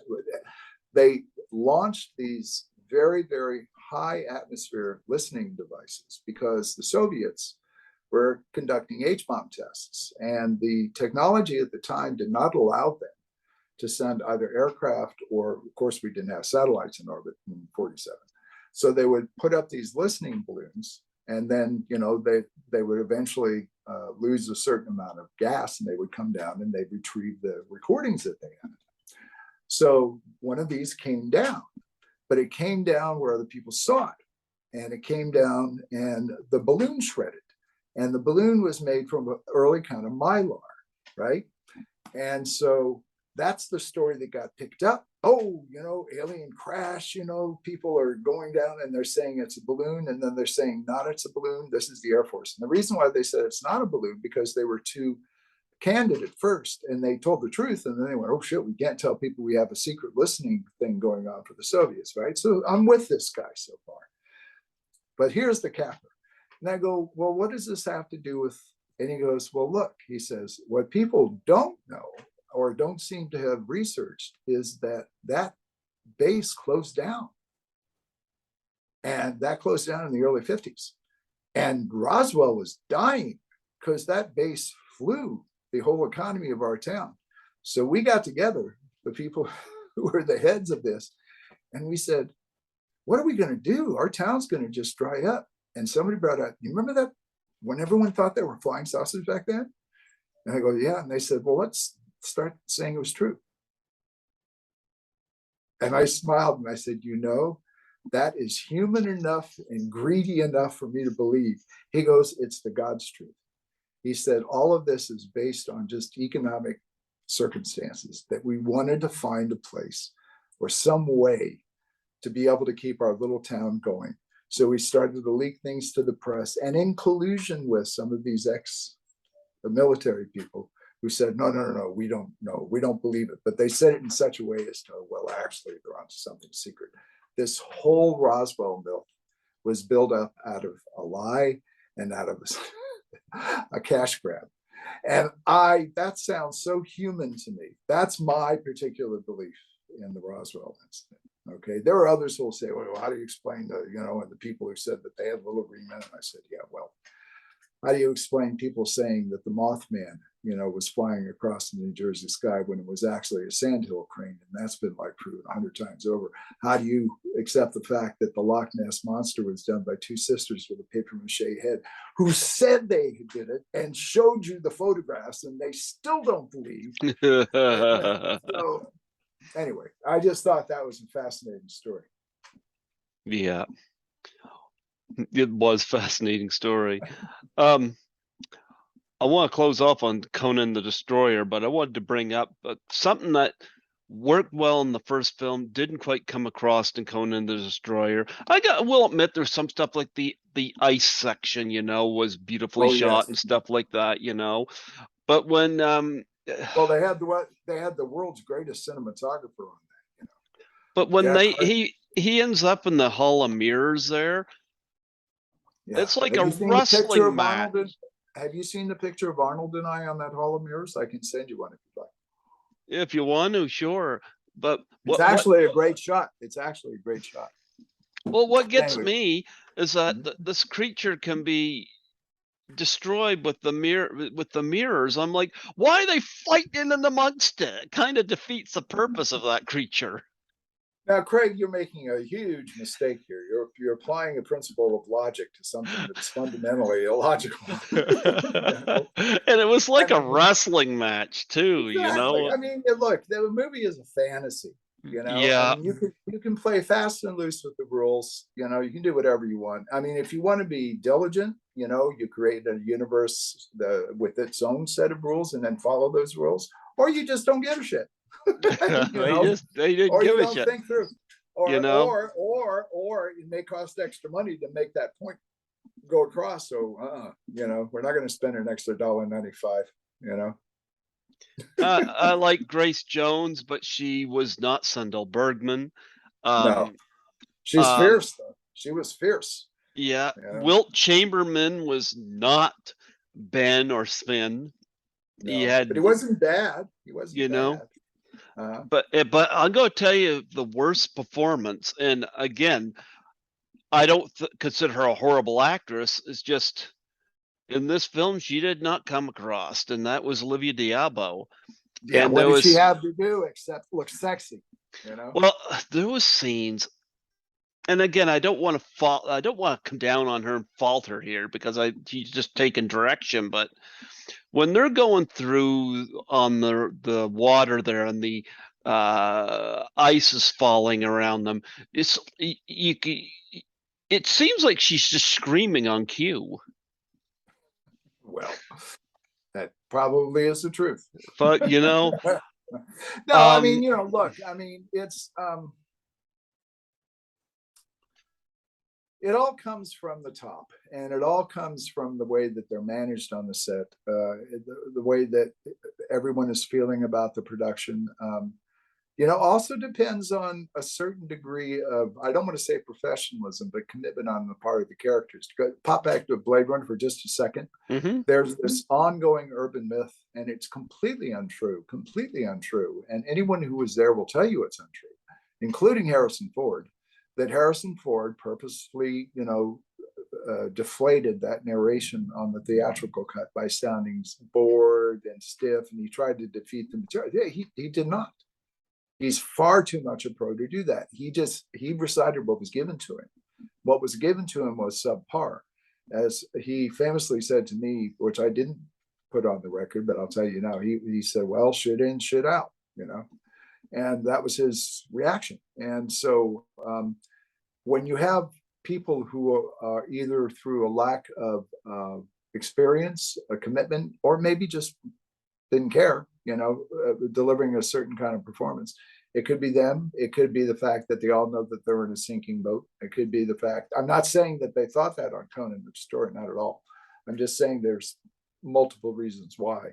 But a lot of it has to do with just the way the material is approached. And in Hollywood, a comic book movie prior to the superhero Marvel and DC universes was considered to be paper-thin stereotypes that, were just silly. And so why should we take any of this seriously? So perhaps that was a part.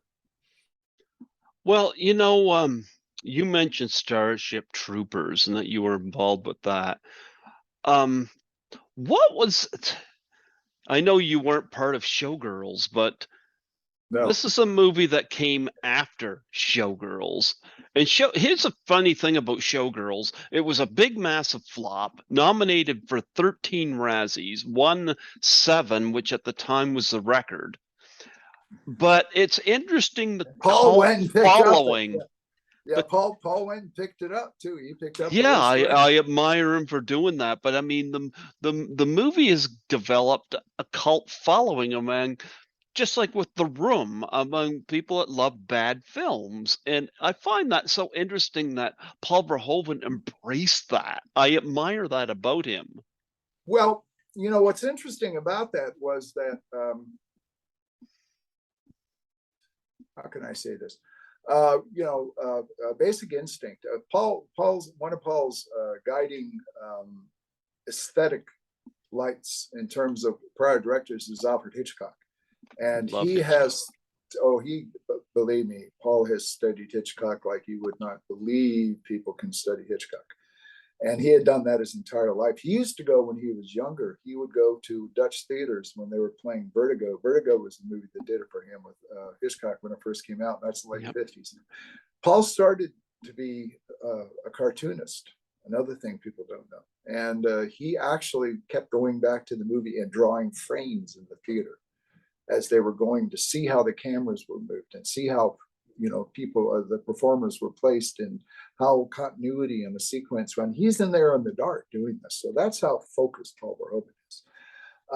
But when he and Esterhaus did Basic Instinct, the original idea was to show a la All About Eve, which it's often been compared to now, and which incidentally was one of the thoughts that I heard was kind of discussed early on in making that, is how corrupt and how easy it is to become morally bankrupt, and someone's climbed to the top in both the American capitalist system and in a system that trades on female flesh, and in a system like Vegas, which is, nothing, which has this hierarchy of the strippers who are doing lap dances to the background Coreens to the, foreground, showgirls. And that was the intent. And, they actually, knowing Paul, I'm not going to ask how far deeply they went into this, but he and Esterhaus, talked to a lot of strippers, went to a lot of clubs, went to a lot of backstage interviews with women who were working there. And Paul also, you must understand Dutch culture. Dutch culture does not historically have a reputation for using women as second-class citizens. Quite the contrary. Men and women are raised in the Netherlands as equals. And that is something that is far removed from the American system. And they really are. It's like no different, but beyond the biological, and, social things that result from that. So if you'll notice his films have many, many, many strong female characters and always have been. And in a sense, like, look at Nancy Allen and RoboCop. There's no romance between, her and Peter Weller. She's just another tough cop, right? And then, of course, in Basic Instinct, Sharon Stone is the one in control of the entire narrative. But having said all that, if Basic Instinct is kind of Paul's reworking in a sense of Vertigo, and he shot some of that on the same locations that Hitchcock shot Vertigo on, then Basic Instinct is his musical.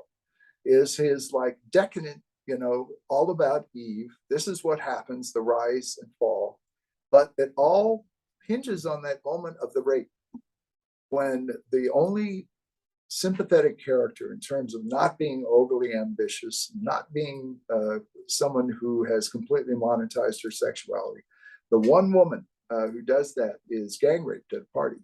And that's what changes the mind of the Nomi character, Elizabeth Barclay's character, from being a complete careerist to someone who just rejects the system out of hand. It's a very ethical film. Now, of course, at the same time, it is just so over the top and so cartoonish. But Paul thought, like Starship Troopers, that people would get that he was being extravagant. Mm-hmm. That he was pushing it over the edge while simultaneously trying to make a point. Like that fornication in the swimming pool between Elizabeth and Cobb McLaughlin is one of the most hilarious scenes. I mean, that thing, who would ever want to go in that swimming pool again? You'd have to scour that pool out with carbolic acid, for me, and also, but at the same time, people don't appreciate the aesthetic beauty of those dance sequences. Wow, there's some really great stuff in there. And that's Paul. That's him choreographing with the choreographer, the licking of the pole, and all of that is intentional, but they went too far in my opinion. But I always found that the most sensual, the genuinely erotic sequence in that movie is the two characters are completely closed. And that's when Barclay gives the guy a lap dance. The first guy she's with, the African-American guy, and they're both closed, and that's sexy, and the rest of it is kind of, and it's kind of, which is an interesting thing in itself, because it goes from a clothed erotic scene slowly to become less and less erotic, right? But it's also just, it's campy, and it's become such an LGBTQT plus whatever. I've forgotten now how many, vowels and consonants are in there, but for any of the gay community or for the trans community or for anyone like that, it's become an icon. I can see why. It's wonderfully costumes. It's silly. It's got a lot of energy to it. It's transgressive, but at the same time, it's very accepting of these people. There's that undertone to it. It doesn't. I mean, it's judging, but it's not judging their sexuality, whatever that might be. It's judging the system, it's judging the way that capitalistic thing is set up. So there, even in showgirls, there's more than meets the eye. You know, so it's interesting. I was ages ago, I was interviewed by a guy who's been, I guess he's still putting together some theatrical documentary on Showgirls. And I went to a party, and it was all people from Showgirls, all the dancers who were there. And Elizabeth wasn't there, but Kyle was there for a second. And he remembered me from Dune, which was nice, Blue Velvet. And Joanna Ray, who is the casting director on, both David Lynch many times, and for Paul on Showgirls, was there. And I've been aware that it's had a cult following, a growing one, for some time now. And well, I think there's a book that says Showgirls, It Isn't Shit. Isn't that the title of it? I think there is one out there with something like that. So, but yeah, it's, but when I first saw it, because I'm the first guy there on opening day usually, unless I already know it's going to be awful, and then I'll see it later down the line. I try to see almost everything. Still, it's impossible to keep up now, but I try. I remember being there first day on Showgirls, and just my eyes were going, "What the fuck am I seeing?" Well, the thing is, you were part. Is like, what? I just saw, Basic Instinct, for all of its excesses, had an edge to it, and it's a for that brief erotic thriller era, it was probably one of the best of it. And there were things going on in that one, but then I see Showgirls, what's happened, But then he comes right back. And, and I get a call, and it's my friend John Davison. He goes, "Hey, we didn't realize we could get the rights to Starship Troopers because every other Heinlein book's been stamped up, but we got it, and we're going to do it." And I said, "Oh, who is going to do it?" And he said, "Paul." And I said, "Oh man, what can I do?" And so, 2 years before they even started really prep on that, I was alerted to that, and wound up writing. Well, do you know I wrote The Making of Starship Troopers? That book? Yeah. Yeah, okay. And that's still out there. But I was there, every day. I mean, I was originally hired, well, not hired, but there was some talk of me, since I'd worked with Kirshner on RoboCop 2 as the CG supervisor and the unit publicist and the unofficial second unit stunt photographer. There was some talk of me maybe being involved in the computer graphics on Starship, but then politics and Sony intervened, and Paul and John basically were the ones that said, "Gee, we feel sorry that you have tried to do all this work on it. And, maybe we can." I said, "Well, how about making up is the license available?" Because I don't like to do licensed product. Work for hire is, it's good if you're 20 and you're trying to make your bones, and I get it, but you don't get paid, and, they make the money, you don't, you have no rights, no royalties, and it's your work, so. But I said, okay, in this instance, because I loved or rather, I remembered the original novel so well, and loved Paul, loved working with Paul, and loved John Davison and Phil Tippett. I've known since the '70s, and that all came together. And I said, "Oh man, yes, please." And now that movie was fun to work on. Although there were a couple of times, but that was a lot of fun. We could talk for an hour on that one easily. You know what? I'll be frankly honest with you, and I'll just say it. I did not enjoy Starship Troopers. Really? When I saw it in the theater, I just found it too corny, too cheesy. I don't know, Didn't get it. I wouldn't say. Did you think that? Well, let me interview you for a second. Did you catch on that it was being ironic and that it was being satirical on purpose? Well, I don't know. To me, it come across as a film that did not know what it wanted to be. You start out with the teen comedy thing there at the beginning of it, then it morphs into the giant bugs, and I especially got a laugh out of the guy that's riding on the bug's back and shooting into it, and he doesn't lose his footing. But oh yeah, well, but I mean, I respect the fact that you worked on it. I'm not going to shit on that, but no. And thank you for that. And I believe me when saying that I worked on it is so insignificant in comparison to 99% of the people who did work on it.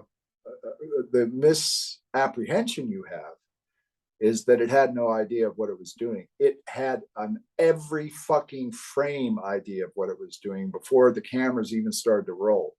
That was Paul and Ed Neumeyer and John Davison's pointed satire on American militarism, on the whole idea of heroics in battle, on the whole idea of how societies can be brainwashed by propaganda into believing something that isn't true or might not be true, how the whole population of one country can demonize and turn into a beast the other country. And also it was a very pointed contemporary critique on American foreign policy at the time. All of that's in there. And you have to remember, this is done by a man who Nazis bombed his country when he was a kid, who used to walk to school with his father and see the remains of British pilots on the pavement, whose father and he were coming back from school one day on a streetcar when Paul was about 7 or 8, and the Nazis stopped it and by gunpoint made everyone come out of that car, walk down the sidewalk and walk past 20 people who'd been shot in the back of the head because they were underground terrorists who were against the Nazis. And they said to little 8-year-old Paul, they said, this will happen to you if you don't love us. So you have to understand that Paul's Starship Trooper is the inverse of Robert Heinlein's gung-ho, patriotic, late 50s, militaristic, battle cry. It's the exact opposite. And all of that is intentional. And then you get these hyperkinetic action sequences on top of it that are some of the most unbelievably intense and realistic battle sequences that are in any film. I mean, in true battle, people get ripped apart, body parts fly, and the whole point of this, you said the teen romance thing. Very early on, Ed Neumeyer came to Paul and said, I got an idea. And he goes, what? He says, let's have this be Tab Hunter and Gidget go to war. And he got it, and so that whole teen thing, is that, that silly frothy thing, that's all very well calculated to show you in the background what's going on. You've got the teacher saying that, the only real, political end is violence, classic fascism talk, tapping him on, with a stump as he says that.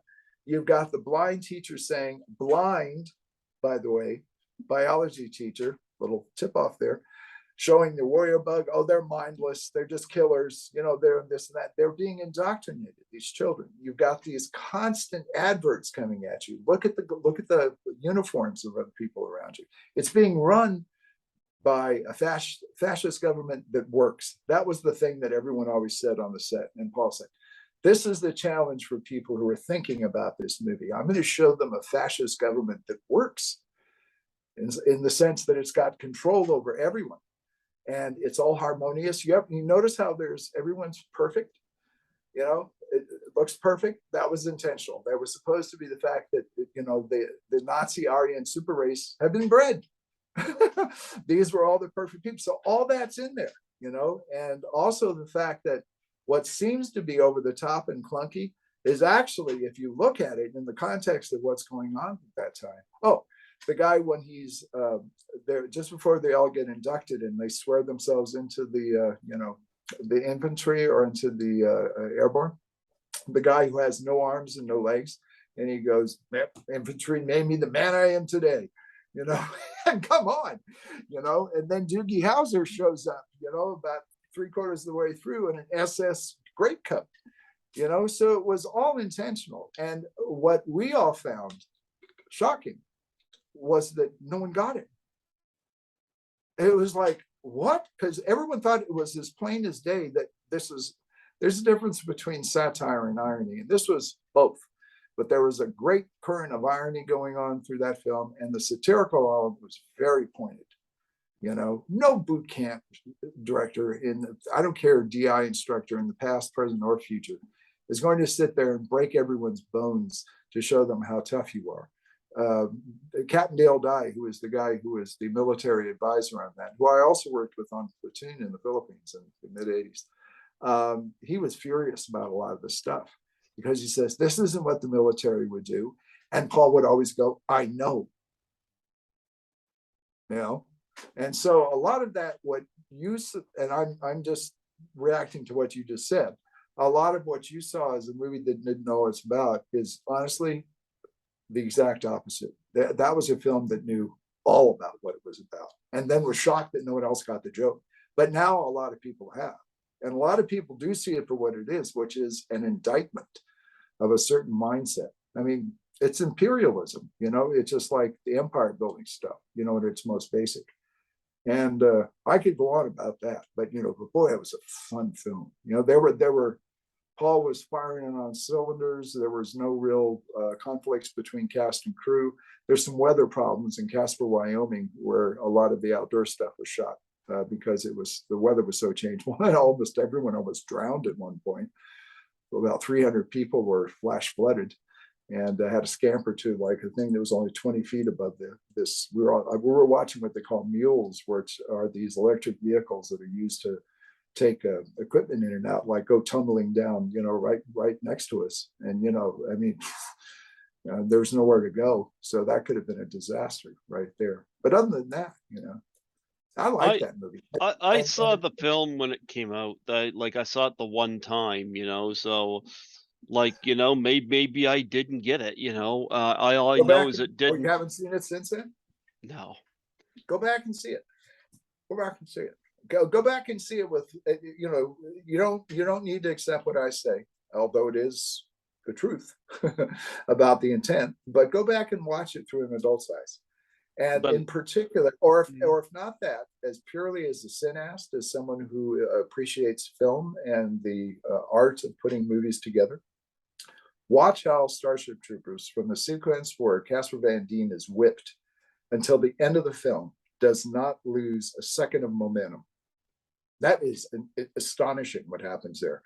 That it's almost as if the movie really begins there in terms of the kineticism. It just builds and builds and builds and seamless and seamless and seamless and seamless, and then you get to that boom, that ending with the brain bug. It's afraid. Remember that when he puts his hand on the brain bug, and people invariably laugh in theaters when he says that. You know. But anyway, I would just recommend giving it a second shot. But I know we're all different, and I know we all have our likes and dislikes.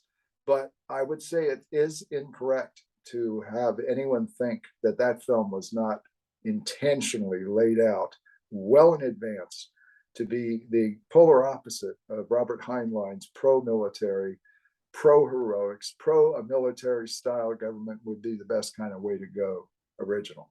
It's the exact opposite. You remember much of Michael Ironside in that? I do remember him being in the movie. Yeah. Oh no, great guy. Well, I first met him in David Cronenberg's Scanners. I interviewed Stephen Lackens from Scanners. Oh yeah, yeah. How's he doing? I've had him on a couple times. It's funny because he's an artist now, and his wife is from my province. Oh really? Oh, which I thought was interesting, you know. But David hired him because he told me because Stephen at that point in his life had these very unusual eyes. He said that you could look into and you could see what he was thinking. He said that was the real reason why he hired him. And he said the camera could do that. Have you seen Crimes of the Future? I just saw Yes, I did twice. Yeah, what do you think of that? I enjoyed it. I did too. It's not top tier Cronenberg, but you know, it's interesting as a guy who's been following. Well, obviously, if I go all the way back to Scanners, I actually go back to Stereo and Crimes of the Future when he had those on the midnight movie circuit back in the late '60s, early '70s, and then Shivers that they came from within and Rabbit and so forth and so on in The Brood. But he, after his Hollywood successes, David has had this interesting tendency towards minimalism, and his approach has gotten more and more and more stripped down. And I thought it was inspired to shoot Crimes of the Future in the Greece, in Greece, in those ruins and in those homes that they had, because that brutalism is the hot thing these days. I wish it would go away, but it will. that architectural style, but all that concrete and the empty spaces and just the control that he had on that film.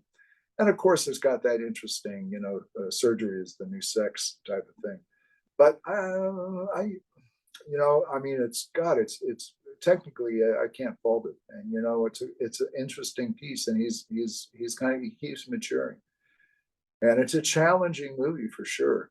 But it's also a bit to me of a grab bag of his greatest hits. There's a little bit of Scanners in there. There's a little bit of obviously Fly, or maybe Dead Ringers with surgical instruments for mutant women or whatever the hell it was, and obviously Naked Lunch and some other things.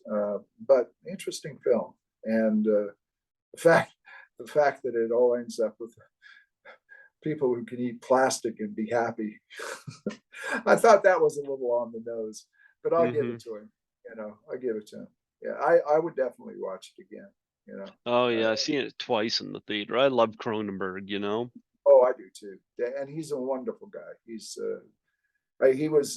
came from the Berlin Film Festival back in 1980, and we met him in the San Diego airport because I was involved with what they used to call the La Jolla International Film Festival. I was living in San Diego at the time, and we picked him up in the airport in a crappy old Dodge, and it broke down like 2 miles out of the airport. And here's David Cronenberg and I and my wife pushing my car, trying to find a gas station.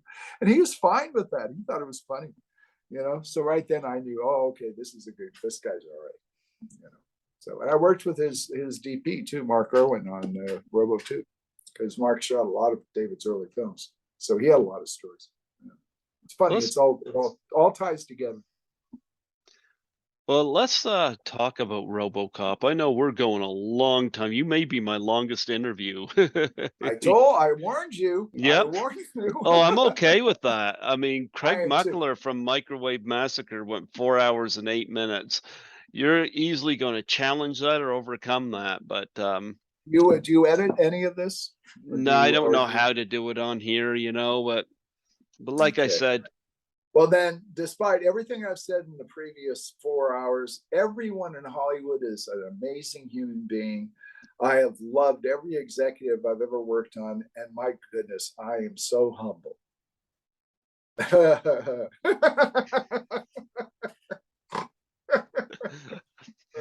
Well, let's talk about RoboCop, because like I said, that's my legal disclaimer, folks. Yeah. Well, I've had Ronnie Cox on here, who was in Another RoboCop. great guy. Isn't he a great guy? Yep. And I've had Nancy Allen on it. It took me about 5 years to get Nancy Allen on here, and I finally made the connection because I interviewed Brandon Magart, who worked with her in Dress to Kill, and I interviewed the daughter of George Leto, the producer of Dress to Kill, and right. And I got connected with Nancy, and I made a donation to We Spark Cancer, which she's involved with. Yes, and, I know. Yeah, Katie Haber, who is the production executive on Blade Runner, and Nancy are good friends, and so through that intersection, I've had the opportunity to keep up with Nancy just a little bit, But yeah. Yeah, always loved Nancy. Nancy, to me, I always think of Dress to Kill. When she's running through that subway station and she leaps over the subway barrier, I'm like, yeah. I prefer, I like Dress to Kill because it has some of De Palma's most accomplished technical sequences in it. That extended visit, to the museum and the pickup and all that. That's beautiful stuff. But I tip over towards Blowout. I think Blowout is a better movie. It's a more difficult one, but I think there's more emotions, genuine emotion in Blowout than there is in Dress to Kill. But that's just me. I've got Blowout here, but I had some. And I said to Nancy, I said, "What is it with your voice in that movie?" Yeah, it's a little. She said that that she's gotten so much, even early reviews, criticism over her voice in the movie, and but I Did she have a defense for that, or was it just an explanation, or did she just not have anything to say? off the top of my head, I can't remember. I know that I don't know. I'd have to go back and listen to that interview. I did that just a little over a year ago, and I liked Blow Up. Don't Blow up. Blowout. Don't get me wrong. But I found the voice very distracting and not in a good way. Mhm. Yeah, but I loved, what Paul Verhoeven said the very first thing to Nancy on RoboCop was? hmm, Now, remember she had the hair, that beautiful long hair? That was her trademark. Paul looks at her and says, first thing, cut your hair. And that was the very first thing he said to her about the character. Cut your hair. And that's why Lewis has got, because and it made sense because she's supposed to be, this paramilitary policeman, right? And long hair is not, it's common knowledge in law enforcement. You try to give a apprehendee or a suspect or whoever you want to call it less surface to grab, and long hair is very easy for someone to grab a hold of. So that made sense. Anyway, yeah. there's an aside. So what did you want to talk about in terms of Robo or RoboCop.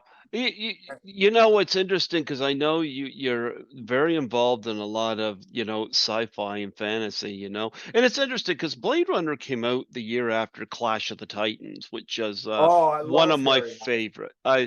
I've had John Walsh on in tribute to him 3 times, Oh, John, yeah, John just wrote a book about Conan the Barbarian for Titan Press. So Oh, that's I didn't supposed know to he did Conan. I know he did Escape from New York and Flash Gordon, No, but he did Conan, and he interviewed me, and I supplied him with a little bit of material.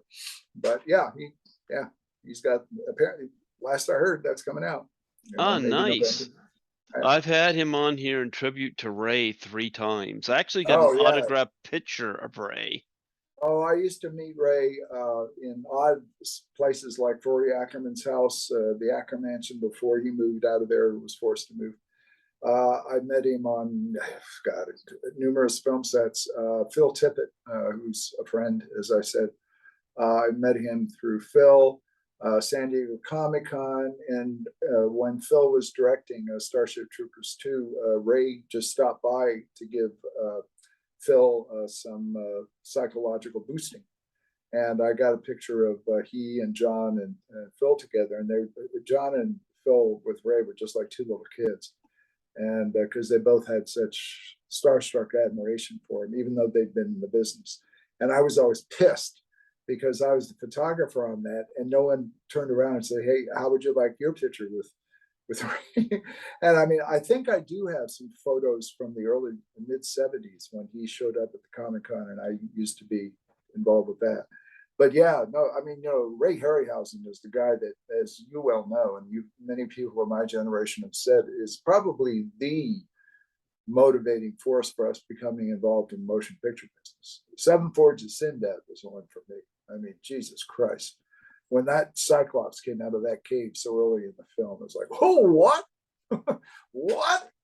You got to understand, this stuff did not exist back then. And to see it done with such artistry and impact, and Bernard Herrmann's score going, just crazy in the background, and wow. And Phil was the same way, and John, everyone I know, that, and let me think, 20 Million Miles to Earth, and Earth versus the Flying Saucers, that old troika. Honestly, a lot of us wound up wanting to get in movies because how do they do that? Or gee, God, what a charge. I was so lucky, Craig. I was a boy, and these were all new. Them I talked about, crap like Riders to the Stars, even stuff like that was interesting. But also I saw Forbidden Planet on its original release. Oh wow. War of the Worlds, which was terrifying, that movie. interesting the tone of that movie, because it's like dread. It's gone now because it was contemporaneous with its release, but it really captured that Cold War paranoia, and those Martians were unstoppable, and that was beyond state of the art, and the fact that nothing worked against them, and America was in this post World War II glow, and these fucking Martians come down and just kick our ass.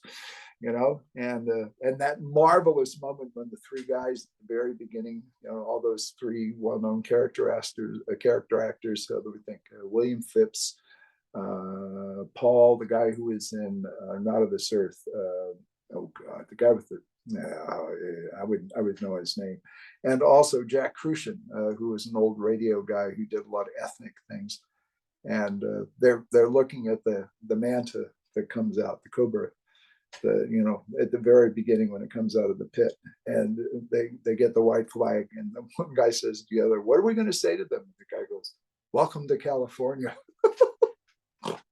which today just almost puts me on the floor, because like 10 seconds later they're just vaporized, and you see the ashes, which you did not see back then.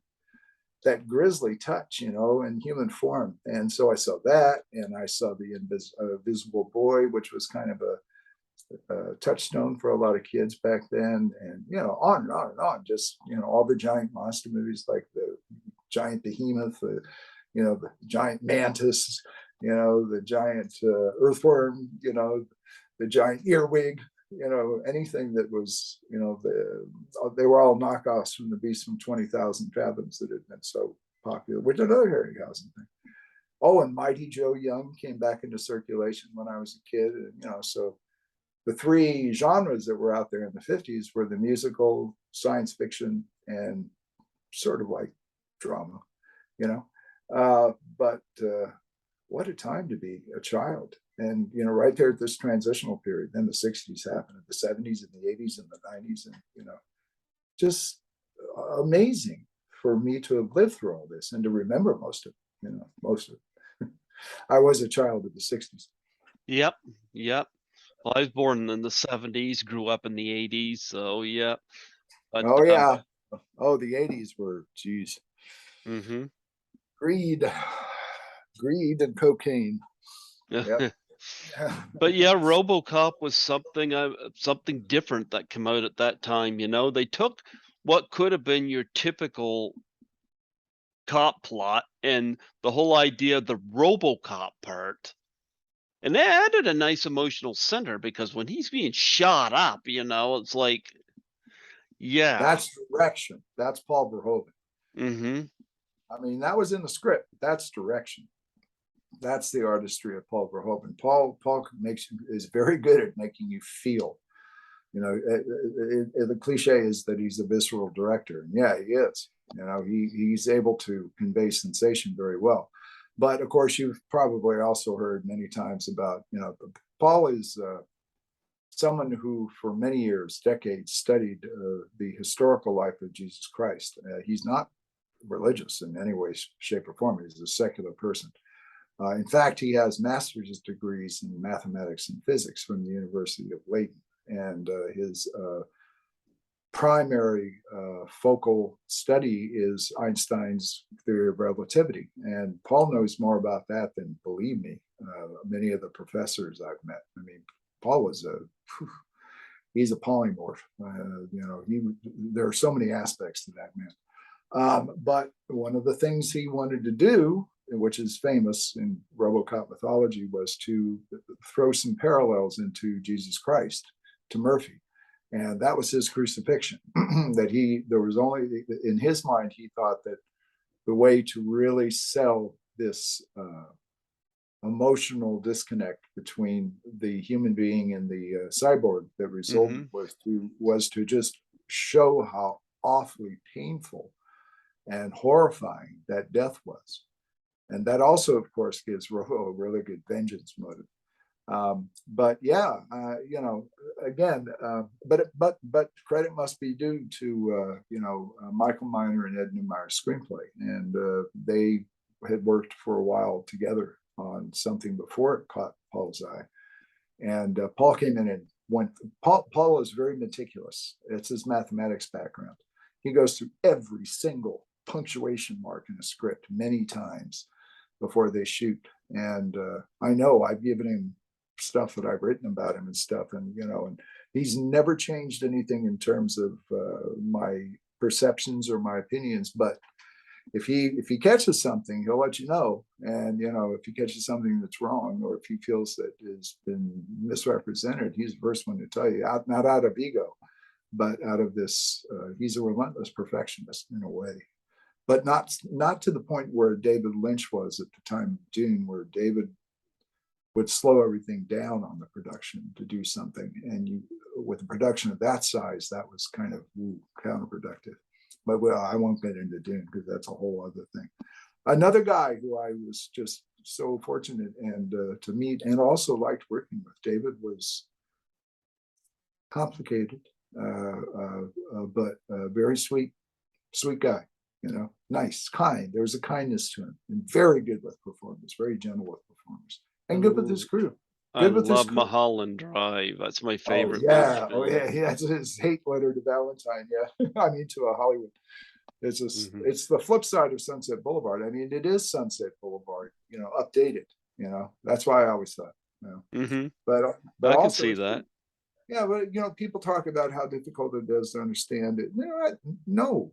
I mean, if you just take it on the superficial level for what Now that's interesting, because I didn't get Starship Troopers, but I totally got Mulholland Drive. That's where, yeah, that is interesting.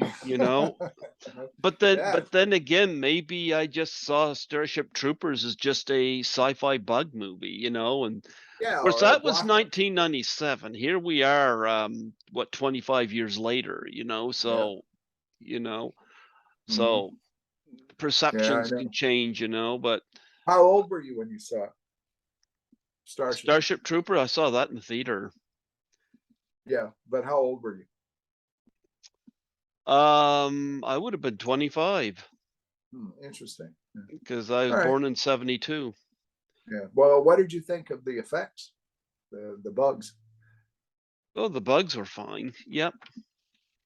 Just fine. I don't know. That's Phil Tippett. I mean, that stuff. All right, here. Okay, I've been trying to egg you on to go back. If nothing else, during that attack on the fort, okay, the Whiskey Bravo outpost, when they overrun and Michael Ironside gets his leg snipped off and they die, just freeze frame whatever your device is. All right, even if it's streaming, any of those close-up bug shots outside, and study the lighting on those. Just look at the lighting. Look how it's natural. Look how you have kicks of light from the sun. I mean, that's all I'll say. I mean, in my opinion, that's almost unsurpassed, some of the work that has been done. And I have been around a lot of stop motion work, including Mad God, which Phil just finally released. Have you seen that? Which is it? Mad God, Phil Tippett's 30 years in the making feature-length stop motion nightmare. No. It's like Pasolini meets Harryhausen. Yeah, I read that somewhere. That's a good, it's the darkest. Oh boy, is it dark. It has no dialogue. It's an hour and 45 minutes of a Boschian hellscape. And it is something. It's on Shudder, if you guys get Shudder up there. Actually, my television, I just watch my Blu-rays on it. I don't have it set up to watch anything. Oh, good. I'm glad you have physical media. This whole thing about people relying on the cloud for their, it's not very. Of course, I have physical media. I've been showing them off here. No, I know. I'm talking in the abstract. People who just like rely on streaming. That can go away at any time. It's already happened. I've forgotten what group of titles, that it might have been Disney or Paramount, but a lot of people had bought a whole bunch of titles from a certain country and they own them. The people who had the streaming, at home, folks like you and me, and the studio decided they didn't want to do those anymore. And so they cut them off and they can't get them and they won't reimburse them for it. So, go buy those DVDs, man. Go out and get those old VHSs, or better yet, if you can, find someone who's got a film collection, although that's dead now. I've got a film collection, of Blu-rays, if you will call that film collection, but I have a 35 millimeter mint trailer for Blade Runner that I've yeah. had since 1981. Yeah. It's in like it's like in a vault. I like to take the Blu-rays to cons and get them signed. That's one of the things I usually get signed, Well, if somebody, let me, we're getting up on 5 hours now, so let me at least say this. Let me shamelessly self-promote. If you want to get the Blade Runner book, it's called Future Noir, like film noir, Noir, the making of Blade Runner.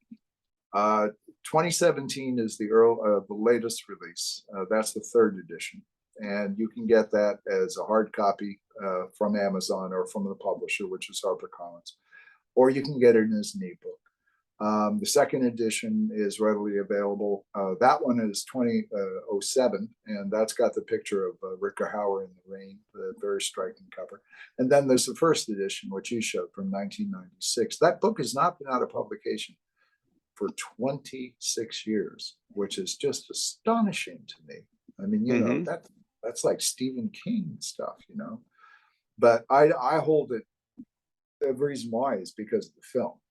I might have done, an acceptable job of detailing that, but the film is great, and that's why, I know that my book sales continue to intrigue people. The Conan book was published by Dark Horse Comics as a hardcover and as a soft cover. It's like a coffee table art type of thing, high production values.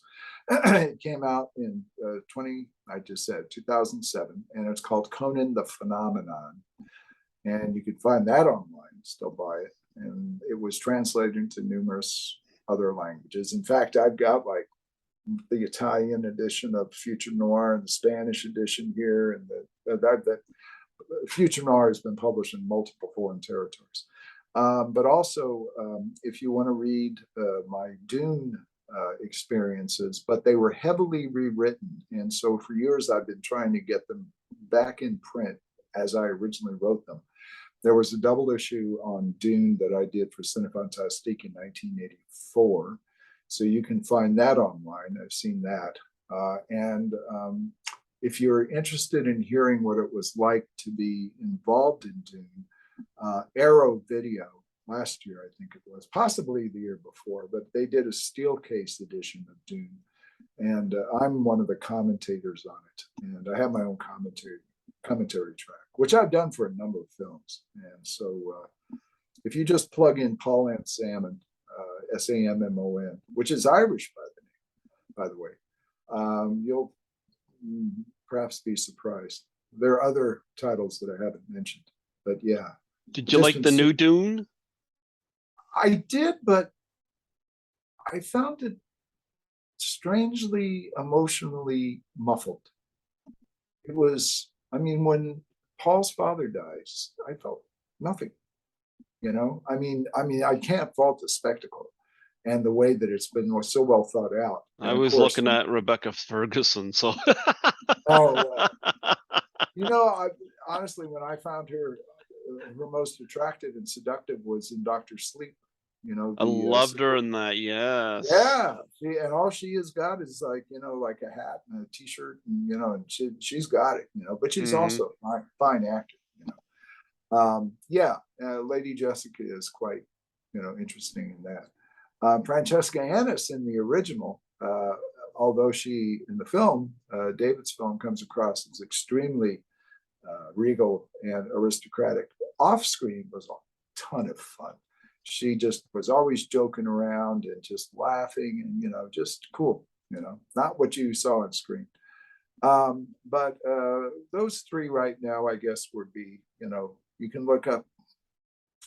I've done so many interviews in the last 10, 15 years now, and I do appear in public. I was just down at the San Diego Comic-Con. Bill Stout and I did an hour on Conan the Barbarian for his 40th anniversary, and we were showing stuff that a lot of people hadn't seen before.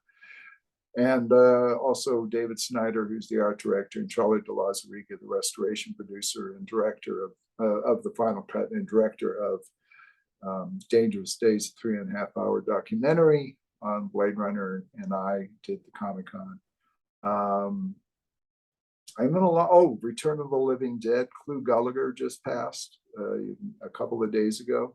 Return of the Living Dead was one of the pictures I worked on. Evil Dead 2, Sam Raimi. I was out in Wilmington, North Carolina with them when they were shooting, and then on the location that they built, but also in the junior high school that they did the interiors on. Just crazy. I gotta say, I like Cassie Wesley, who was in Evil Dead too. Yeah. Oh, well, Sam was, back then, Sam was like sir and ma'am, and he always wore a white shirt with a tie, a coat, and he wasn't the director of the Doctor Strange Madness in the Multiverse type of Sam Raimi is today, which I rather liked. I like it. He still brings in Bruce Campbell. Well, I just love the idea that he would have a rotting zombie at the end. I mean, that was such an in-joke to Evil Dead, and also his sense of humor, which is very Three Stooges based, as we all know. If anybody remembers those knuckleheads. Yep. Yeah. But worked with Michael Mann on Manhunter when I was at DEG. I worked on Blue Velvet with David. Worked on RoboCop. Worked on Platoon. Worked on The Silence of the Lambs. Just crazy, this stuff that I was involved in. And some of it was by design, being a fan, but also just very good luck. And they were around at that time. And I was able to, unlike many in the business, I was able to pick and choose more. Not because I was independently wealthy, but simply because I tended to keep my ears open about what was on the horizon. And if it looked good, I struck. Or I tried to make it known that, hey, I'm going to be offering more than just a strong back and a weak mind. You had a lot of great titles there. Return of the Living Dead. I've had Tom Matthews. I've had Linnea Quigley both on here. Oh, you got Linnea. How's she doing? I had her on my birthday back. I think it was 2019. I met her at Horrorama 2018. She's a hoot.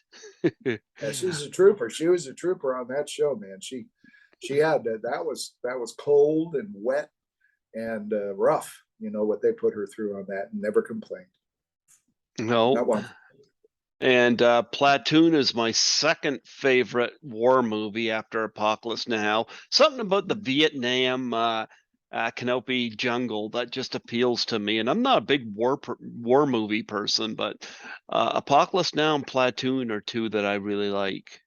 Well, what resonated with me, of course, was that the Vietnam War was "quote unquote" my generation's war, and but also the fact that it was filmed in the Philippines, and I was aware of the people that they used as location managers and second unit directors, because the Philippines has long had a vibrant film industry. It just never really percolated over into the international market until maybe the late 20th century, when Laud Diaz, the guy who makes the 3 and the 5 and the 7 and the 8-hour films, Filipino films, became popular.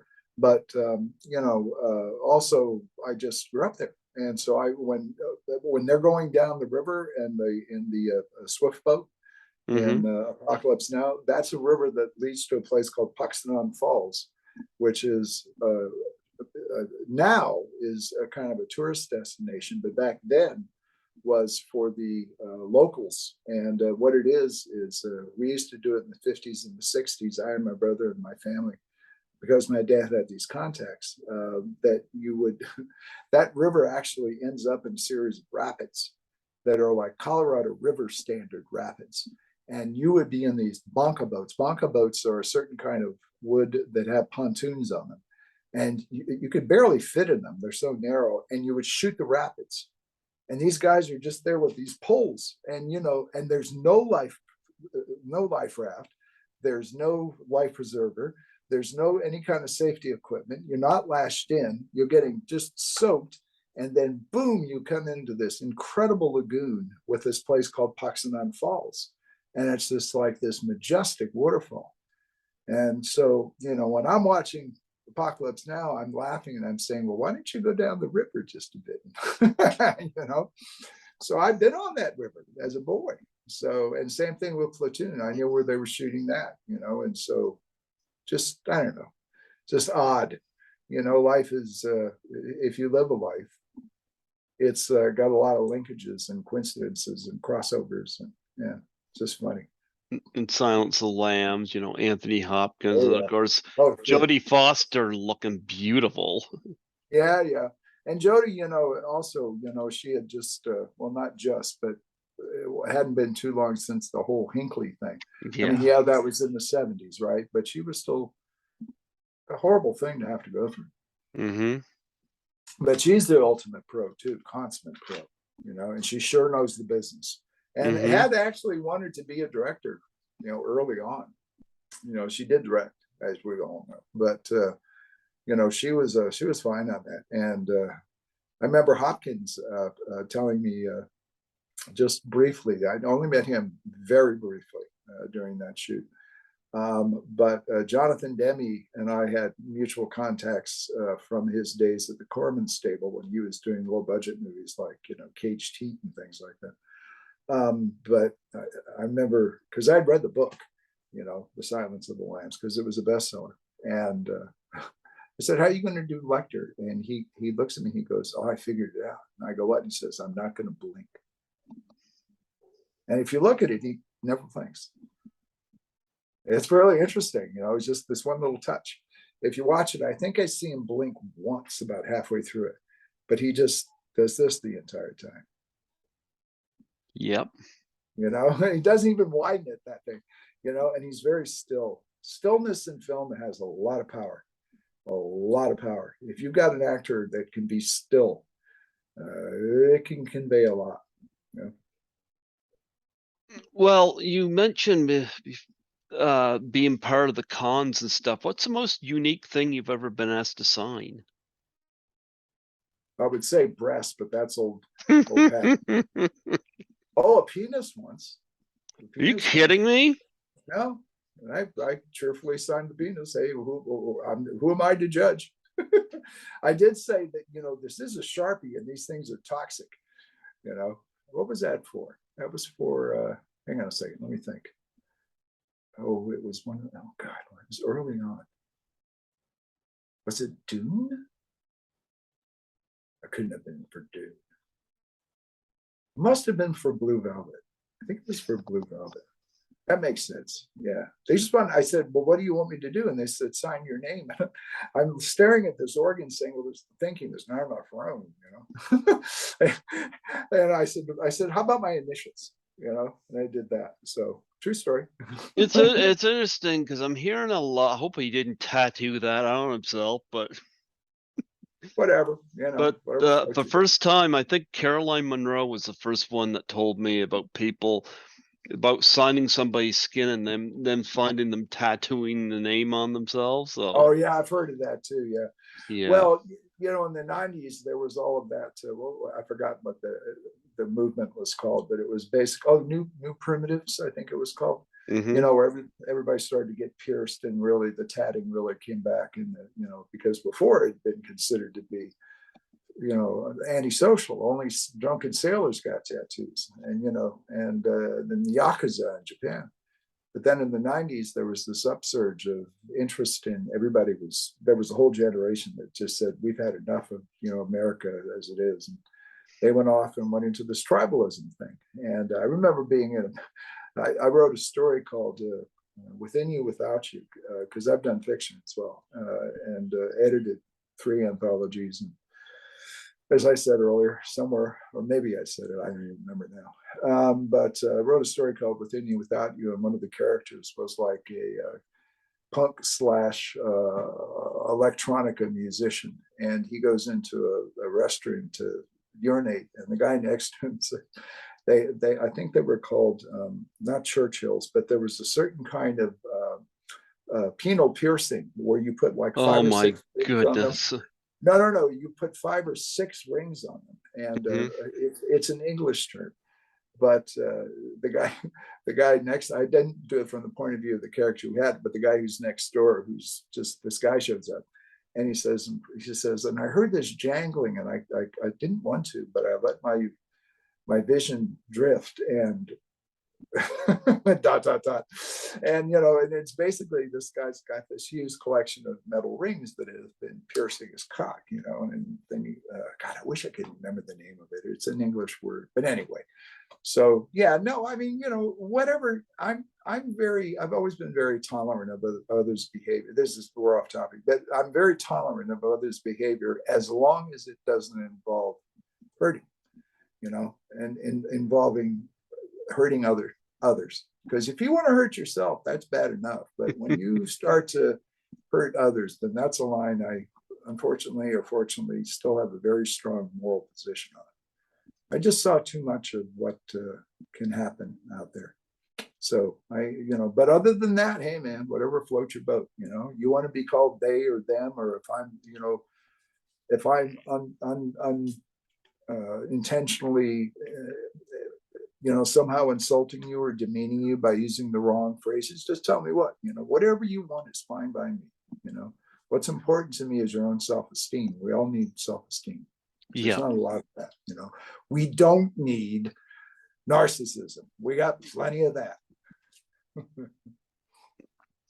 Well, do you want to plug a web page or website where If you people can guys reach want you? to talk to me, I can't believe anyone would want to talk to me after listening to me for 5 hours. But if you do, you can find me on Facebook, Paul Salmon or Paul M. Salmon.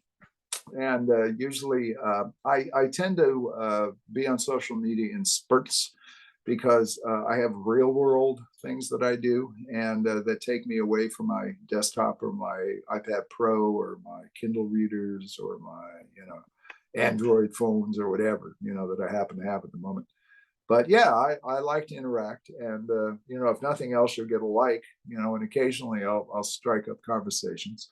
But yeah, I'm just, again, this is all, as they used to say within the science fiction sub communities of man back in the 70s and the 80s, this is all ego boost. And, that's fine, but I consider myself just a very fortunate historian, filmmaker, writer, lover, whatever. Right place, right time, and have enough of a memory and resilience to the unfortunate aspects of these varying businesses where I could come out the other end and still have enthusiasm for them and, just love to share. So if there's you got a question or something and I can answer it, I will. And if I can't, or if it's too personal, I won't. So I won't dance with you in terms of dancing around, but I'd love to waltz with you if you have a moment. Well, you know what? I don't even think we even covered everything, but We did. I think what I'm going to do is I'm going to put you on my 2023 roster to have back on, because we gotta do this again at some point, and absolutely, this was, I had no idea this interview was going to go this long, and I'm like, it was just a total pleasure. Oh, thank you. Yeah. Kind of.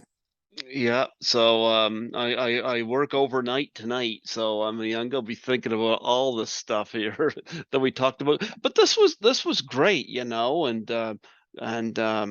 talking about these films, and especially a lot of them I grew up with, like Blade Runner and Conan the Barbarian and whatnot. Yeah. So this has been great, and all these stories that you have. So this has been a Well, lot of fun. well, thank you for inviting me, Craig. And 2 last things. Shout out to all the fans. I'm a fan. So we're all in the Hmm. same. We're all in the same boat. But also to my fellow pros, and especially the ones who are now working in the business, who are younger, because so much has changed, and it is so much more difficult in many ways to get things done and to survive the process. So, you know, best to all you guys and girls out there, if I can use those terms. Just everybody, you know, keep your head up, and, you know, just remember, if you wake up one day wondering if you're in the business that you should be, just put that thought aside until the next day, because then the next day you'll probably say, oh, geez, I really love this business. Would you say Blade Runner was your favorite film experience to be on set for that? I would say RoboCop 2 was. RoboCop 2, okay. Now, why was RoboCop 2 your favorite film experience? This one I gave you a perfect out too. Or well, an adequate one anyway. Well, I'd have to say a variety of factors. My wife, for one, she worked on it with me. Mhm. We've been together for a long time. And unlike well, no, that makes me sound special, but let's just say I've seen how partners cannot work together. We're exactly the opposite. We spent our first, 20 years or so together. We've been together for almost half a century now. We spent the first decades working job after job after job together. And that particular one, being in Houston in 1989, with Kirshner. Kirsch was a terrific guy, and all the history he had, of course. And I have a tremendous amount of latitude. The budget was good on that one as opposed to RoboCop, so there was less in terms of certain pressures that there were in the first one. It was a great group of people. As a music person, there were all these roadhouses all around Houston, and I was able, because of my position, to be able to bail occasionally and go out on these places and these bayous and see guys who are 80, 90 years old performing with cigar box, banjos, playing the blues better than ZZ Top could ever play them. And in fact, sometimes I did see the Beards, ZZ Top, these guys out of costume in these same places, listening to the same music. Moments like that, moments like having Martin Amis come out, because I was handling all of the print and video publicity on that, as well as being the CG supervisor, and making friends with Martin Amis, of all people. And it was wonderful, and then of course we all knew, and then meeting Frank Miller and working with Frank when he was just at the first ascendancy of his career, because The Dark Knight was really hot then. But of course he went through hell on that, because they rewrote the script as they were making it, and a whole bunch of things. It was just fun. It was so much fun. And also I was able to I had a lot more latitude than you would have now in any kind of situation. I could go into details about that, but it was just, and I'm in it twice. I'm in it when the stripped torso of Robo was hanging in, and they're giving him the little micro shots to his head, and you pan around and you see people that are supposed to be in the police department. I'm standing right next to Nancy Allen. I've got glasses on. I've got hair. I don't have hair anymore. There it is. Okay. But I do have like this afro. I'd probably sweat if I was standing next to Nancy Allen. I like Nancy. Nancy was cool. I love Nancy too. Yep. Yeah. But then I'm on one of the monitors is one of the possible brain transplants for Kane, and so is the producer, and so is Irv Kirshner. Because I grabbed everyone from the crew and had my guy who is my second in command on the CG unit get a Polaroid camera, and we just threw them up against the wall. And I said, "We're doing mugshots. Just scowl, snap, snap, snap, snap." And then we scanned them in, and we put in some graphics, and we shot them down to the set on 3/4-inch video cassettes and rolled them back in real time. And Kirsch, that's funny. There's all kinds of there's crew cameos all throughout RoboCop 2. So that was fun. And then, but mostly being there with my wife, who's my wife and I are very close. And so that was a lot of fun. And John Davison, oh man, I can never say enough good things about John. John and I just talked to him yesterday. We are still good friends. We go to movies together. Joanna Cassidy and I go to the movies together. We're all film brats. We love films. We go to the movies. But COVID, of course, has kind of put a caution on that, but this too shall pass, Probably. I heard a wonderful philosophy the other day. Things change. They don't get better. Do I dare ask if there's a film that you worked on that you wasn't quite a fun experience? My worst one was Dune, David Lynch's Dune, yeah. I almost died on that psychologically. Oh man, Mhm. did I get initiated? You know, there's a certain naivete that I went in on that, but I also had a little bit of power because I was working at Universal and in many ways doing a lot, both domestically and internationally, to promote that film well and beyond the fan community.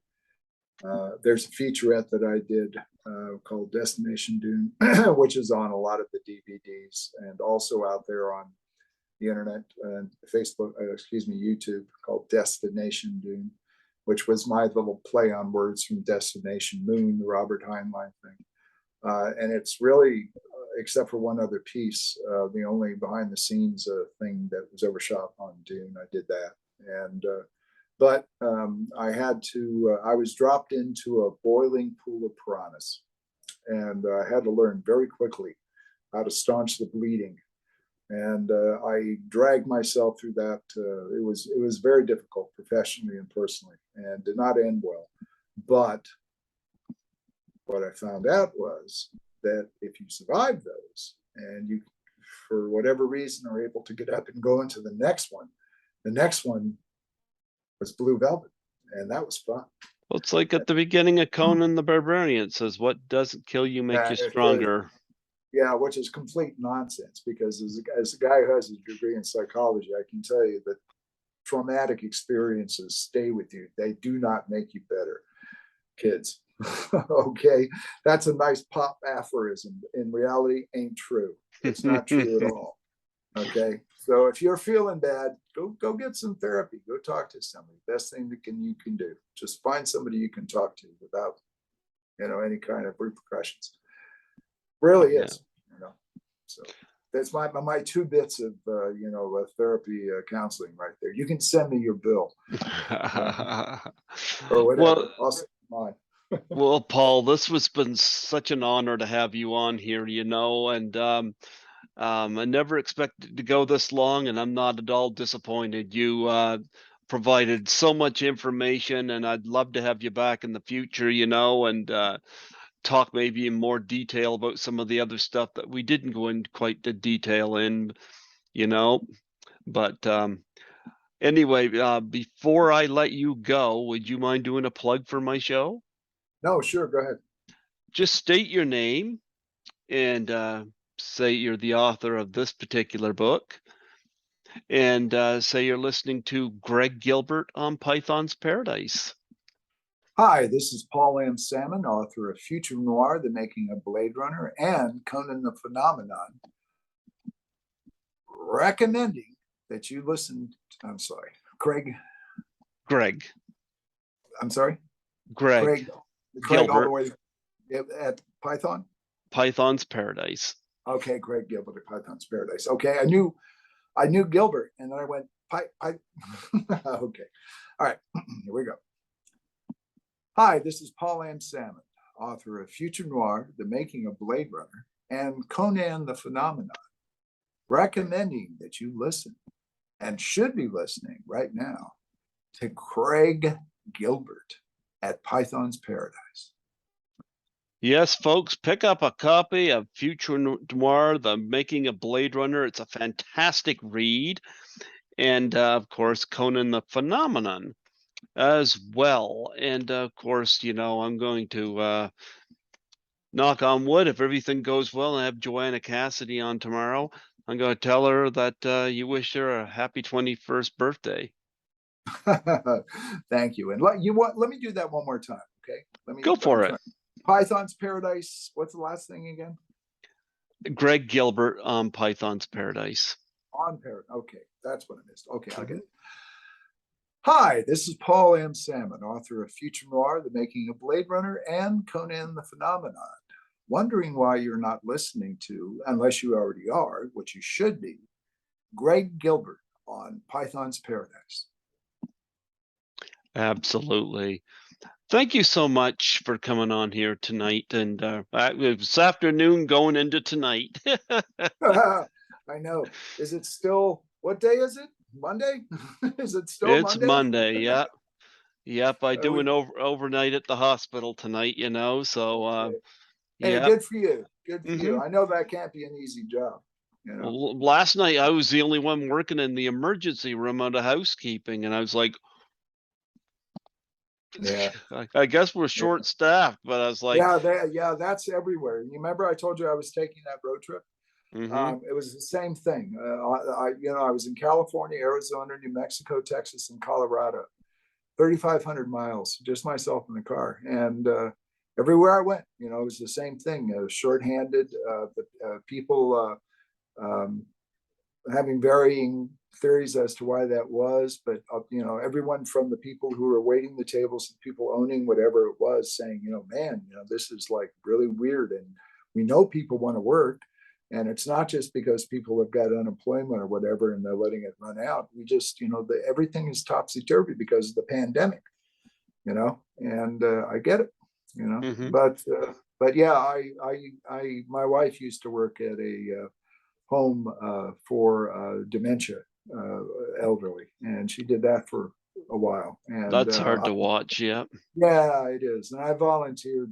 I used to do some, like, what we call down here candy striping work at hospitals, and I've been around trauma units and that kind of thing, so I know it can be grim sometimes, but you learn to cope, right? Absolutely. All Well, right, well, anyway, you have a good night. Okay. thank you so much. Thank you so much. And I'll All send you right. this link when it's ready. It'll be unlisted for a while on YouTube, but you'll be allowed to post it wherever you please. Okay, and the visuals are up as well. Yep. The video. Oh, okay. Yep. All right. I'm glad I brushed my teeth. You take care. Thank you so much. All right. Yeah, thanks again. You have a nice night. You too. Thank you. Bye-bye. Bye.